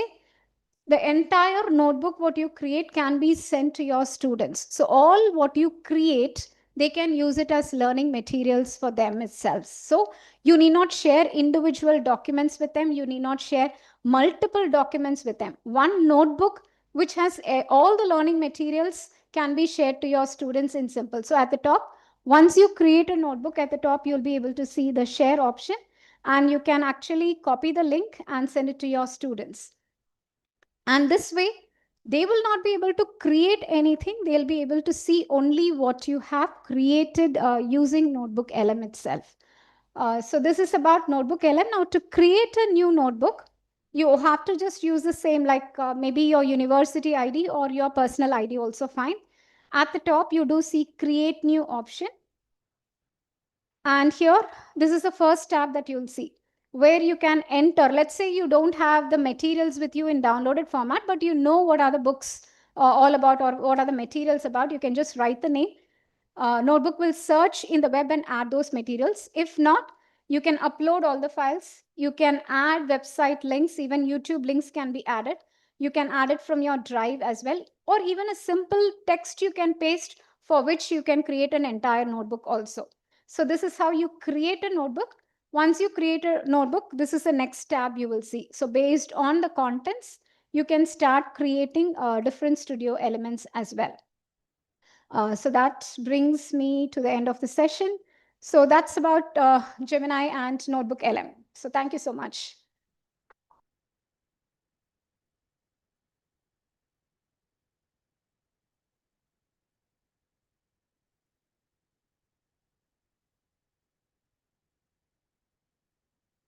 Thank you so much, Dr. Rati, for that wonderful and very detailed explanation of how Gemini application works for educators. I think I am slightly overwhelmed by the amount of the variety of different applications which are available to us as teachers So I have taken a lot of notes, which I'm sure you also have. And I think we will take some time to kind of go through it and familiarize ourselves with the different possibilities which exist for this. But I really like this notebook LM, which seems to be a kind of place where you can actually collate all the various Materials. yes, materials and the tools which you explained, and they all seem to be in one place. And let us see if our university is going to provide us with this Gemini application for all the teachers. Yeah, so yeah, thanks again, and especially for sticking to the timeline and a very dense kind of session. So if there are any questions, then from the audience, we can take a few, I think.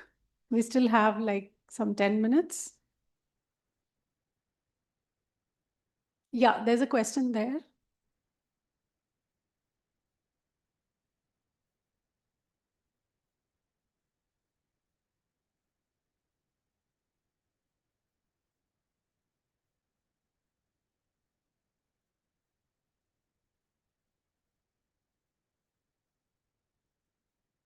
My question was, how do we account for plagiarism in this?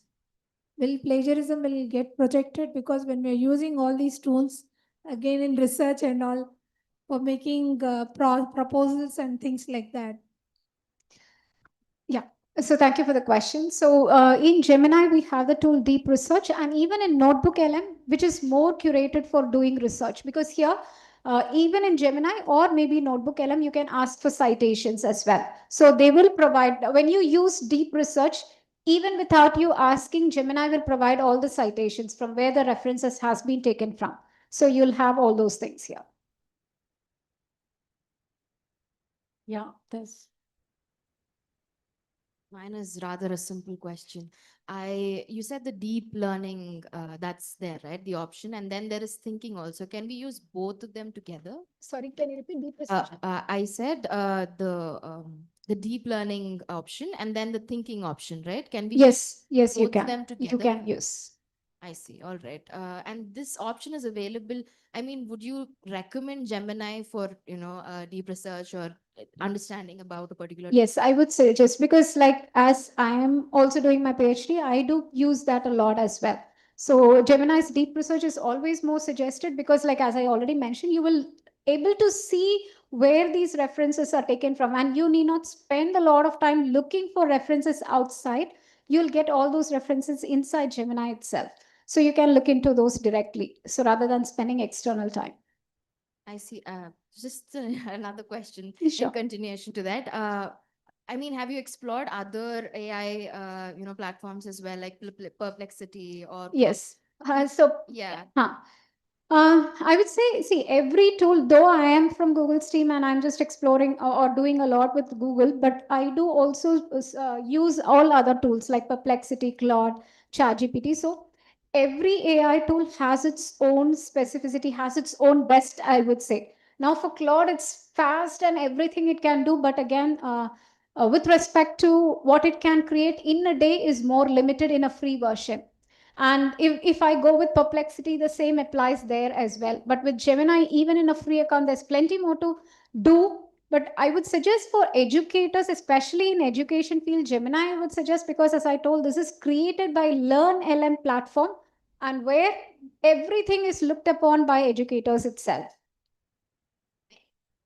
Yeah, so I was also wondering, so what all that you showed just now, it's a free model? Yes, yes, yes. Okay. So And that's why I didn't touch the video option because that's the pro version. So what I showed now is in the free. But you have to download the app for that. No, not required. I'm using the web version. If Okay. at all you want to use it in your mobile, yes, the application is required. But in laptop, you can just go gemini.google.com, log in with your account and start using right away. So all that you showed is available? Yes, yes. Okay. Yeah. Yeah, there is a question. Yes, yes.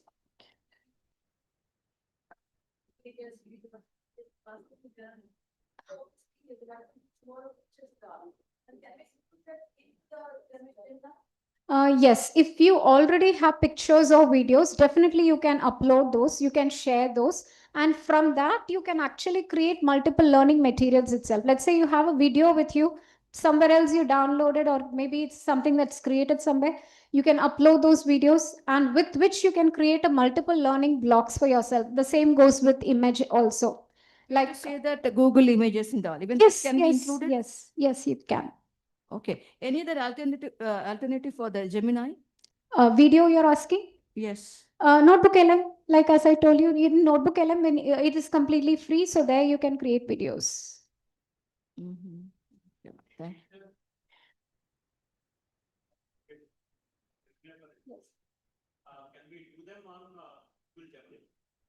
Yes, that's what we are doing. It is Google Gemini.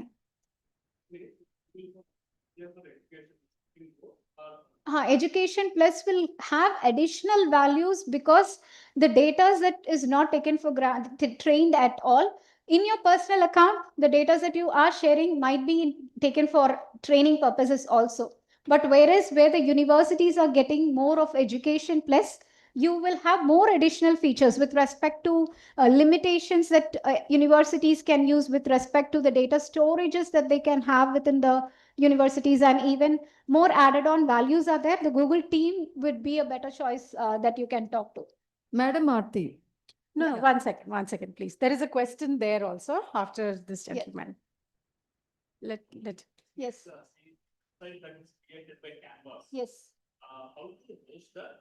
We need to purchase some. No, not at all. So once you, let's say, like once you have, like as I showed you, you pasted the code and the Google site is ready. There is an option to publish. You can just click on publish and it is ready, available for anyone. So you just need to start sharing the Google link. That means your website link, and they will be able to use it.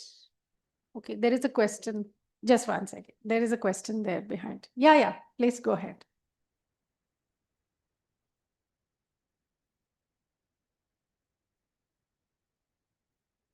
Yes.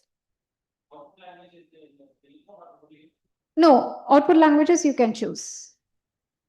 You can choose the output languages. So there are multiple languages available. You can pick which language you want. Accordingly, the audio and video will be generated. Okay. Any other question? I think you had a question. You had a question.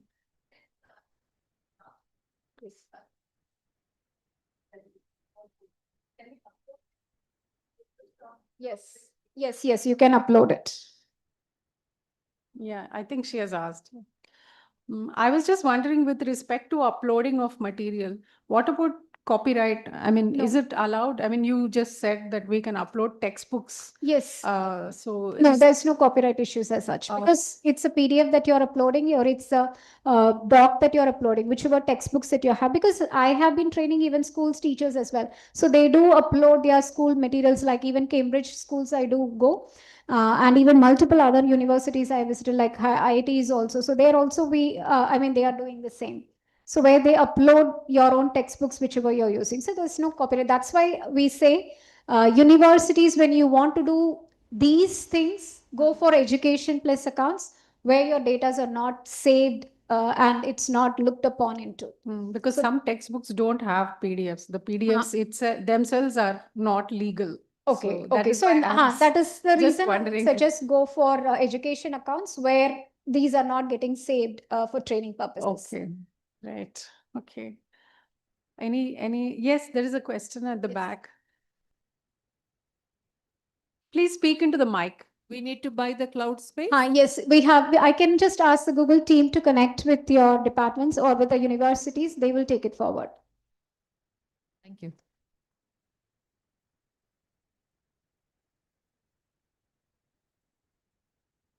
Yeah. Okay, looks like we have come to the end of the questioning session.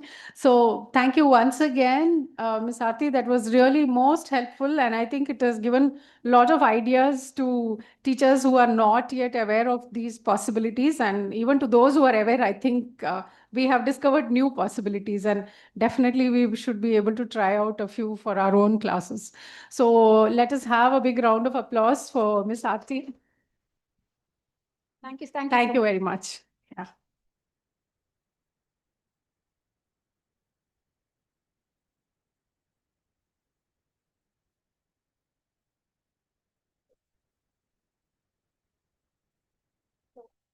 we would like to felicitate the speaker. So, ma'am.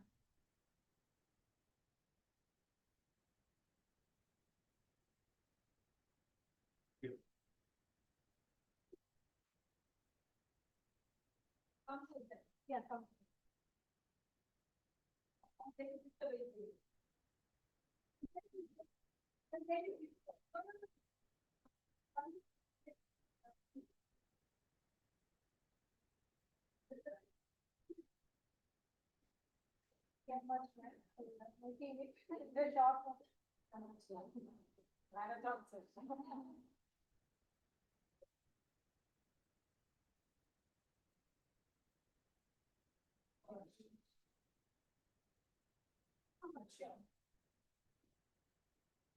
Yes, I can just share.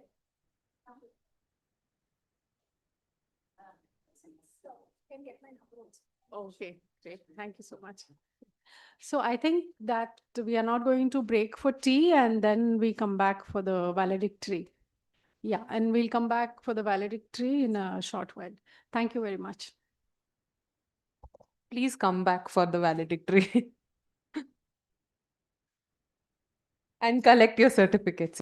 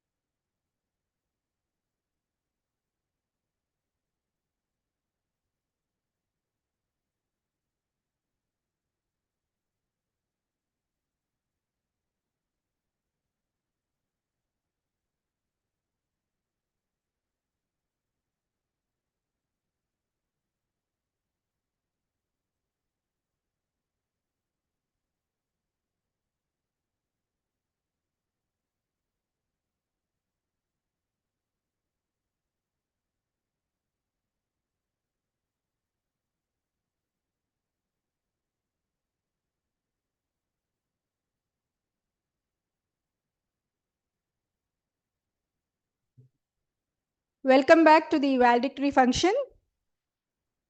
I hope all of you have had a very fruitful, engaging sessions in these 2 days. Now we'll have the valedictory session. May I request our Honorable Vice-Chancellor to take the seat on the dais? May I request Sini Manchala ma'am to be on the dais? Dr.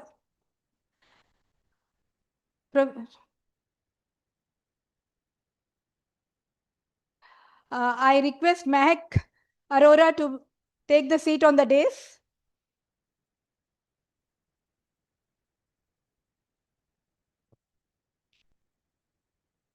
We will be distributing the participation certificates now. I request all of you to maintain silence. And to start with, we'll do for the speakers, the resource persons who had delivered their sessions. Ms. Aarti Kumar. She has delivered a session on AI implementation program.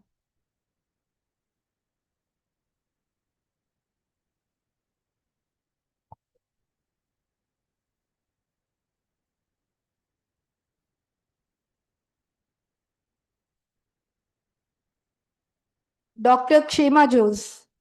Dr. Kshema Jose has delivered a session on weaving interactivity into asynchronous learning events using AI for blended learning.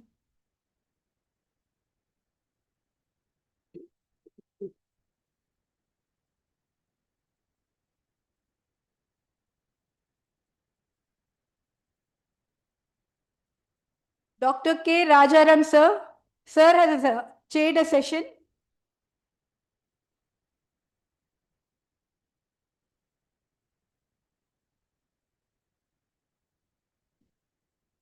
Dr. Sujata Mukri.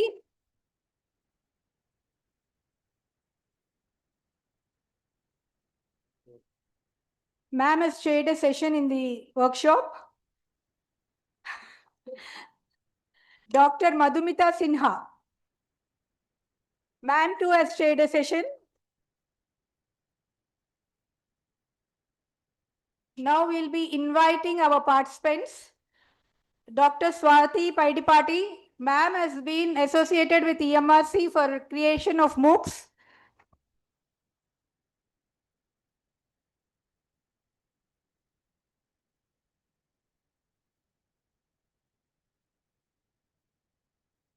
Dr. V. Kavita Kiran.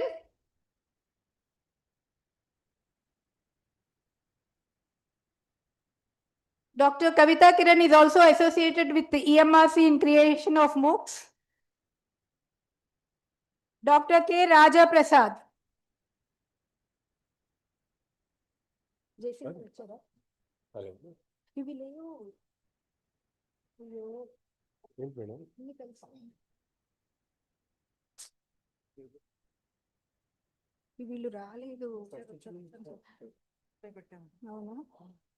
Dr. S. Sukhwinder Singh.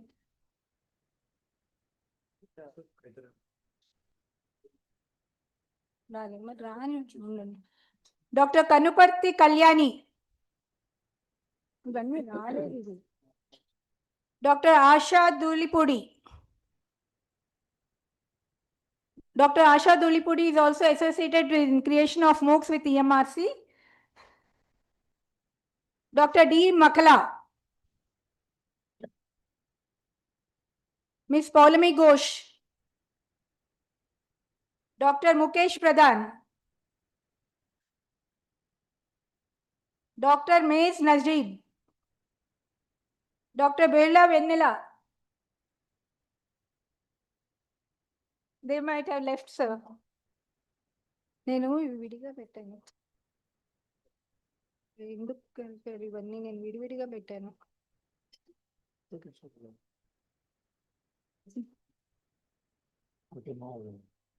Doctor Kalakoti Uday Kumar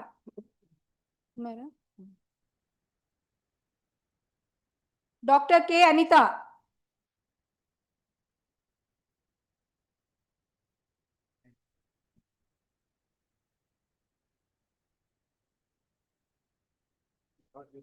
Dr. Hari Kalyani.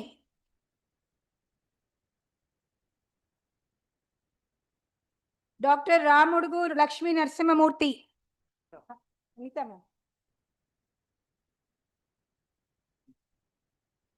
Kalyani ma'am.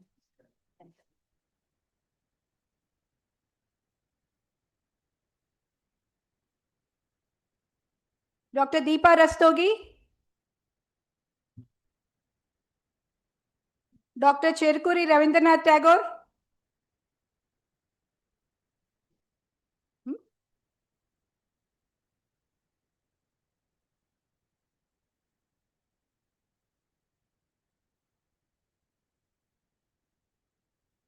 అన్నీ కలిపేశారు అట్లా నేను విడిగా పెట్టాను పేరు ప్రకారం ఆ పేరు నేను క్లియర్ గా పెట్టాను అది డాక్టర్ మొబీన్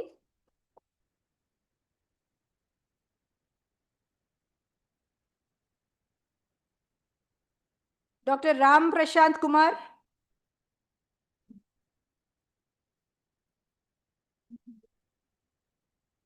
మొబీన్ నాకు మీ దగ్గరే ఉంది మీకు ఇచ్చాను చేతిలో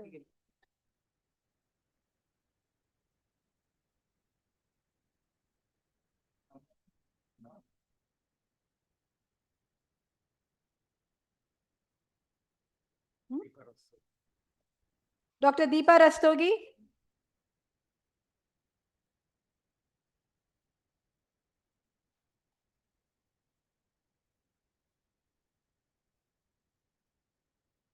నేను రాని వాళ్ళకి పక్కన పడేసాను అవి కల్పిస్తే ఇప్పుడు ఎట్లా ఒక్క పని చేస్తే 10 పనులు చేస్తారు B Sravanthi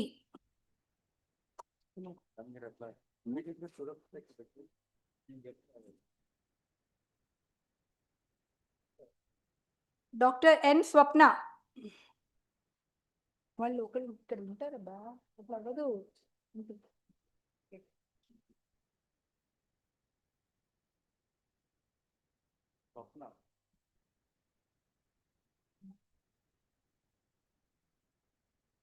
doctor Faiz Salim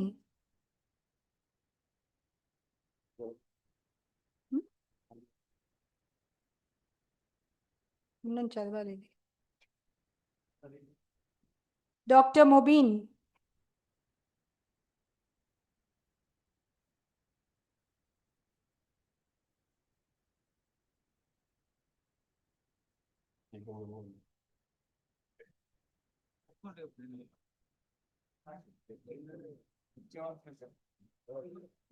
doctor Syed Azeem Ali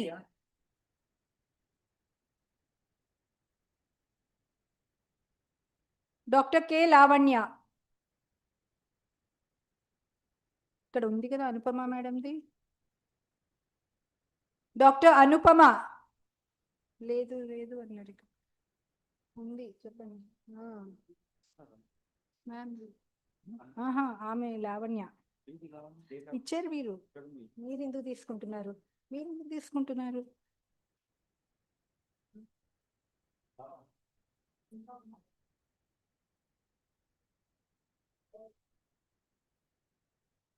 Anupama ma'am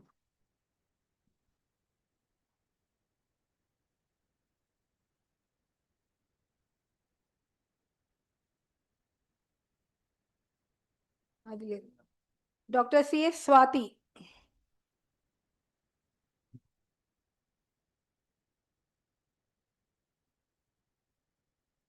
doctor Mary Suhasini గంధం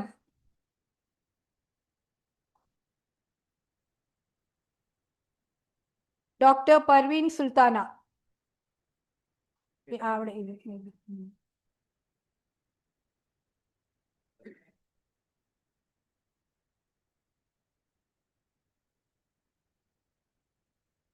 పర్వీన్ డాక్టర్ సుజాత ఎస్ సుజాత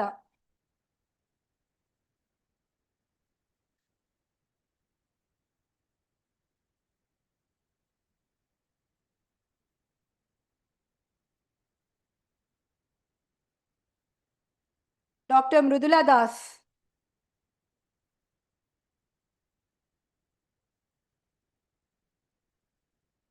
మృదులా దాస్ మనం ఎక్కడున్నాం? మనం ఎక్కడున్నాయేమో చూసి రండి.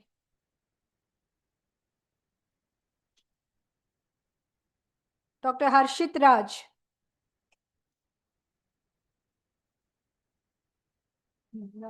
స్టూడెంట్స్ కూడా కల్పించారు.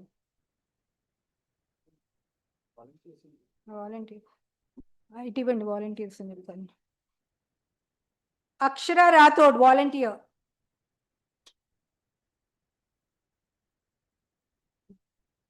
P Vijay Kumar. I'll get. They have mixed everything. They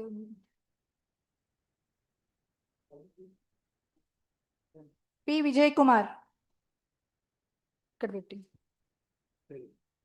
Muskan Raj, volunteer, computer, PhD scholar.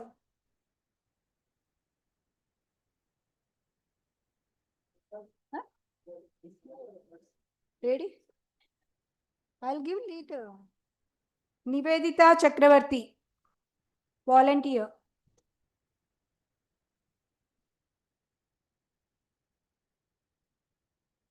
Gugulot Akila, volunteer. P Venu.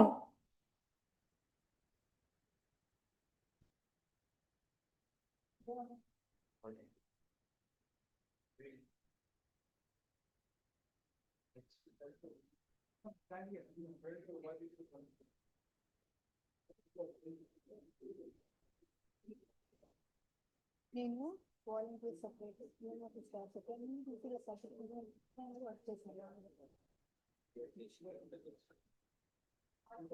Doctor Vyomakesari.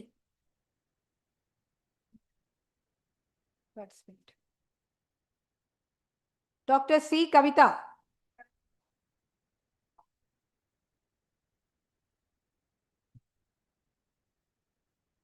Doctor Jeevan Jyothi.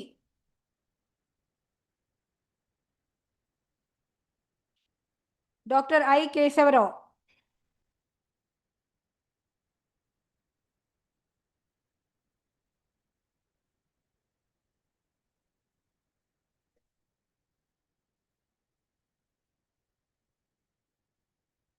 Doctor I Keshavarao.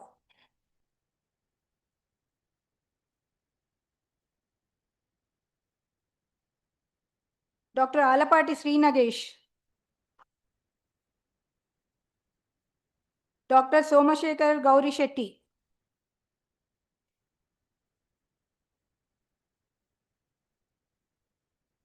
Doctor K V Kurmanath.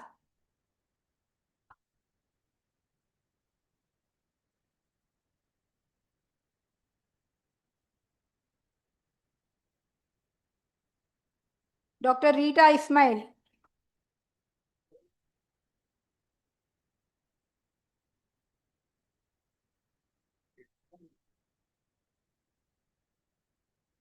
Sriharsha Gujjarapu, scholar అనుకుంటున్నా.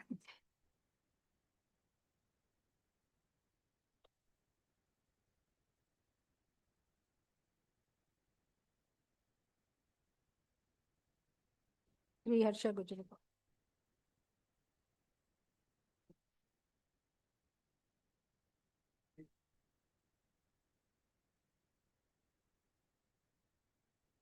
రేమడ్జీ మరేటా.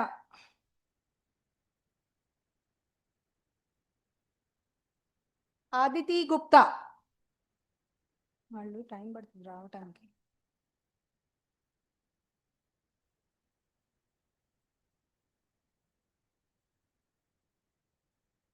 అంజలి Joshi పరంపిల్.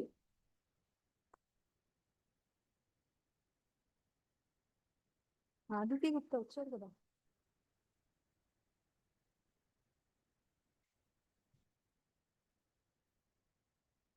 Ragashree. శ్రీరాగ్. సాంద్రా B Sajith. వాలపూడి సరి Srinivas.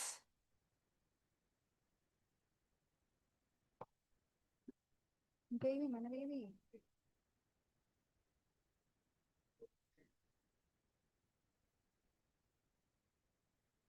E. Kranti Kumar.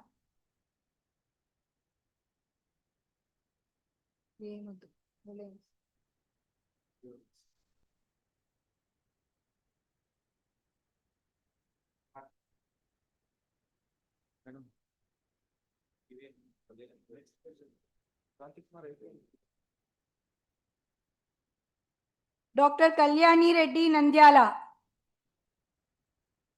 Dr. Archana Noguri. Dr. GVR Rajeshwari. Dr. Talpnur Rajshekar Rao. Butcher. Rajshekar Rao. నేను అన్ని వేరు పెడితే exercise waste చేస్తాను.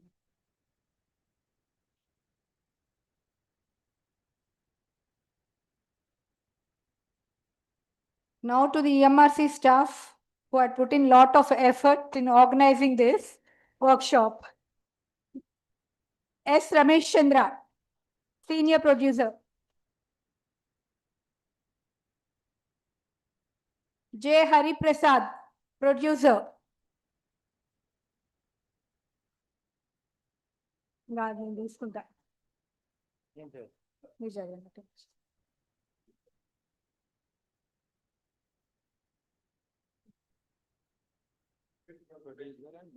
Yes, Supriya, MOOCs coordinator, producer 1.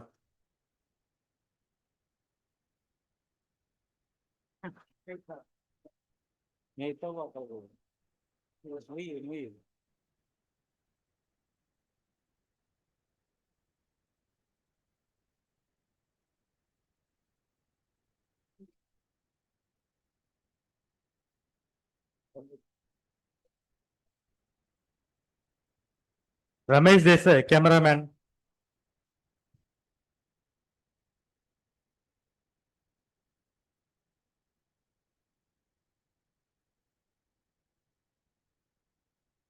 Cameraman Ramesh Desai.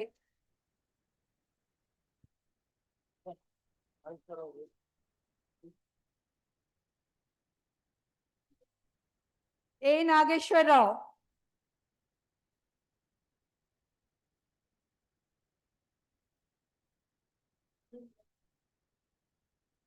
D. Madhusudan Rao. Mr. Chinagampalu.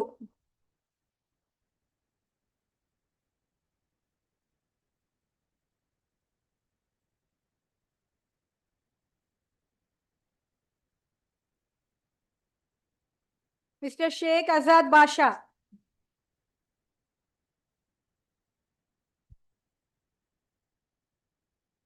G. Kiran Kumar.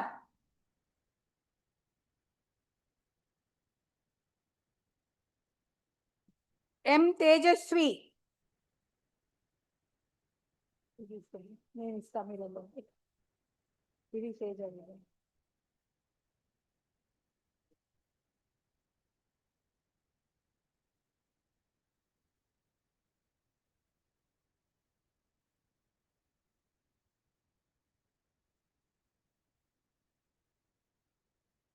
M. Shivaprasad. Teja photo తీసుకురా. Teja.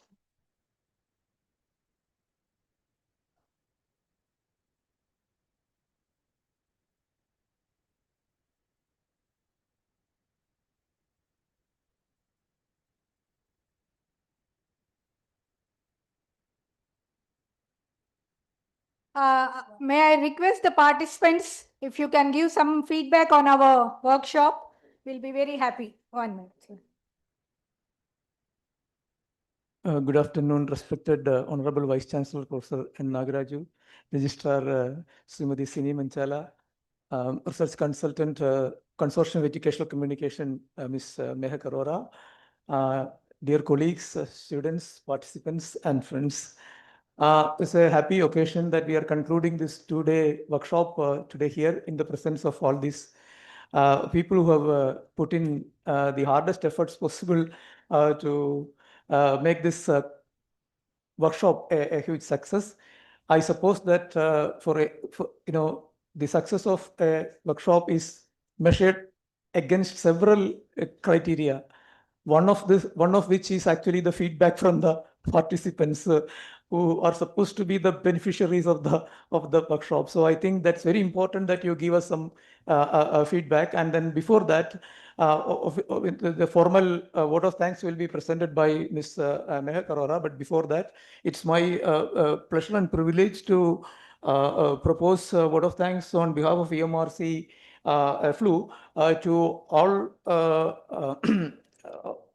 all those who actually supported, gave unstinted, kind of moral support for this workshop all along. First of all, our Honorable Vice-Chancellor, Professor Nagaraju sir, has been a constant inspiration. I mean, like in EFLU, I don't think we ever spoke about AI as much as we do now before sir came to us with this, kind of inspiring message about using revolutionary technologies in pedagogy. That has been sir's one of the fundamental, elemental messages sir has given to all of us. And then that trigger really works. I mean, so all along there is an enthusiasm to embrace new. That I think is one of the major contributions that sir has brought to the table for all of us. And I thank sir not only for that. I mean, message is one thing. Second is that, the constant, kind of inspiration that sir is able to provide for organizing such events. And the way in which sir looks into even minor matters so that nothing goes wrong. That kind of managerial, kind of ability and involvement sir has shown in the conduct of this program also, which has really helped us in pulling this as in a way that we conceptualized it. The way we conceptualized it, I will kind of make a brief introduction to that. The way in which we wanted to have this workshop, not as a kind of extreme exercise on AI, and neither a preliminary awareness program that you can see anywhere else. There has to be a stage that we need to cross to the next stage of using and integrating, absorbing new technology into our own everyday experience of research and teaching. So this is actually that passage, that corridor through which you enter the next stage. I mean, so that is why some general topics were discussed and also some hands-on exercises were provided. So I actually thank and congratulate all the resource persons. I mean, from Professor G.B. Reddy sir to J.V. Madhusudan, Shema Jose, Udgada, and Ardi Kumar and all Sayan, then all others who put in a genuine effort to come over here and then kind of present the knowledge that they have acquired and share with all of us here. That kind of a commitment and concern, genuine commitment and concern that those resource persons showed, in fact, reflected in the success of this workshop. So in that sense, I'm very thankful to them. And I'm also thankful to all the members of EMRC and also staff of university, without whose support this cannot be carried out. Every single member of the EFLU family has been a constant support for me in organizing this workshop. And from CEC side also, I thank Professor Parikshat Manhas, who originally in a CEC coordination committee meeting said that such workshops on technology and pedagogy are something that CEC is looking forward to, and he invited conceptual proposals on that. And when I submitted this proposal, he wholeheartedly accepted it, provided the funding for this, and then inspired me to go further and finally organize this conference. So I am very thankful to Professor Manhas for this generous help in terms of financial assistance and also material support and intellectual and creative support that he has provided. I thank Professor Manhas all from my heart for this support that he has provided. And Dr. Sunil Mehru was my co-coordinator from CEC, also has been constantly associating with me to see that this is materialized. And again, research consultant Mehak also has been in touch with all of us and then providing the most key important resources at different points of time, which is necessary so that the workshop will run successfully. Thank you, Mehak, for your kind and generous support to us. So I think, finally, I think all the participants, I know that you had a problem because you registered once and then we postponed. Such things can happen, but you bear with us for that and then came for this workshop. All the sessions were interactive. I was surprised the way in which many of you asked questions and made the session so alive. And that should be the spirit in which one participates in a workshop like this. And I'm thankful to all the participants for being here and then having a lively participation all along.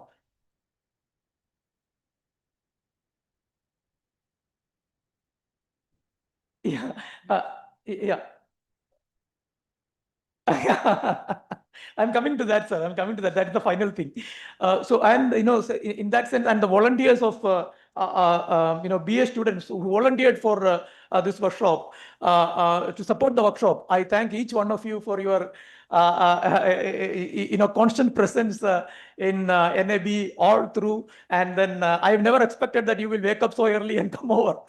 But that phenomenon has also happened. I mean, this is something that is that has surprised me. But that shows your love and affection for not just like the coordinator, but for the whole institution, EFLU, and that I think is what reflected in your genuine participation as volunteers. Thank you very much for that.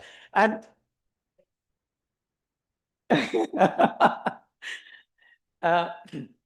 Mr. Chakravarti, who is our finance officer, has been a kind of providing us, the support for streamlining many of our financial activities, and he is actually supportive in the sense that like these things are what we see in the outer surface, but there are other things that should happen internally so that a conference has to be a success. And even after this, like we need to get the support of the administration and finance for future activities as well. So both Ms. Singh Manjala, Registrar for University, and Mr. Chakravarti, who is the finance officer of the university, both have been constantly supporting me in one way or the other for the success of the webinar. I thank both of you for your genuine and sincere collaboration with us in these endeavors. So I particularly wanted to say that this endeavor, I mean, conceptualizing a workshop is an academic exercise. But at that point, nothing happens. An academic exercise is just an academic exercise. In order to materialize it, there has to be the wider support of a large galaxy of people. And that was the thing that really helped me to conduct this workshop. So I thank each and everyone for your generosity towards the EMRC, towards EFLU, towards CEC's endeavors. So once again, thank everyone and request participants now to give feedback. So before Sir gives his concluding remarks, anyone who wants to be brief, but because Sir has also to go, so be brief. 2 minutes. Don't take more than 2 minutes or 2.5 minutes. Yeah, sure. A very wonderful good evening to one and all present in the conference hall, along with the most respected VC sir and dignitaries, registrar ma'am, and all the chief guests, including researchers and staff members. This conference made me feel things possible in my classroom. It was a practical interaction of mine in these 2 days that seems to me things seems possible in the classroom using digital pedagogy and ethical framework. I come from a semi-rural area of teaching where it seems too difficult to handle children in the era of artificial intelligence because they are not much aware about using artificial intelligence, its hacks and its do's and don'ts. But in 2 days, I found too much information full of benefits, and the methodology approaches, believes how to use it and how to make it prove successful to make them learn. That leads to a way of future India. I would have said more, but you see, I think that it's a foundation of time to sum it up. In conclusion, I would like to thank all the organizers and request you to keep on organizing such informative workshops and conferences based on digital pedagogy and technologies. It was full of information and I learned a lot of things, a lot of practical platforms and tools we get through it that we are going to use in our classroom. Thank you. Have a great day ahead.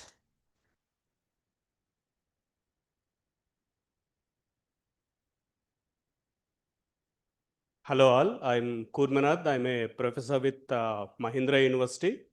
As an IT reporter for the last 30 years, and who has done a PhD in convergence, how AI is impacting journalism.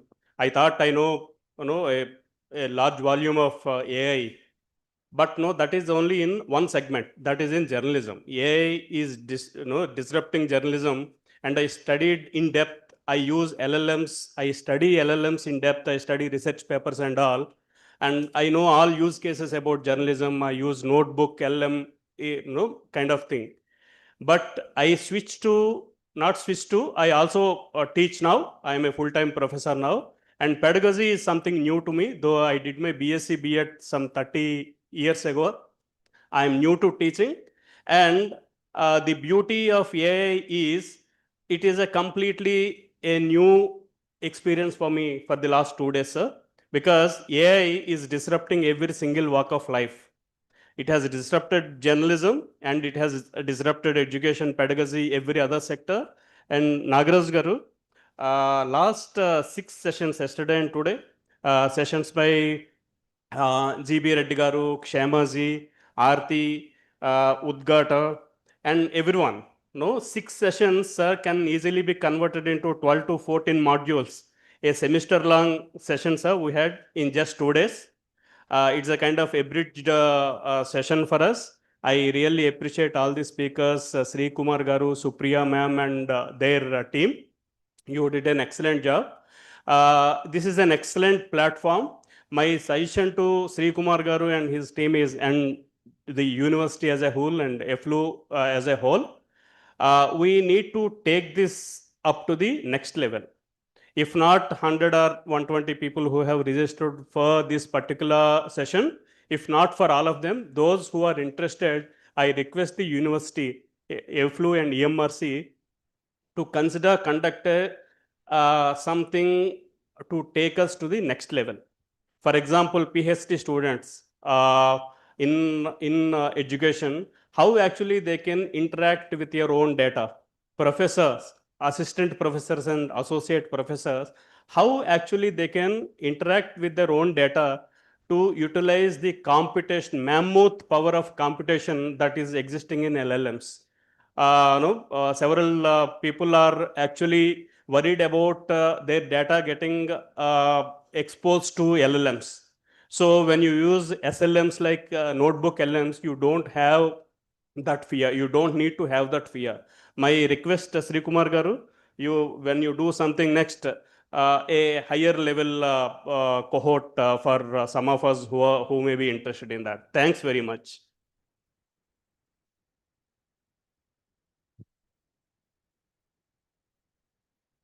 Good evening to all the dignitaries and all the fellow participants. I'm Dr. Swati from Department of Psychology, Usmania University, and also representing my colleagues, Dr. Anupama from Department of Psychology and Dr. Swati from Linguistics. I just want to express my views here. Definitely coming to EFLU is always like a homecoming because I had a long association since classroom teaching. Like we used to record with the same producers here who are there. And then we witnessed the e-learning and then now the current MOOCs. So almost like more than 300 programs we have done in the MOOCs. And so any opportunity to visit the EFLU as a participant, definitely we don't miss the opportunity. In fact, like it's an opportunity for us to attend this one-day national workshop on understanding the digital technology and pedagogy. Always like we know that AI is a very vast area. Within 2 days, we cannot integrate or comprehend many things. But I think as teachers within these 2 days, to what extent we can comprehend the AI technology and integrate into the classroom situation, we could do that because the workshop is very informative, not only providing the theoretical input, but also hands-on experience with all the practical implications. We do understand that AI is inevitable, but definitely we should also make ourselves feel like we are indispensable to the students apart from using the technology. Thank you, sir.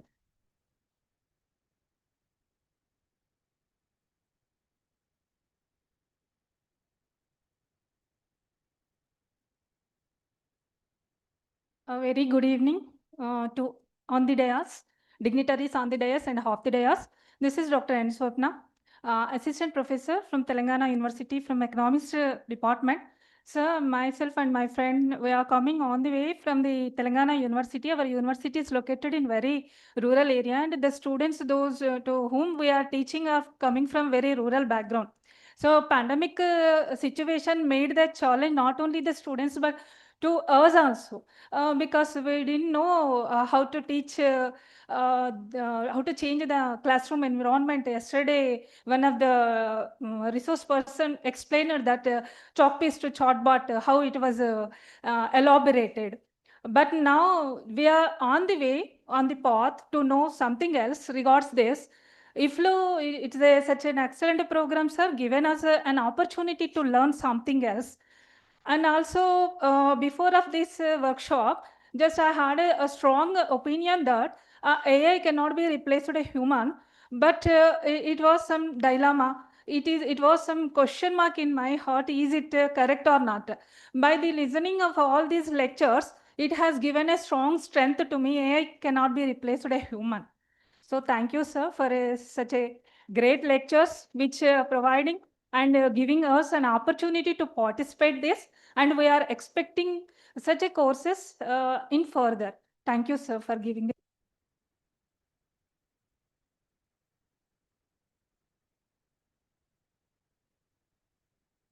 A warm good evening to one and all, dignitaries on the dais and off the dais, my fellow participants. I am Dr. B. Shravanti, Assistant Professor, Telangana University. Thank you to the EFLU that my dream came true, that I have a dream that I wanted to do one course in EFLU. It was missed last time, but this made me to attend this program. I am very much overwhelmed with this program. Thank you very much to the organizers for organizing such a wonderful program. With this program, we able to understand that AI cannot replace the human being, but those who are not adapted for the AI can replace it. As GB Reddy sir stated yesterday, thank you very much for this. Special thanks to Professor Rajaram sir. He is our colleague in Telangana University. Thank you very much, sir, for your continuous support for enriching us. Thank you. Thank you to the Vice-Chancellor and all the dignitaries on the dais. Thank you very much. I would definitely like to have more people talk, but because time constraint. Yeah, okay. Yeah, okay. You can speak from there. Yeah. Okay. Hi.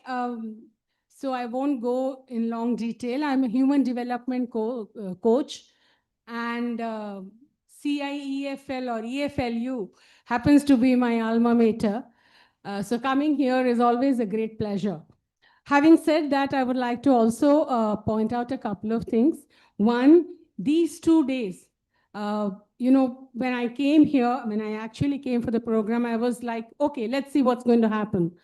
But once we reached here, these 6 presentations and talks, they were so comprehensive. And I think all of us are going back with some implementable action items. I think for any program or any conference, any workshop to be successful are these 2 things. It's comprehensive and it is implementable. The last point that I would like to say is a suggestion. Many of us are here and we are all enthusiastic, participative, come from different, different educational fields. We have different target audiences. We deal with different subjects, disciplines. My suggestion is if the institution, if EFLU creates a kind of a group, a public group or a group where some of us can participate and build this further, because each one sitting here is an educationist. So if they can build it further, we can then create better propositions, we can create better platforms for our own colleagues so that we can take this further. That's all. Thank you very much. May I now request Honorable Vice-Chancellor Professor N. Nagaraju sir to deliver the concluding remarks of the workshop. It will be followed by Mehak's word of thanks. Thank you, Professor Sri Kumar. First of all, let me congratulate all the participants. I think, given the feedback, I was a bit apprehensive about the technical side of the workshop. But having heard you all, I think we have done, for a first workshop, we have done reasonably well, isn't it? But this will not be the only one. We are planning a series, and in this direction, I am in talks with the IIT Hyderabad, and I think you know IIT Bombay too. So we will get into a kind of an agreement with these two IITs for a series of workshops, hands-on. Hands-on means hands-on AI, not hands-on EFLU. Okay, hands-on AI kind of an experience. And I would like Professor Sri Kumar and communication professor, Sujata Mukhri and Rajaram to develop a course, AI and Humanities, so that there will be takers for this, particularly our students. And today I got to know one new thing. You know, you might have all seen in the morning, our campus in the morning is a very quiet campus, you know, and in the evening it all bursts into a kind of. But our students, whenever we want them in the morning for any workshop or any academic activity, they are there, isn't it? They are there, they come enthusiastically, and I have seen there are some student conferences. They held that conferences with a lot of interest and efficiency. And all of you, now that you are into this EMRC workshop, you will be in touch with Professor Sri Kumar and other producers here. Try to be some content writers, some good content writers. We are badly in need of them, isn't it? We are badly in need of them. And EFLU will not do only in English and Telugu. It will also do in other languages. Other languages are equally important for EFLU. This is a national level institute and will, give importance to other languages. I will once again thank you, and we keep doing several programs, and all of you keep looking at our website, and we'll be uploading the information and required things. And I am particularly happy with our student volunteers. There are 4 or 5 of us.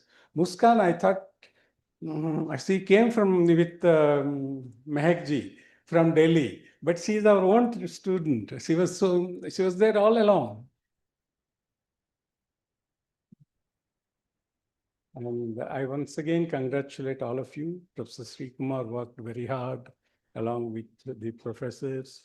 I think you were there, huh? So very senior lady, but she worked all along, and all the producers. They are a good team. Well, I think only Sriram is missing, isn't it? Okay, maybe next time. And thank you very much. Thank you.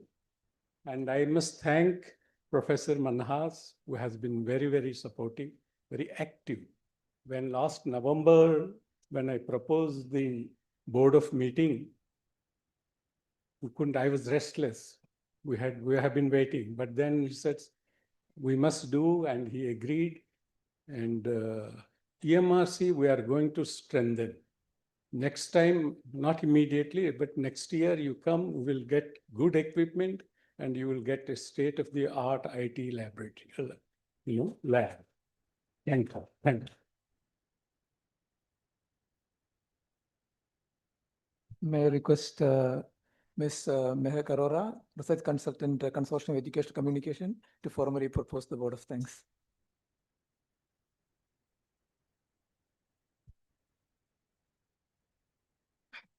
Very good evening, everyone. Professor N.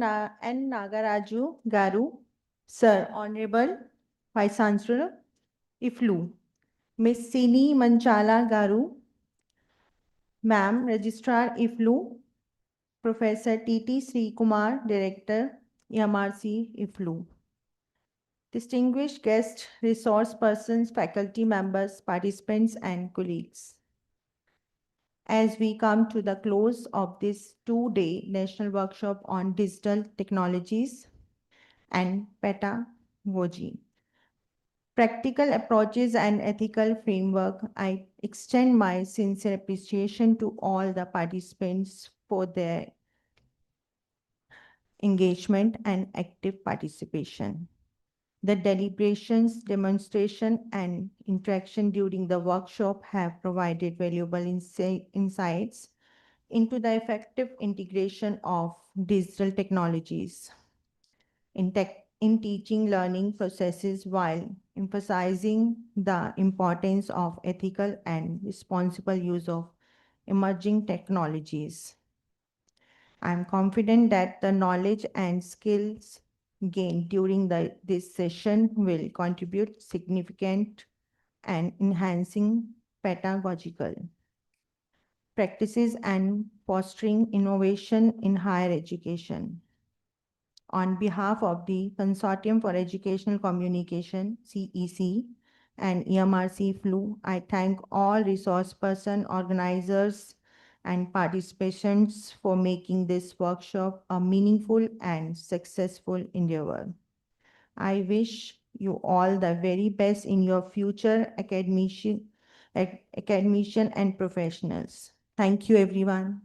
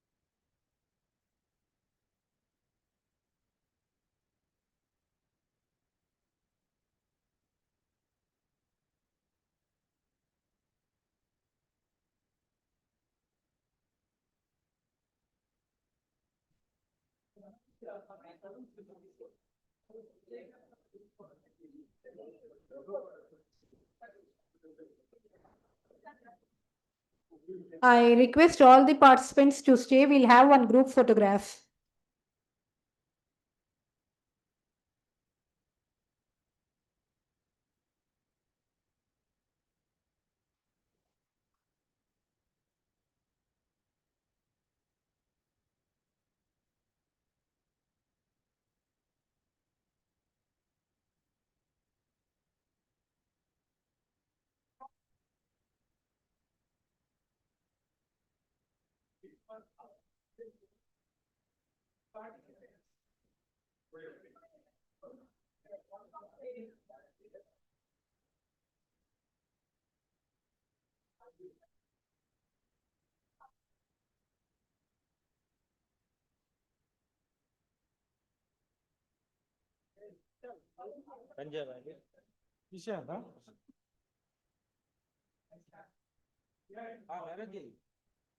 अभी तो हो गए page बंद कर दे रहा। Thank you for your support.